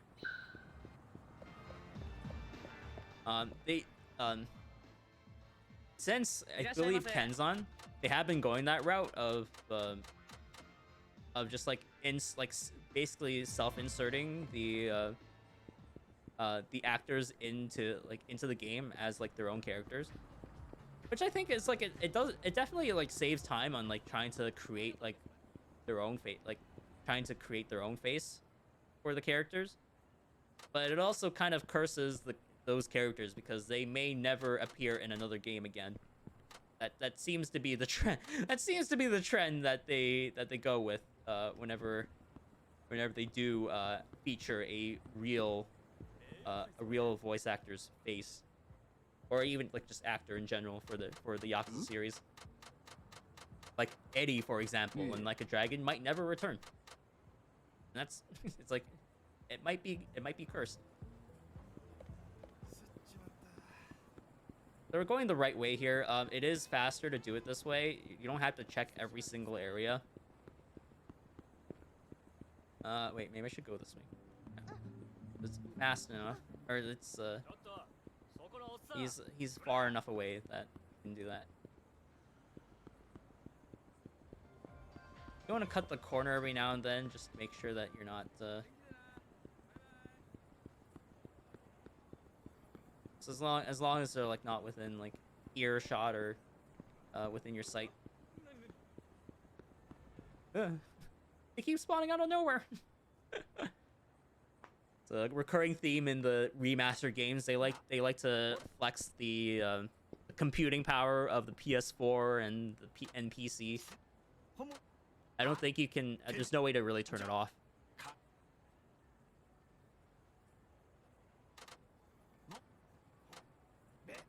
I like that Takasugi just like it slowly becomes like, hey, I'll just add it onto your bill. I'll let you do whatever you want. It's just gonna be added to your bill.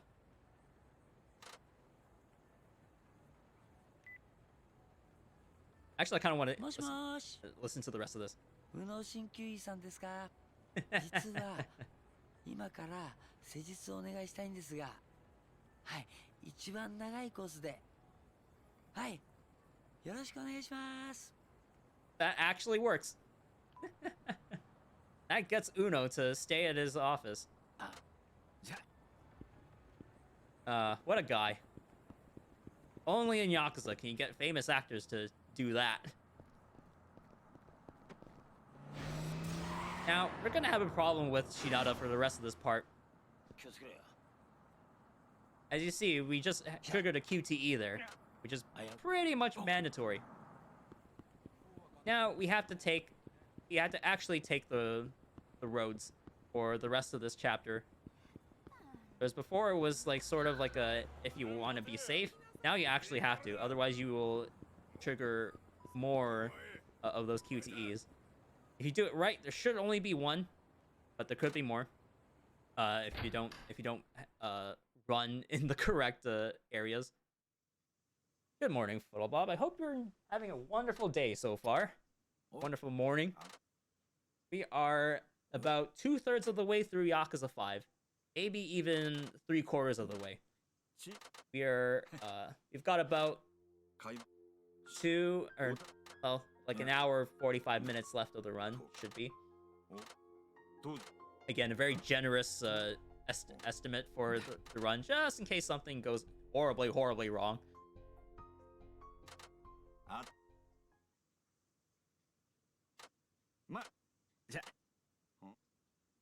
So Shinada drops his phone in front of Uno, and Uno kind of shakes his head wildly because, I don't know, 60 FPS? And then they get the idea that, you know, maybe someone's pulling the strings. Maybe Shinada's ban wasn't just, you know, a legitimate ban. Maybe he was set up. So Uno gets this idea to, you know, maybe pay someone a visit. That Manabe guy in particular. And yeah, we're just gonna head over to his yakiniku place. Now, someone on my stream had argued before that, oh, you know, like, this is definitely a necessary part of the narrative. I might have to. No? Okay, I think we're good. I thought that for a second. I thought that guy was a fight spawn, but it was Takasugi. Anyways, we have to sell the stamina and royale that we had received from earlier.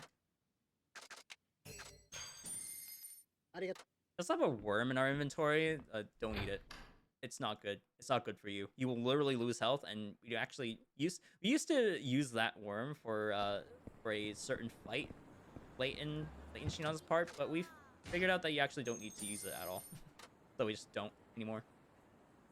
6,000 yen. We're rich now. Not really, but I mean, it is definitely more than enough that we need for the run. Because Shinada actually doesn't need all that much in order to go fast. Shinada, unironically, is the speedy boy. He has the shortest part, if not by that much, but still. His combat right now, as the way it is now, is extremely robust. The way we handled Tepe Ono was a little bit off track, but the general premise of smacking them with the pipe and then throwing them into the infinite until you can smack them again, you know, that's a pretty solid game plan. I was actually wondering if Shinada would be able to do that kind of infinite, because Kiryu has a similar move, except his finishing blows actually reliably hit people on the ground, whereas Shinada has a much tougher time. I think there are different versions of the infinite as well with Shinada, but I'm most comfortable with the one that we're using right now, which is the light strong grab combo. Well, that car's kind of in the way. That car is very much in the way. Okay, good. He finally made it.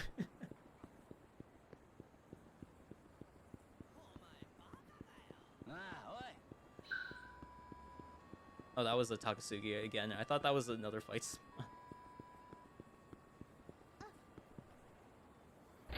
Okay, so we're heading back to Uno's. We're going to show them what we learned. Not all the games were legit, as it turns out. So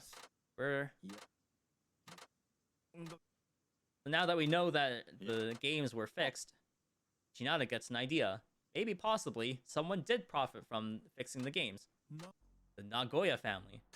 Now, the Nagoya family has been mostly running in secret. We don't really know who they are. We've never even really seen them in combat. If you notice very carefully at the fight spawns, none of them are actually Yakuza, or like they're not dressed up as like Yakuza.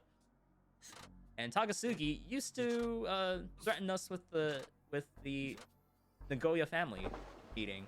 But it turns out that he actually isn't part of the Nagoya family at all. He just used that as a front to threaten his moneylenders.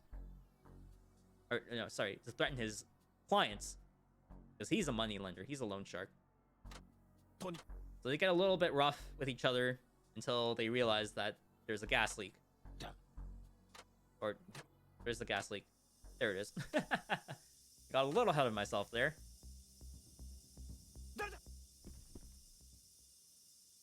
So Shinada is gonna point at the door and try to chase the guy. Yet another chase section. I believe this is the last one. Now we don't actually have to. Technically, we don't actually have to hit this person, but you might notice that we have absolutely no heat, which is not good for the coming boss fight. We're gonna hit him a little bit.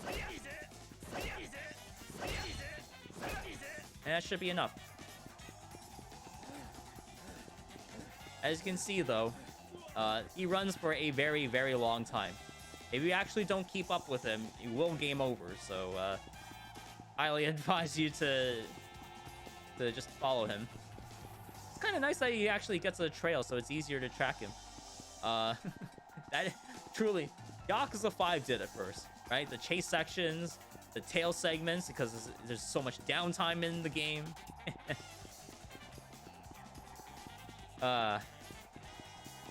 Really, we should have had Yakuza 5 as a first game, just to show you exactly what what you'd be looking for in Judgment.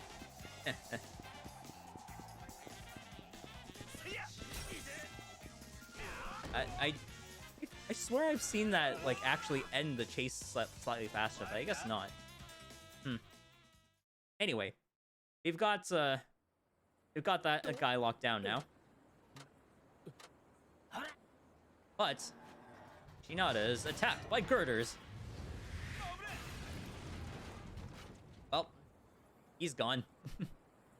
Thankfully, Shinada was quick on his feet. He also has extremely good eyesight.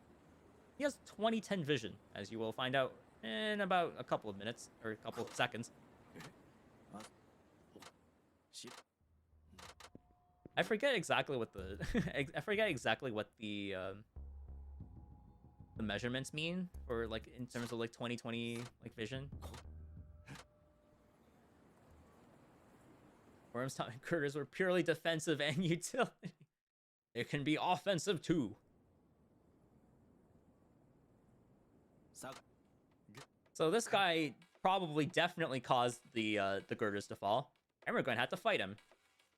He also has a pipe. Amazing.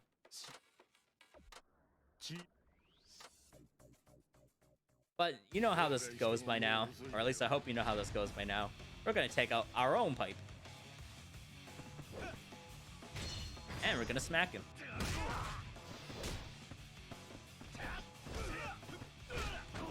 Now he gets up a little differently, so you have to wait a little bit.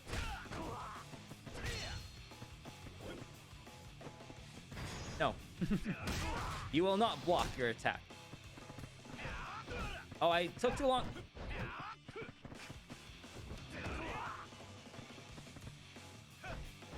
Oh no. I'm messing up horribly. I'm sorry.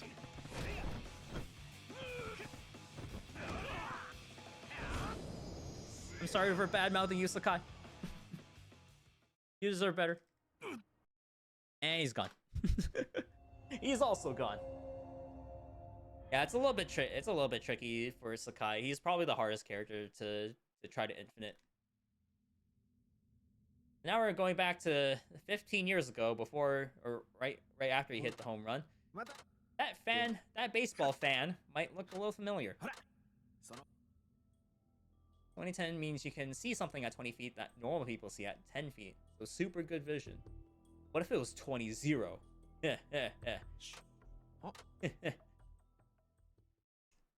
I know that can't happen, but that'd be like impressive.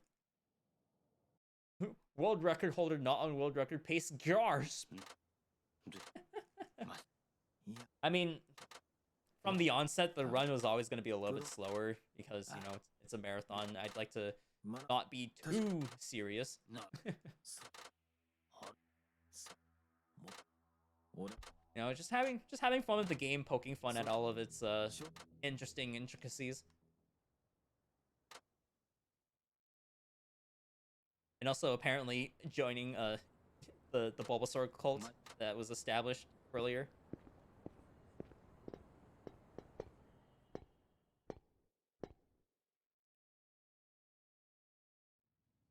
All right, so now we're gonna head back to the bar. Oh, he's always there, but I'm always surprised every single time I see him. So there's Shinada's actual like combat trainer, but we're not going to deal with him because we don't need to. We don't need to learn any really, vital techniques from that guy. In Shinada's story, we're given fights versus named characters that have little to no build-up. Yeah, it's almost like they threw together the story just so that they could have an excuse for Daigo to be hiding somewhere else. But like as a standalone story, like Shinada's story is amazing, I think. Right? If it was like a spin-off game, with maybe like an hour, maybe with the maybe a little bit more content in there so that Shinada has more to do in the game, it would be like an absolute like amazing standalone Yakuza spin-off. It's also the best story in Yakuza 5. I agree, Mr. Neptune. This is like the only thing that makes sense in this entire game is Shinada's part. And that is the part that is most... that's the part that makes the least sense in terms of like the entire story. It's like, as a standalone story, it's great. But when you're trying to include it in Yakuza 5 story, it kind of... Why? It doesn't really even need to be here. They'll even make fun of it later on in the game. And I'm definitely not skipping that bit because it's the most hilarious bit ever. It's a small bit, but hilarious nonetheless.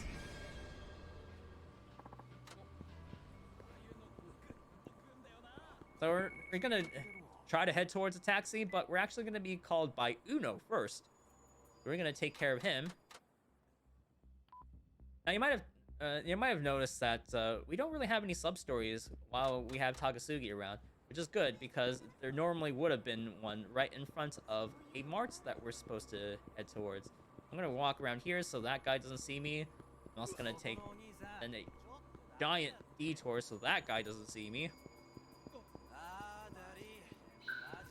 Now we can head into the M store like normal, as we fully intended to. Just generic convenience store music. Sag?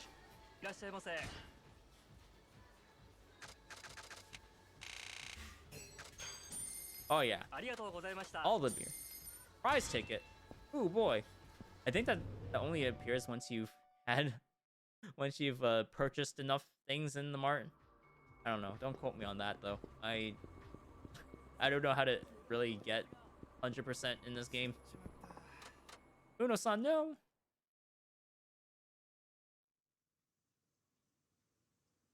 He's down for the count. So now we're going to lose Takasugi because he's tending to Uno-san. And now the sub-story will appear again. Although I think this is a different sub-story than what we usually see here. Still, you can avoid it just by going around it. So even though we bought a lot of beer, we don't actually need that much beer. I just like to buy it. I just wanted to buy it because we could actually fill up our inventory with it. Makes menuing a little bit easier.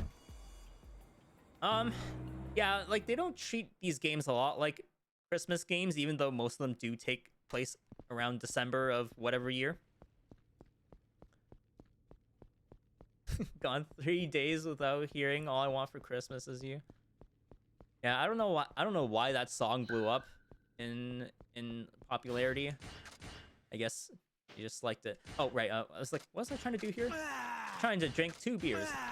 Now remember, from almost an hour earlier, we did grab the Boozer's Lore upgrade. That actually increases his damage output, and that is one of the only ways you can increase a character's damage output other than giving them food bonuses or giving them new techniques to use.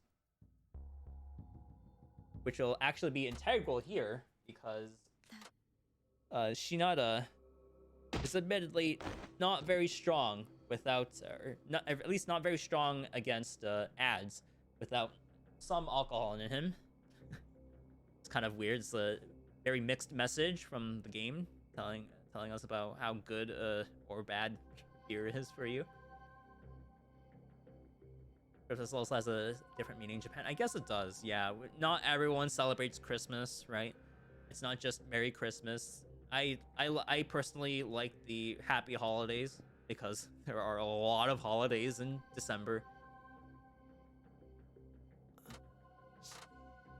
You do mention Christmas though. You'll see that in Kiwami. Maybe. I don't know if Grumpy is willing to play that cutscene. But it is almost Christmas when Kiwami rolls around. So it turns out all those people are actually Nagoya family, the friends that he so longed to bond with, right? Those are some of the only friends he has. I kind of hit the wrong guy there. That's fine. So I'm doing the double light strong combo, which does just enough damage. You can also use the 3 light strong combo if you're not feeling it.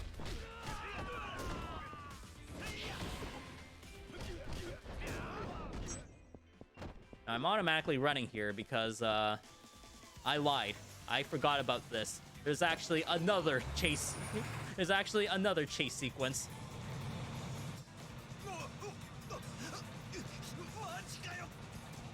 So, because the game is running at 60 FPS, this forklift is actually moving a lot faster than it really should. But, gosh darn it, we're going to try to get it stuck anyway so we don't get hit at all. Nope. Nope, it didn't get stuck at all. That's a shame. I don't know how Froob did it, but he made the forklift angle in such a way that it actually got stuck on that forklift, or sorry, stuck on that yellow obstacle. But to this day, I have not replicated that angle. It's like an exclusive angle.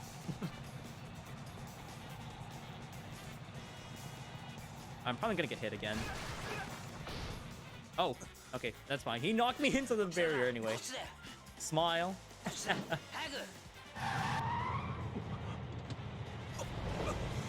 Forklift race from Shenmue. I actually haven't played Shenmue 1 or 2. I have both of them. I have it like the collection on Steam. I just haven't played it. Also, Takasugi is best boy. He is the baseball fan. The best fan for baseball fan. Baseball man. I'm getting my mans and fans mixed up. Baseball.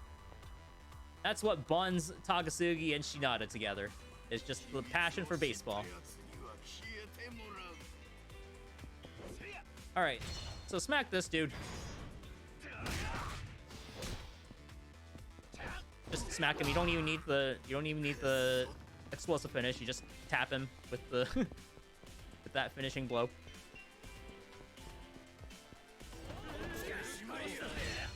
If you're fast enough, you actually get these guys feared. Alright, Takasugi, I'm entrusting you with those guys. Ah, why are you grabbing me?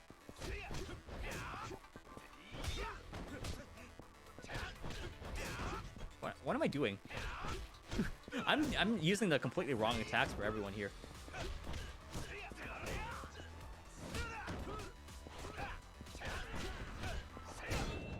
Ah, I wanted to grab the other guy out of convenience.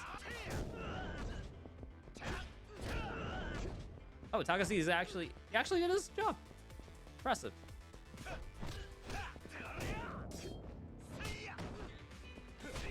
Ah!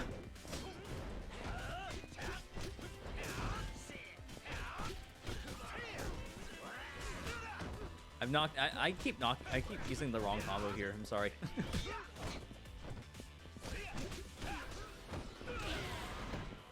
Oh. There we go. So you might be wondering which attacks to use on which enemies. In general, for this bit in particular, you want to do the full combo on the... Oh, okay. You want to do the double light strong combo on the security guards, guys with the red ties and blue uniform, and the full three light strong combo on everyone else.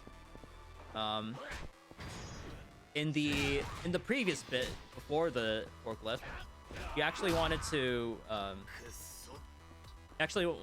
use like the double light strong combo anyway, because they all had extra health for some reason.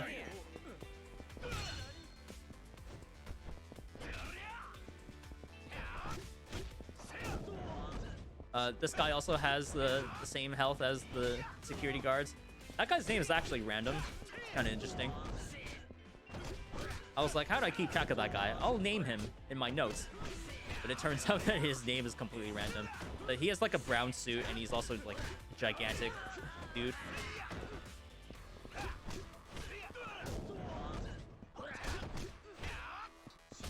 No? Don't grab me. Yeah.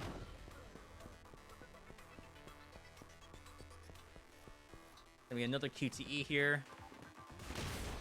And this guy does not quit. At least Shinada's quick on his feet, though.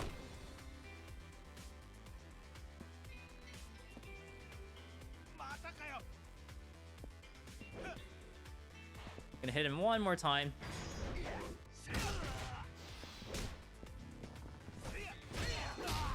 Is he done yet? Nope. He's still running away.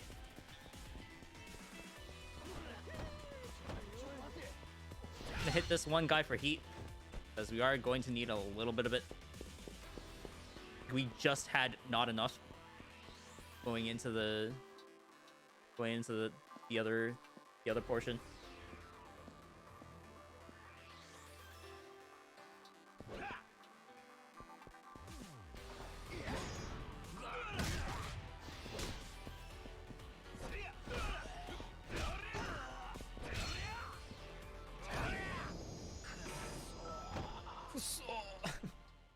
He's finally done. Not even fighting with baseball bats. I wish we could, but we cannot. He actually does not have any.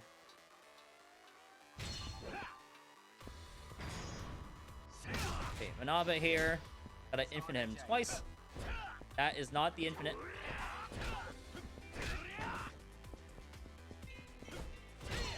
There we go.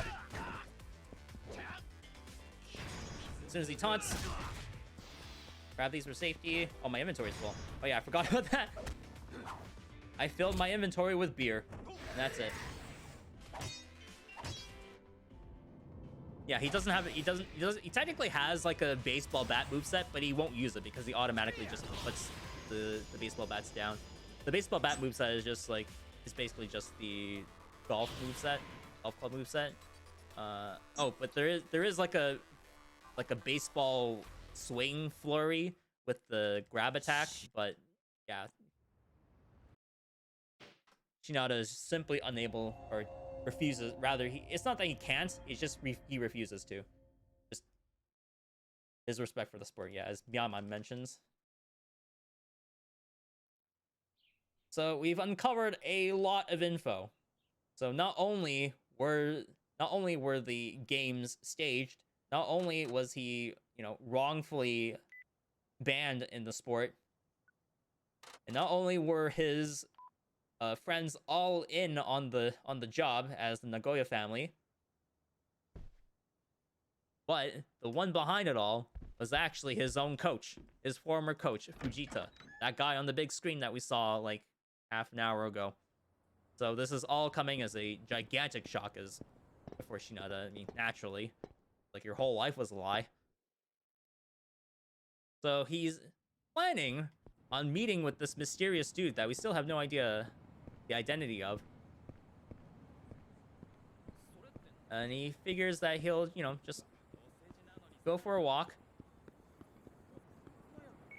Now we hit the invisible barrier. For some reason, this cutscene can also trigger just by hitting an invisible barrier.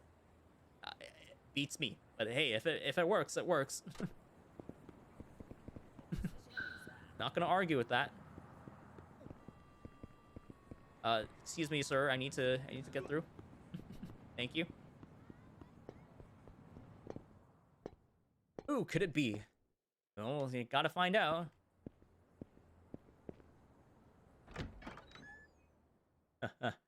I have in my split names it says Cat Jam Western theme. If you know what's coming, oh boy. This is probably my favorite fight theme in the entire game, but it's not coming up yet. Not yet.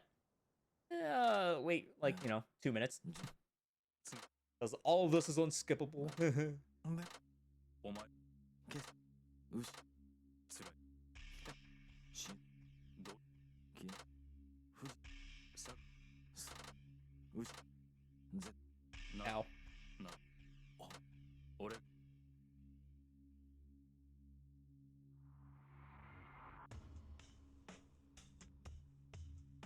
Oh yeah, the whole incentive for doing this this job for the mysterious man was 20 million yen, which for the record is way more than his actual like debt to Takasugi. Takasugi's debt or Takasugi's like due payment is only like 1,050,000 or something like that, and Daigo is offering 20 times that money. And yes, it is Daigo. To no one's surprise, absolutely no one was shocked by this revelation.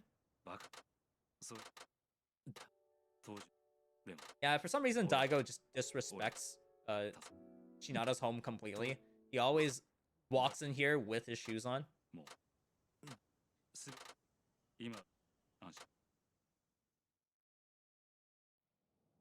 And guess what?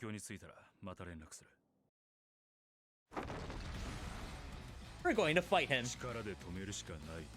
Because he refuses to bow down and enter back into his baseball life so easily. Yep. Please,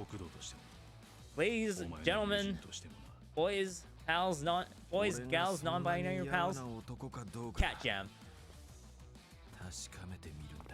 Cat Jam, sour please, whatever emotes you have. This is the most banging theme of all time. I'll even slightly increase the volume.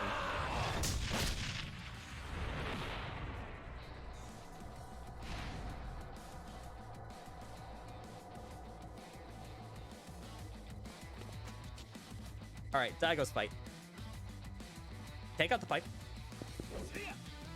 Very important. Heal yourself. And also use some fear. Put away. Do the full combo on him. Take out the pipe again. Wait for him to stand up. And then bonk. That's it. That's the fight.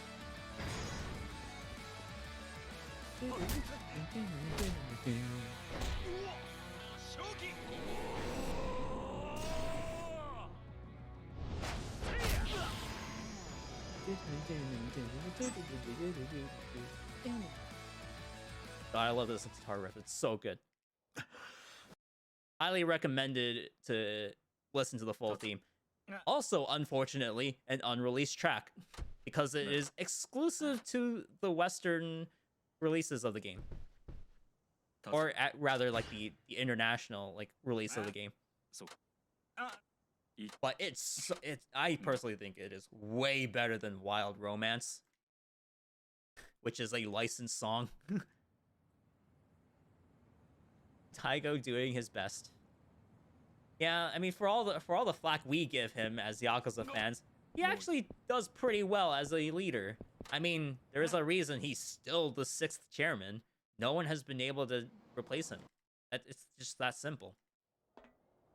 For all the blunders he's caused, he's, you know, it's like you can't really blame him because none of that is really his fault.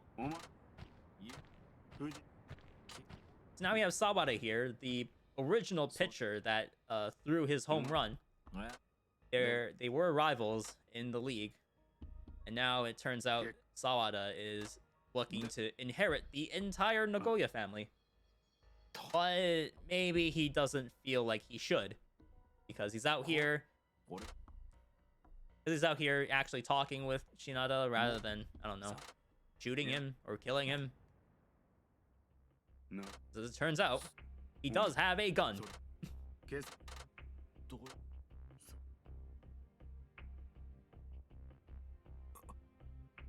Only Alliance. Is this just an emotional baseball movie?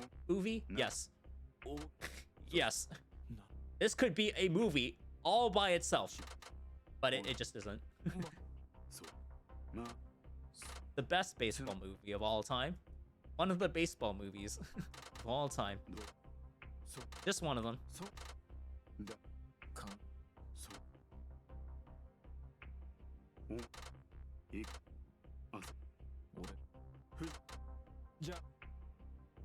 The seventh pitch. Was that his call? Yes. It was. So the pitch was real. It just... it's just like unexpectedly actually intended. Now we have the Kuroha family surrounding us. Oh wait, hold on. We don't have any heat. We don't have any heat. Where's the boss? I can't tell where the boss is. Oh wait. Oh, he's there. He's right there. He's right there. No! No! There we go. Oh no. Stop.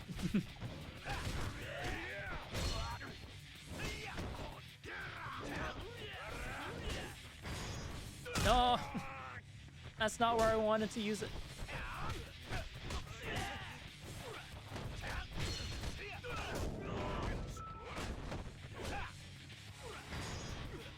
Bonk. There we go. Bonk. Bonk. Ah.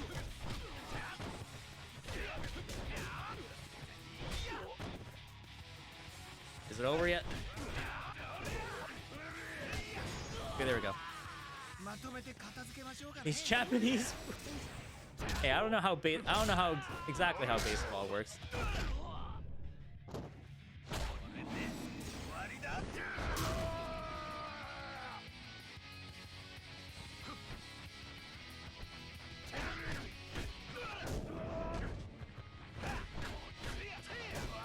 Oh, those guys are still alive.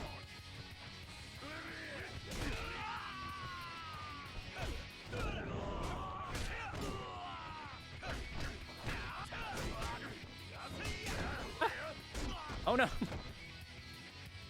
This is not a very fast fight.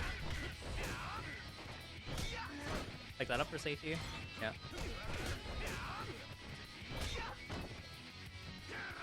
Final guy.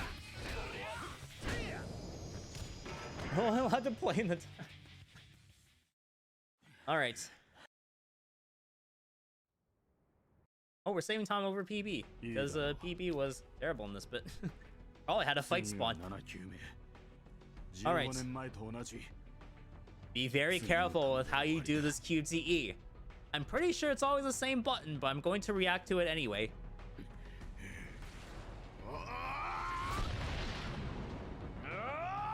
Gonna hit the home run.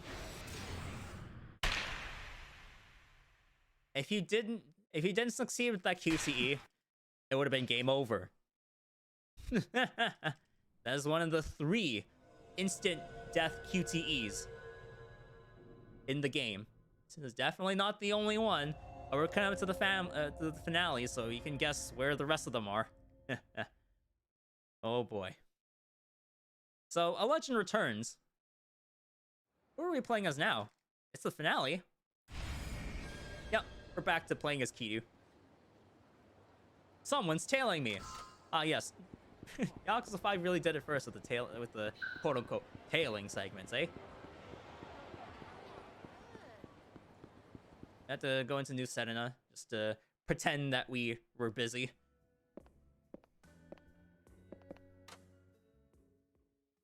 instant loss. It's pretty much instant death. I consider it instant death. Huh? Talk to this guy. So we're ready for the confrontation. Making sure that they're. Yeah, I don't think these guys are fight spawn. I used to get a fight spawn like literally right here. Like literally right here. Like right before that cutscene trigger. This game's mean. Are we gonna play rugby now? Maybe. Depends on how well we do this fight in particular. A spoil alert. You're not gonna have to fight Baba as Kiryu. It will be a little bit easier. He won't have 4 health bars. He'll just have 2.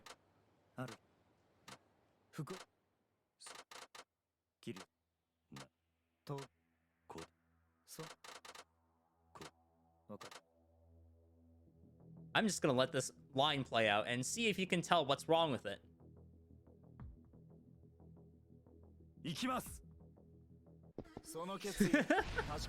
That is not what that means, Baba. But sure. We'll humor you.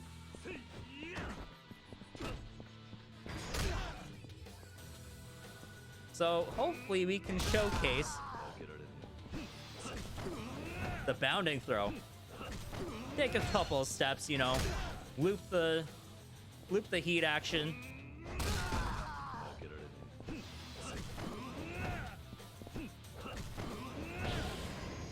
Yeah, that's the bounding throw, infinite. Kind of have to concentrate because there are a very specific number of steps to use for the timing of that. But yeah. Only children believe in dragons. And then the song immediately plays, I believe in you. So who's the one really at fault here? Maybe they just wanted like poetic irony or something. Be like, oh yeah, I don't believe in you. But then the theme believes in him? No fight spawn, good. Dragons don't cry. You can go inside now because we don't have anything to do in Kamurocho other than advance the story. Really? The new Serena Mama. I forget whether she was introduced in Yakuza 3 or Yakuza 4. But she is the new mama after oh shoot, what was her name? Lena. That's her name. It's kind of interesting. Lena has basically had a different voice actor for every single mainline appearance that she makes. So in the original Yakuza, it was a different voice actor. The second voice actor in Zero was actually the late voice actress of Bulma Briefs. Yeah, like it was that lady. I forget her name, but yeah, very famous voice actor for Reina. And then they switched her immediately off after Zero and Kiwami. She has another new voice actress. So I think that may have been like due to the other voice actress's declining health. Maybe not. Reina Sag. I'm getting all emotional. Not for Reina, but for the late voice actress. I mean, also for Reina, but yeah.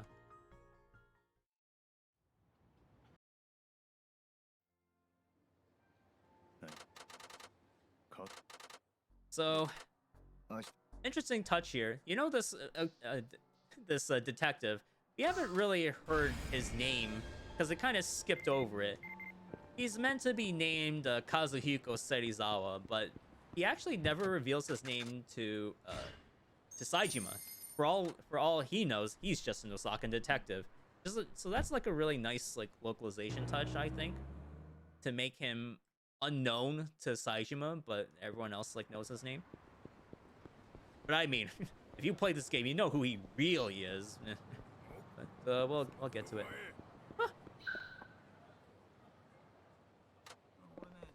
Go in the manhole. Avoid the fight spawn. Ryus don't cry. Mothman. Welcome back, X-Play. We're in the finale. Probably the most action-packed part of the game, even though it's kind of still a bit of a tail segment-like session.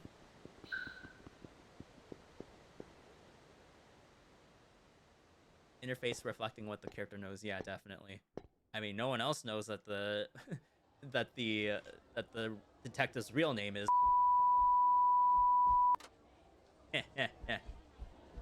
Finally, I had enough room to use that for once. A Yakuza run not done by Froob? Hey, he's not the only runner.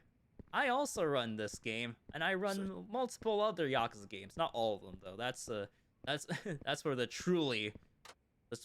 real Yakuza runners to be able to run every game. I'm not there yet.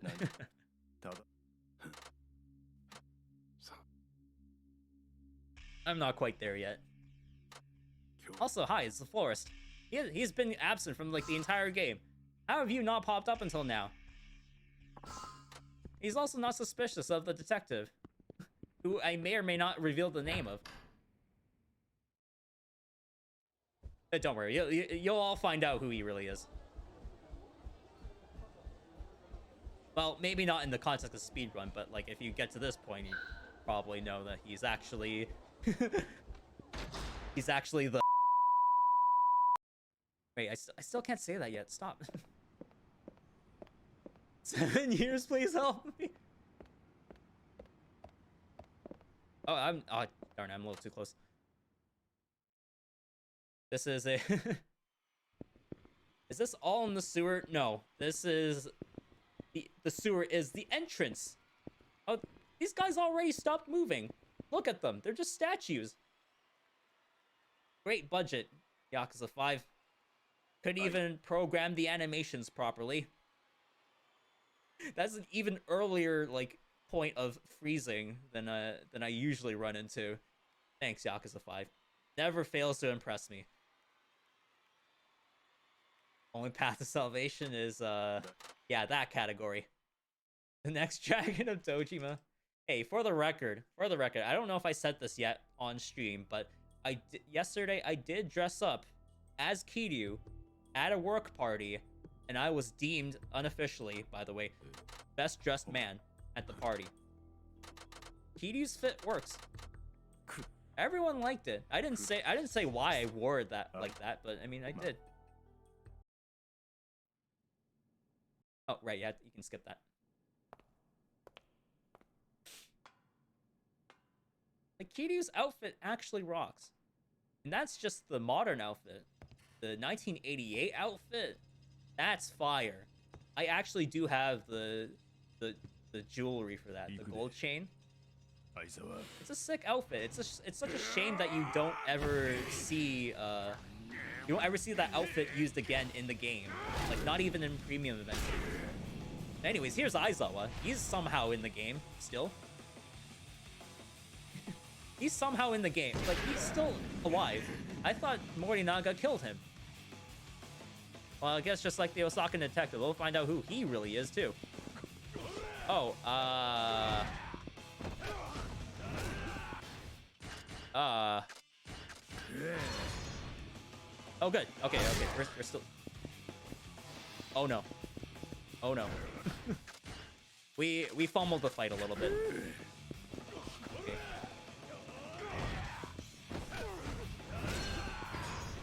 All right, we're good. Yep. I ended the previous fight with Baba without any heat. So doing that extra heat action actually screwed me over a little bit, but not too much. So yeah, it's like I was a little bit worried, but I mean, yeah, we're fine. As long as you don't get into constant like blocking sprees, which is actually I think Yakuza 5 should be more famous for the blocking than Yakuza 3. Yakuza 3 should be more famous for dealing no damage whatsoever, right? In this game, in Yakuza 5, the enemies block way more than even in Yakuza 3. That's what I'm finding anyway. My personal experience playing these games casually, 5 was even worse than 3. 3 I had fun with, just, you know, trying to 3 I kind of had fun with, at least because of the story, or at least the more digestible story, and also like the fact that you could sort of pseudo infinite them really slowly with the hammer hook combo that you use in this game as well. Oh yeah, grabbing too. The grabbing is insufferable. My goodness. Tenkaichi, yep. Grabbing, fight spawns, and should be blocking. Yeah, yeah. We all, I think everyone wanted like more use out of the actual Yakuza 5 characters, but they just don't always show up at the right times. It's kind of, I don't know. It's a bit criminal, or if you want to be blunt with it. Okay, he gave up. Yeah, I had an even bigger problem with blocking in Yakuza 5 than I did in Yakuza 3. That's just me though. Yeah, he's dead. His body's on a mountain somewhere. The way they remade that, or the way they made the story, like they tell the story like that, you just like kill off these characters. It's kind of like, whatever. Also, for some reason, Shinada, you know, sorry, I hit the mic. Shinada here, he's asking for a 320 million yen loan, but why is 20 million yen? Because he never actually accepted the money, or like Daigo's, you know, dirty money, right? I don't get it. Like he could have paid his debt to Takasugi 20 times over, but he still doesn't keep any of that money. He could have had a Shinada with 19 million yen in his pocket, but no. Shinada has to continue being poor for some reason. The Choji fight. Oh man. I mean, that fight was good. I actually think that fight theme is also really good. Joji's theme.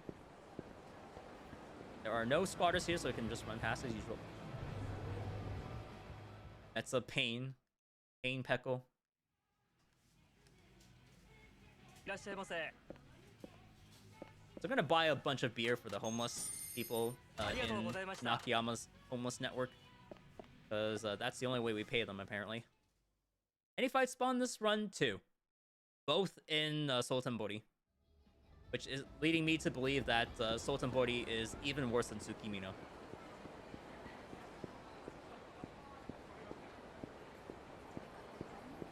I think the first one like completely caught me off guard because I literally didn't see them. They were like disguised as a pedestrian. Oh, there's that guy too. And the second one had an unexpectedly wide range that I didn't expect to run into even when I was walking slowly. No squatters. I don't know, maybe that's the game finally showing mercy. And yeah, as I said, maybe like 4 hours ago at this point, you don't have to menu the hotel district because Saijima's initial Kamurocho bit uses the Yakuza 4 taxi to be in line with Yakuza 4, I guess.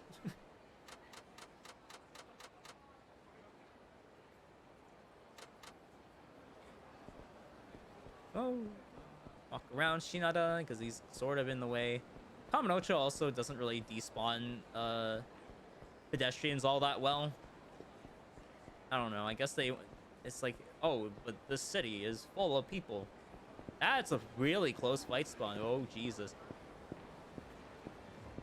He just turned around at like the worst possible time. I was planning on like darting my butt all the way over to the office.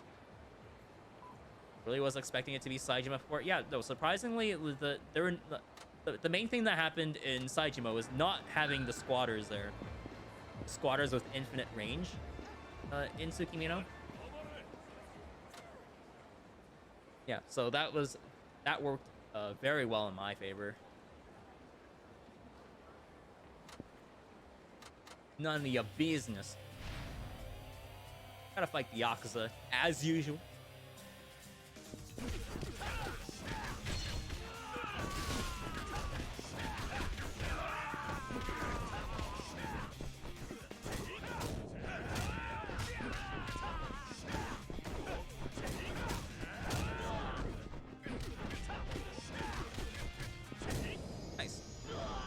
Hinata did some work.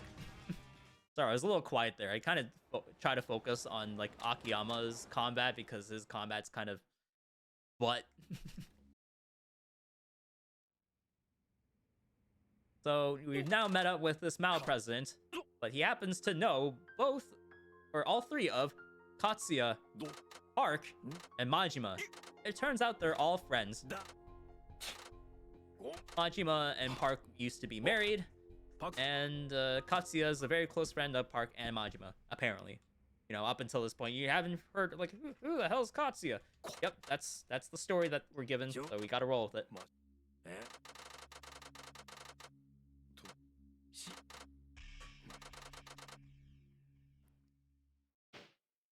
That's the end of that chapter. Bit of info kills all Yakuza 0 shippers. He did find love. Ah! Sorry, that guy, Katsuya, man. He's trying to get us. He's trying to get us with that one, but I skipped it. I'm terribly sorry if that gets the stream flagged or banned. I'm sorry. I forgot to note that one bit.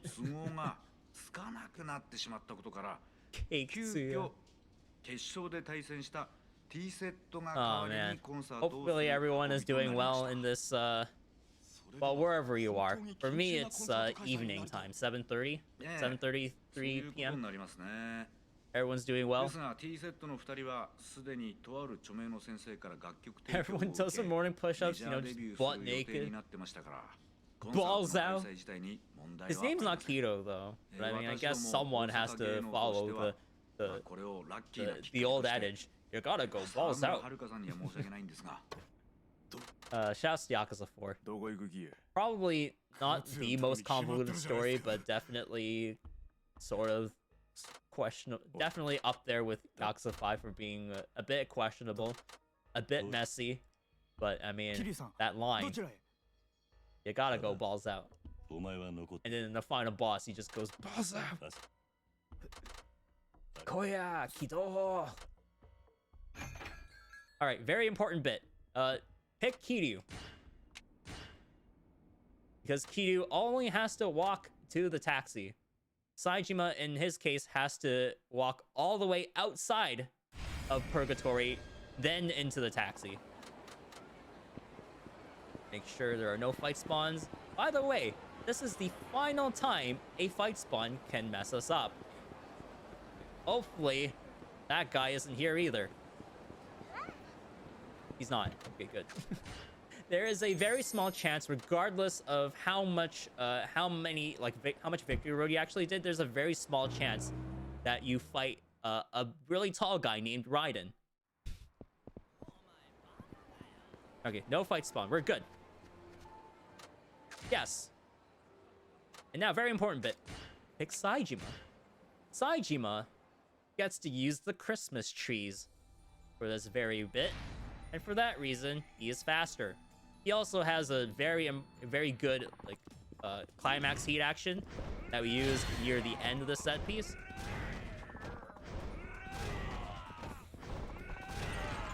We have two.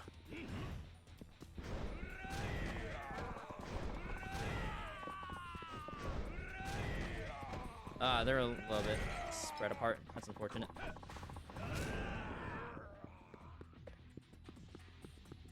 Alright, be careful here. You can accidentally trigger too much.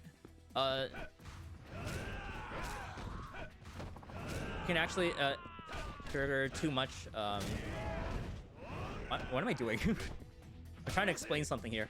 If you actually did that fight too fast, you could potentially run into like the invisible wall here. That's what I was afraid of. You could also accidentally trigger it if you like run into it in general. So, I mean, you could technically run past it, but like there's not too much of a way to do that properly. You still have to fight all these dudes, unfortunately. They will stop you if you're too far away from the action. This is unfortunately all we can do. Like, this is unfortunately like the best combo to use. Ah! You have to hit with the attack though.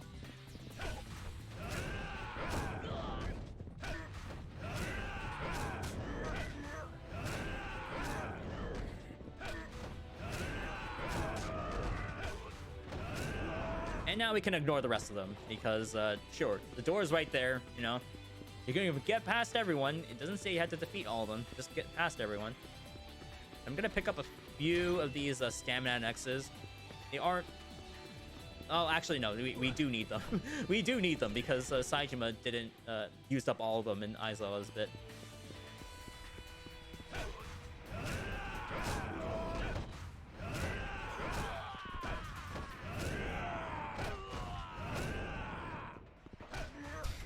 You know, you hear the sound bit a lot.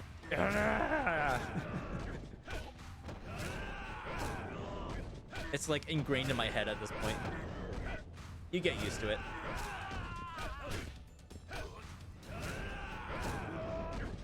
This nonsensical screaming. Hey, why did you block that? Not fair. You don't get to block. I get to block.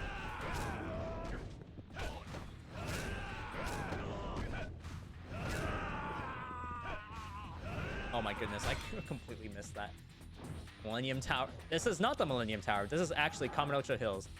Now, this QTE is faster to fail, but you can only fail it by hitting the wrong input. If you didn't press anything, you actually would have continued that QTE, making that the only other QTE that you can fail without punishment. Kind of weird how this game handles some of its QTEs. Like some of them, and in the final fight, as I'm sure you'll see, you don't have to mash that hard, but the game will force you to mash anyway. Yeah, you can ignore all these guys. There's really not many, people that you have to fight. So we're gonna do another tech stack. Walk very quickly to this side of the building. And hopefully get into this entrance. Yeah. We skip a mini boss fight. That saves like about a minute. It's always nice to not have to fight as many people. You also don't have to go through those guys because, yeah, there's really a lot of things you can just skip here. Cat Jam. Rat Jam. This is a good soundtrack.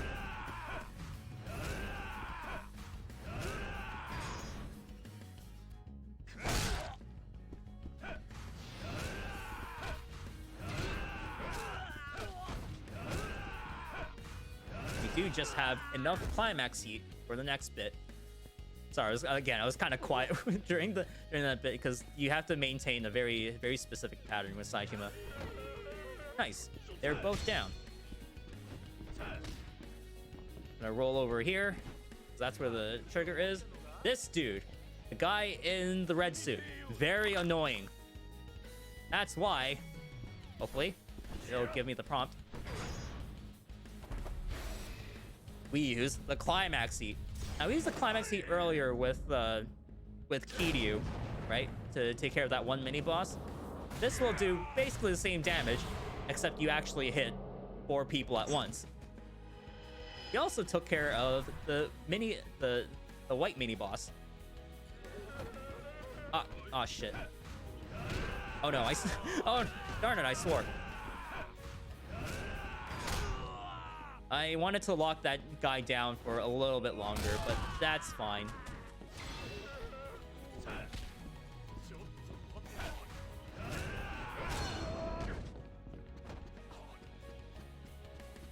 Sorry, I'm trying to keep a clean profile here. But yeah, it's really easy to mess up the fights, but fortunately there are ways to remedy the fights. On the other hand, these fights shouldn't be too hard. Katsuya's combo is spoiler, pretty complicated, but wholly manageable. Watase.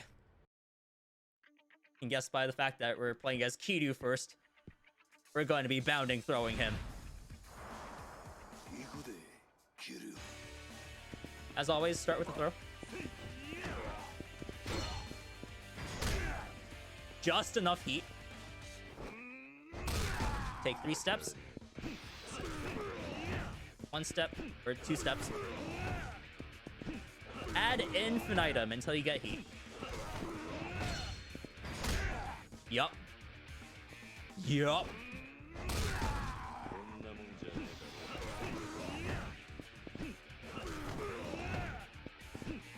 This is a banging theme too. Fight themes in this game are so good. I think they also remixed it for Ishin Kiwami. That's something to look forward to.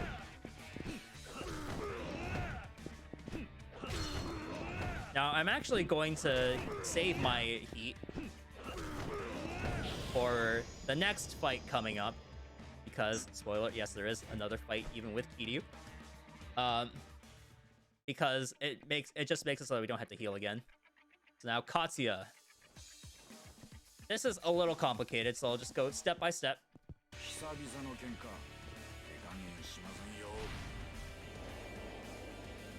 As always, start with throw.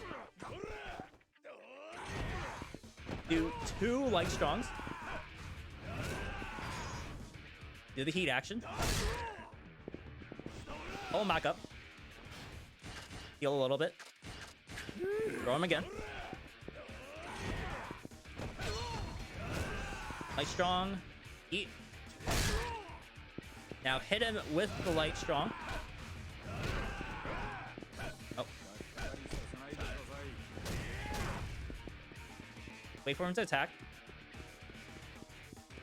Is he stuck? Oh. Alright, I guess I could just throw him right away. Yeah, I don't know why. Usually he starts attacking there, but yeah. Anyways, after the heat, throw him one more time. And then light strong until he's down. Very consistent combo. Relatively consistent combo. You can get you can't get the triple finish on him, but it's kind of hard. Very, very important. Hit Kiryu. Because if you try to fight Kiryu as Saejima, he gets the Tiger Drop. We do have ways of dealing with the Kiryu fight as Saejima, but which is why I got the essence of clotheslining. But it's much faster to do it this way. Well, not much faster. It's only like a couple of seconds faster. Yeah, as always, you can just bound and throw the bosses here.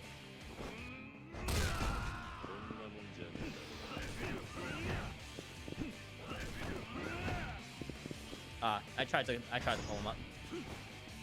Saejima's faster. He's not.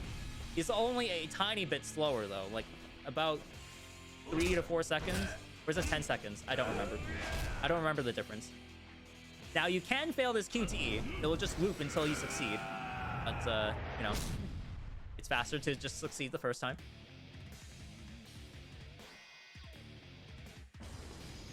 Might also notice we're about to build up to another climax heat.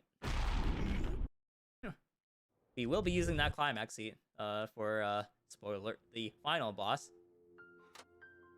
And now we know that this man is actually... His name is...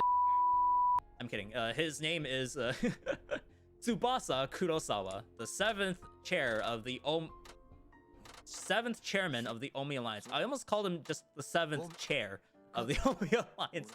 I mean, that kind of makes sense. He's still like a, you know, he's still a high-ranking position, but just chair. Anyway, yep, that's the main. He is the true main bad. But what do we have here? It's Daigo. The whole time, everything that Daigo has done has been for this moment. To take down Kurosawa once and for all. This time for sure. Right? Right? Surely, Daigo, you're not gonna drop the ball again, right? No. The run's not over yet. It was only chapter 3. It's not chapter 4 or the finale. Oh, and by the way, we have to play as Haruka again. Pain, suffering. Damn it, Haruka. Why are your sections so boring? God.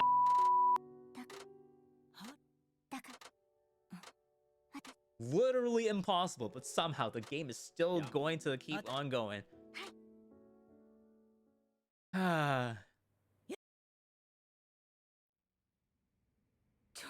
Run, you underestimate Daigo's ability to mess everything up.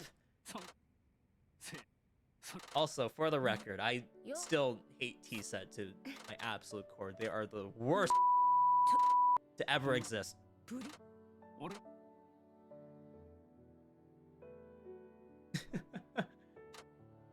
That's the rage of having to deal with all this talking.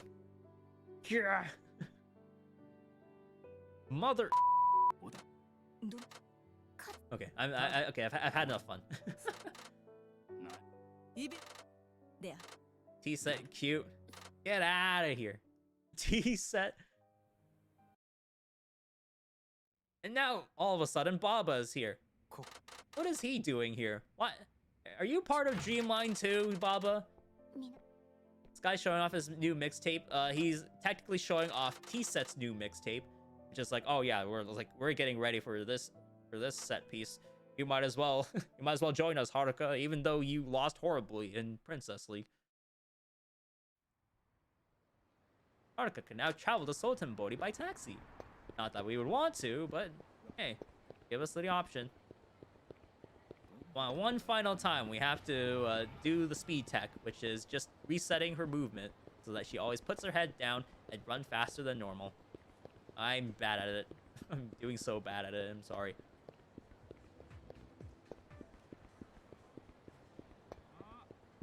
Oh, it's getting better. Ah, no. Nope, my movement's still bad. It's very subtle, but it's like it.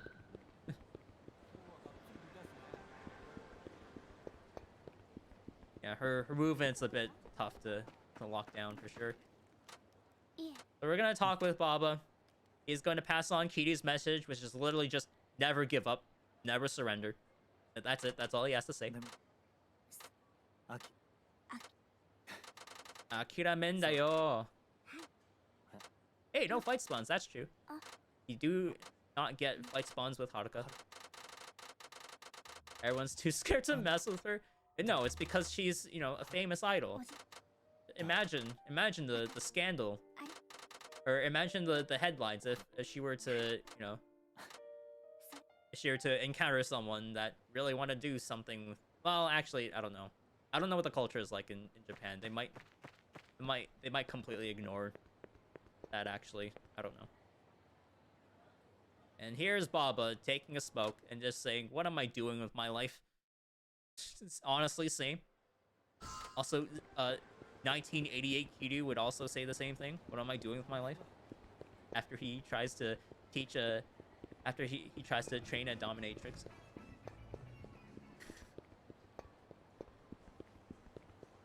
That's like that's just like my mantra in general. It's just, what am I doing with my life? I'm out here speed running Yakuza 5. Ah, he slowed down for some reason. I'm out here playing Yakuza 5 in front of a wide audience. I do appreciate the company though. This is it's much more fun this way when you don't have to, like, you know, grind this game for a world record pace run. That's always a little stressful, especially when it's 6 hours long. ITAQ also thought he's gonna get him an arcade worker. So did Majima. That was like a different arcade chick. Ask that question at the 7-year mark. What am I doing with my life? Grinding this run offline. Ooh.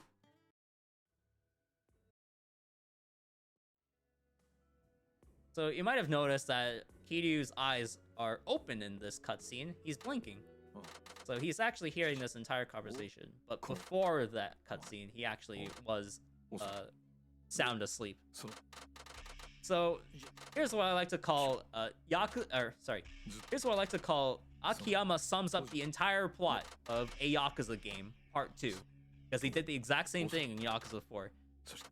Akiyama is basically the storyteller. He knows exactly what's going on. He's the best judge of character. He knows even the things that, you know, Saejima should know of all people. You know, Park. Who's Park? Those are very squeaky shoes. So they're still talking about the concert, or talking about the situation, going, you know, what should we do with the situation about the concert? They want it. Some of them want them canceled. Some of them are going to continue. And then Kiryu wakes up, having heard the entire conversation, and saying that, oh, maybe we should cancel it. And Kiryu's like, no. Why? I don't know. Guess he just doesn't want the Yume to die. There's this entire, I think the Japanese working title for this game had something to do with dreams. I don't remember the full title, but it's a very dream focused, very Yume focused. In fact, there are at least 480 instances of the word Yume.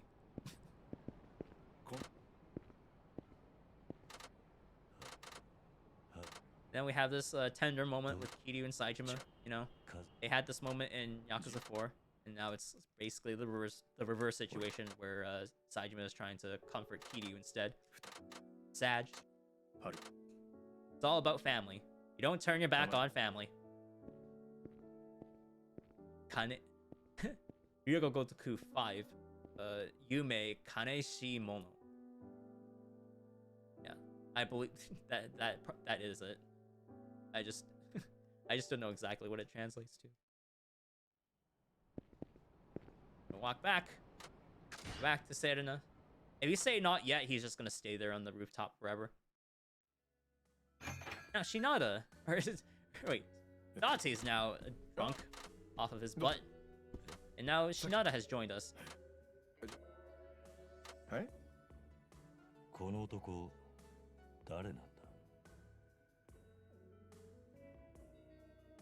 Who is this guy?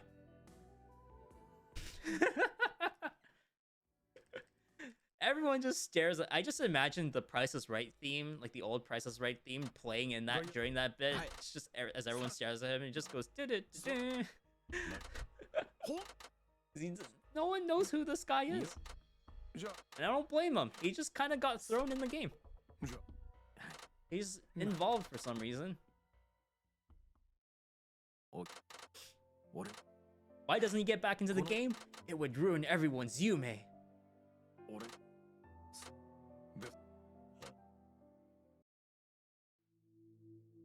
Oh no, someone died. I thought I hit the wrong button. I also thought I hit the wrong button. It was like for my purse still splitting.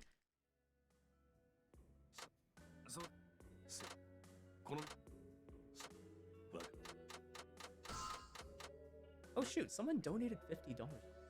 I only just noticed, I'm sorry. I don't know who that was, but thank you for the donation. Pressing wrong button, run invalid.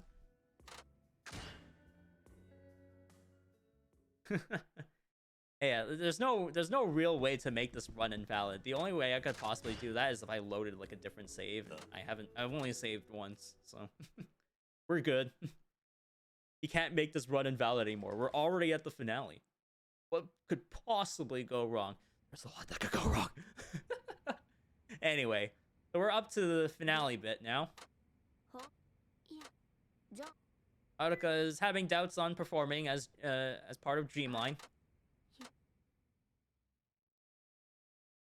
Hope you can forgive me, Uncle Kaz. Why would he need to forgive you, Haruka? You've been doing great.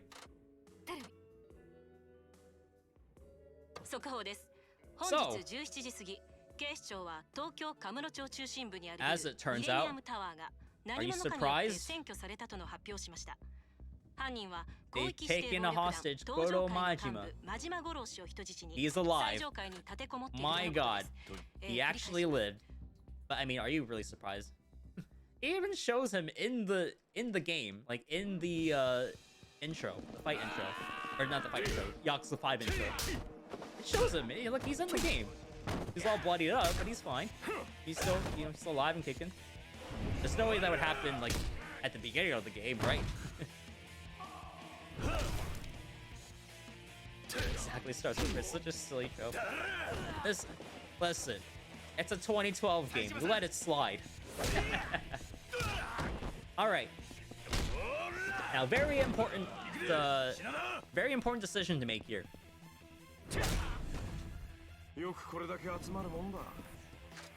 Pick Akiyama.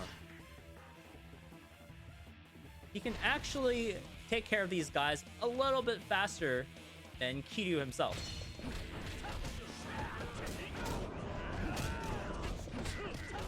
Have to pan the camera a little bit to spawn in the guys. So sorry if it makes you a little motion sick. Totally understandable. Sorry. Makes everyone spawn in though, so worth doing.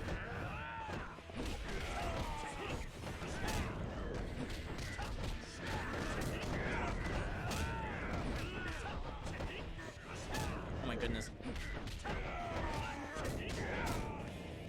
And now we have Kanai. I still have the splash guy, right? Yeah. Yep. You notice that we've fought Kanai an awful lot as Akiyama. I regret to inform you that this is not the last you've seen of him.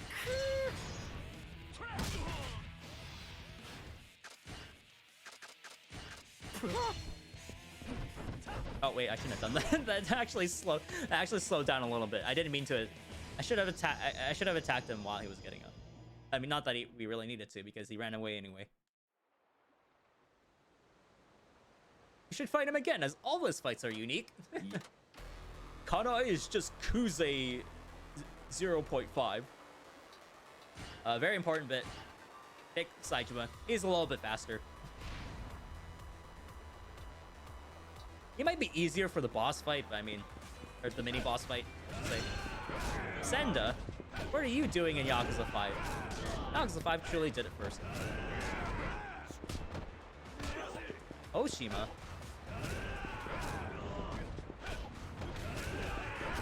That's probably not the same. It's definitely not the same. He really is like a worse Kuze. Yep, that's Kanai. Alright, so this is actually the final bit where we can... This is the final bit where we can use the text box stacking to skip very important conversations. Huh? Did we do it? Nope. Someone's still alive. That guy's still alive. He's still writhing on the floor. No, we're not helping you, Saiji. We're not helping you, Shinada. Because we have to skip this entire section. If you didn't do this correctly, you would have to sit there as you did no damage to the enemies, sat through the entire conversation that Shinada and Saijima would have had about Baba, and just wasted a minute and a half of your time just doing absolutely nothing otherwise. So it's very good that that skip exists. Unfortunately, it is not the easiest to understand, because you actually need 3 people left alive for that skip to happen for some reason. But also coming up, another instant death QTE. I hope your mashing finger is quick. Good.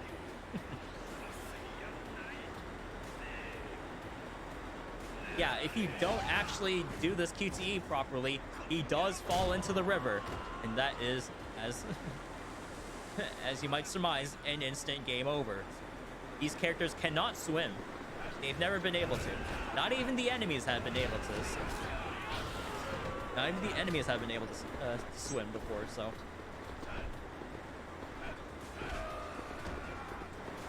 Huh? He did like a death cry, but he's not dead. There you go. He's holding a knife. How cute. Okay, so we're coming up to a boss rush now. First, we deal with Saijima's boss fight, who you might surmise by now is indeed Majima. There he is. No rat. Sometimes a pixelated rat will come by, like traveling alongside the pipes there. We tend to call that, you know, good luck. We tend to consider that a blessing. Yeah. But given that there was no rat, this fight is probably going to be dreadful, because this game, or sorry, this my tongue again. This fight is probably the worst, most random mess I have ever seen in a Yakuza game, and that's not an exaggeration.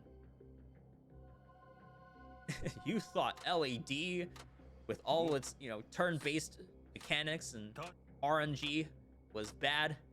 Wait until you fight Majima again in Yakuza 5. This is truly the stuff of nightmares. Well, we'll still try to do the quote-unquote consistent strat, but let's see if Majima breaks out of it immediately, or if he actually lets me follow through.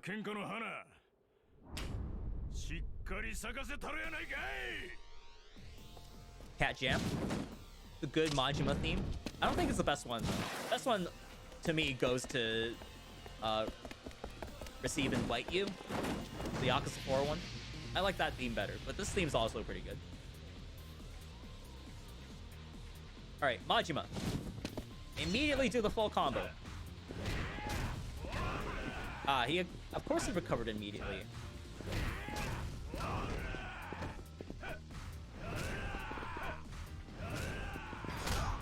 Okay, that works. Receive the hyperactive. I mean, sure.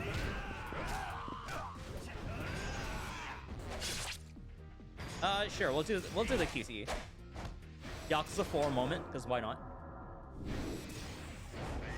You don't have to do it. It is a lot faster, but you don't get the extra damage here if you don't do the QTE. I just let him stand up, because this is mandatory. I think so. There we go. This is why this is the most random mess of a fight.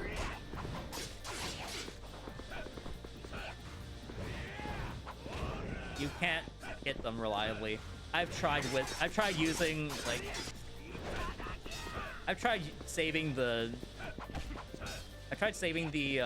climax heat for this fight. It doesn't work because they dodge too much.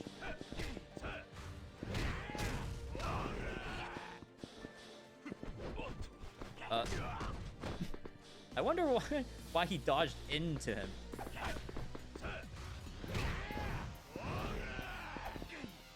Ah. Okay, he's not at 1 HP, so we're going to continue this into the Kiwami 2 moment. You might recognize this QTE.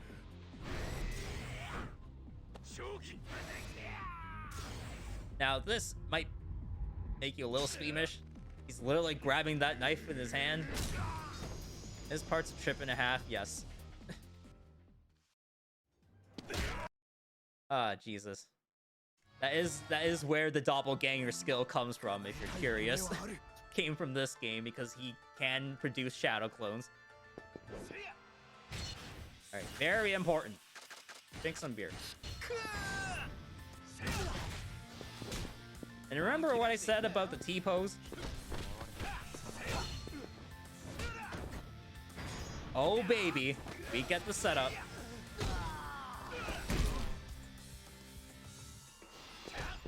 There's the T-pose. Oh baby. Get up. We're not done with you. T. Baba is fight. Baba is you. These are these QTEs.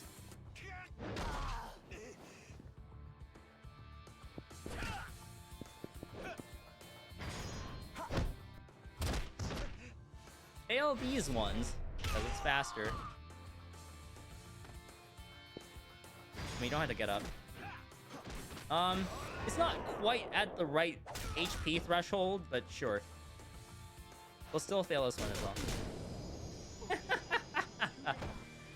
Yep. Shouts to XPlay for suggesting that. I'm pretty sure he's the one who suggested to use the pipe, or like to take out the pipe before that, because that does help a lot. Better than solo character games? Ooh, that's a hot take. Pick Kiryu because they have regular health bars this time. And Kiryu's combo is more consistent and faster. Hammer hook. Hammer hook.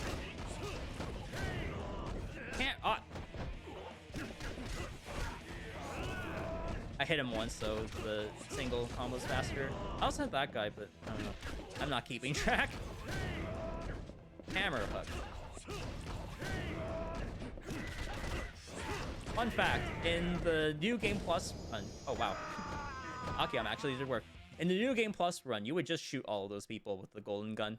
Kiryu gets the golden gun for obvious reasons. You can only get one per save file, so you can't slap a golden gun on everyone, but the golden gun is very, very, very, very helpful for Kiryu in particular, just because of that one boss fight that will be coming up inevitably. K2 counts in terms of the being better or being worse than the multi-character games. Yeah, I wouldn't count K2 as like a multi-character game, because you only play as Majima for, fun fact, 10 minutes in the Kiwami 2 Majima Saga speedrun. It is literally less than 10 minutes. At least in Kaito you get 50 minutes of gameplay with him. Daigo. His real plan was to, what now? He has to get to the Tojo clan headquarters and leave Akiyama to do all the heavy lifting here. And guess what? It's Kanai again. I'm gonna leave this open because it's such a guttural voice. I love it. But if you're skipping it like normally, he would just have his mouth open for no reason. It's all right. So as you know, we smack him to death with a blackjack. Are you really surprised by this development? He has more health, but I mean, come on. You still have like an extra blackjack on hand. Gonna turn around just in case he gets onto the lower platform there, because that can mess you up a little bit.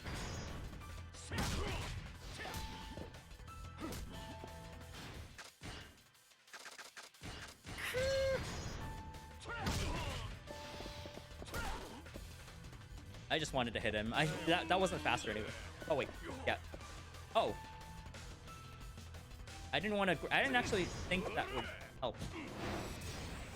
I didn't actually think that would get him stuck in a grab. I wanted to taunt him right away, or I wanted to throw him right away. Oh well.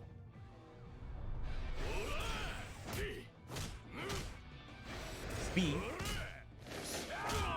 Yeah, we've done enough damage to him already, so you know, we're just doing the QTEs to finish the fight. It is faster to do Kanai's QTEs because if you don't complete the QTE, you kind of just choke to death on this lamppost. You don't die, but it's a very, very, very, very long animation. And you also don't have to take care of any of the other goons, which is nice.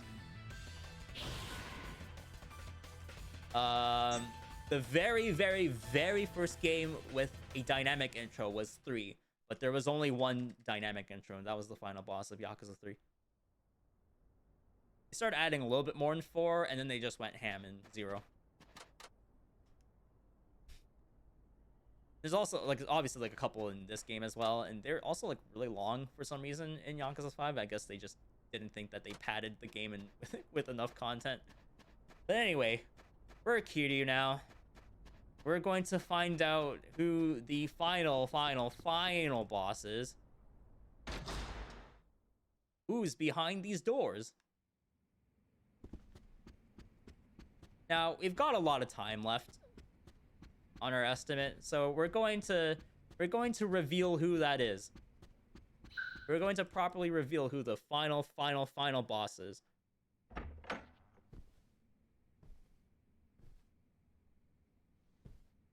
Why is everyone sleeping? Don't worry about it. Does that voice sound familiar? No? Well, that's it. That's the final boss.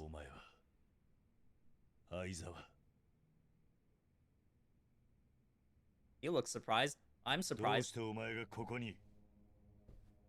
What are you doing here, Aizawa?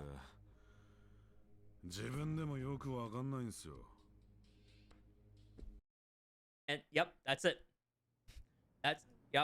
That's the reveal. That's how they preface the entire reveal. I'm not really sure why I'm here. There probably is a deeper meaning to that, to what he just said, but I mean that also pretty much came out of left field. He's the only character that actually got to the finale. Everyone else is just like forgotten or dead. But this fight theme. Here we go, final boss.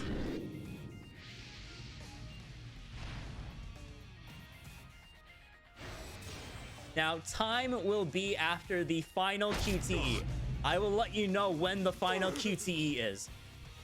And for the record, if I don't succeed with that final QTE, it's an immediate game over. So, don't be too quick on the trigger. But and also it's Kiryu fighting a boss. We're going to bounding throw him.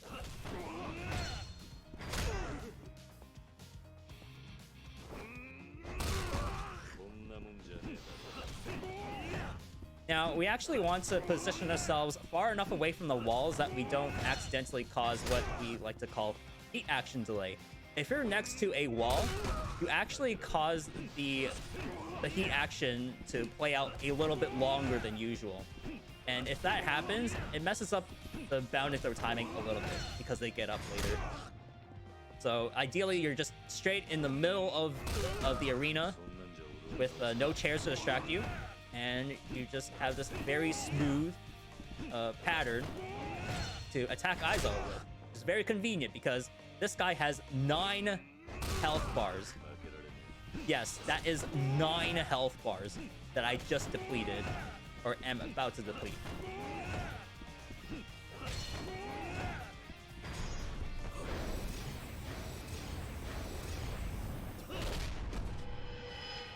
Now that looks like I ended it a little bit early, like the chain a little bit early, but trust me. I'm gonna grab him to cancel the taunt, and then mash for about 20 seconds. You actually don't have to mash that hard. It's like maybe like 5 inputs a second, but it is a sustained input that you have to like be consistent with. If you say end it too early, you're going to fail the QTE. So now we're gonna do what I like to call helping him up. That, yes, what I am doing is legitimately faster by like, you know, half a second about. We're gonna go through every single QTE all at once because why not?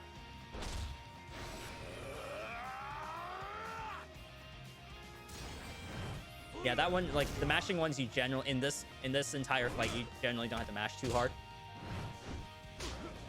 Just maintain a decent pace, and you'll get through the QTE. Now you do want to succeed most of the QTEs, including this one. You know, for the damage, obviously. Man, this guy should not be alive, but it's Yakuza. This one you want to fail.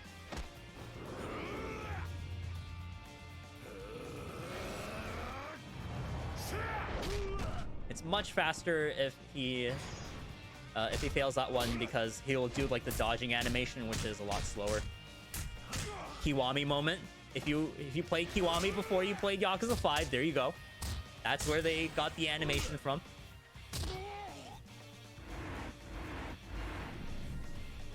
So we're gonna try helping him up, but he's feet towards. Don't worry. That also, you can help him up by grabbing his leg as well. Don't worry. You've got it all together.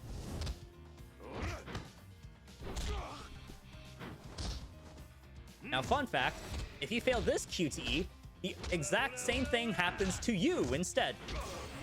So, don't fail this QTE.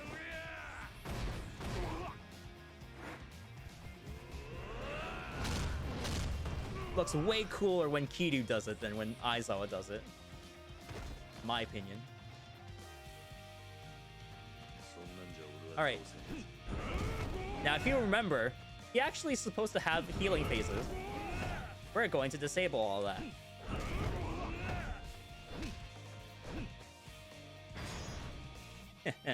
Alright, final QT is coming up.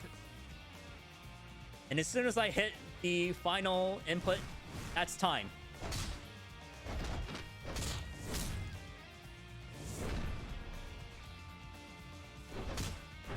Okay, in about 5, 4, 3, 2, 1. Time.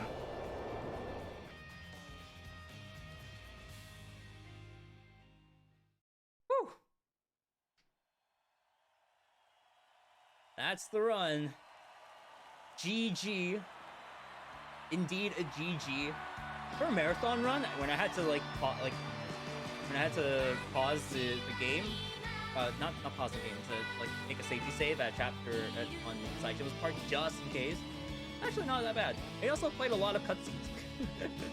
I also played a lot of cutscenes, just like, what are you doing here? Subs. It's technically not sub 6. The timer started a little bit late, but that's fine. It wasn't record anyway, so it wouldn't have been like invalid anyway. But that is well under estimate, so it's also a good thing. I was pretty confident going into this run. I just just took a few liberties. I was trying to be as cautious as possible. But yeah, that is gonna be it for me. Yeah. So yeah, I don't know what to say. That's the run. So thanks all for watching. This is pretty sick. This is a pretty sick ending. So yeah, have fun with the rest of the marathon. And if you're looking for any future Yakuza action, there is still one more Yakuza run that is planned for the marathon. Grumpy Gamer Gray, who may or may not still be in the chat, is doing Yakuza Kiwami all sub stories. So look forward to that 3 weeks from now. All right, that's it for me. I'll see you guys whenever. また俺に向かってこい。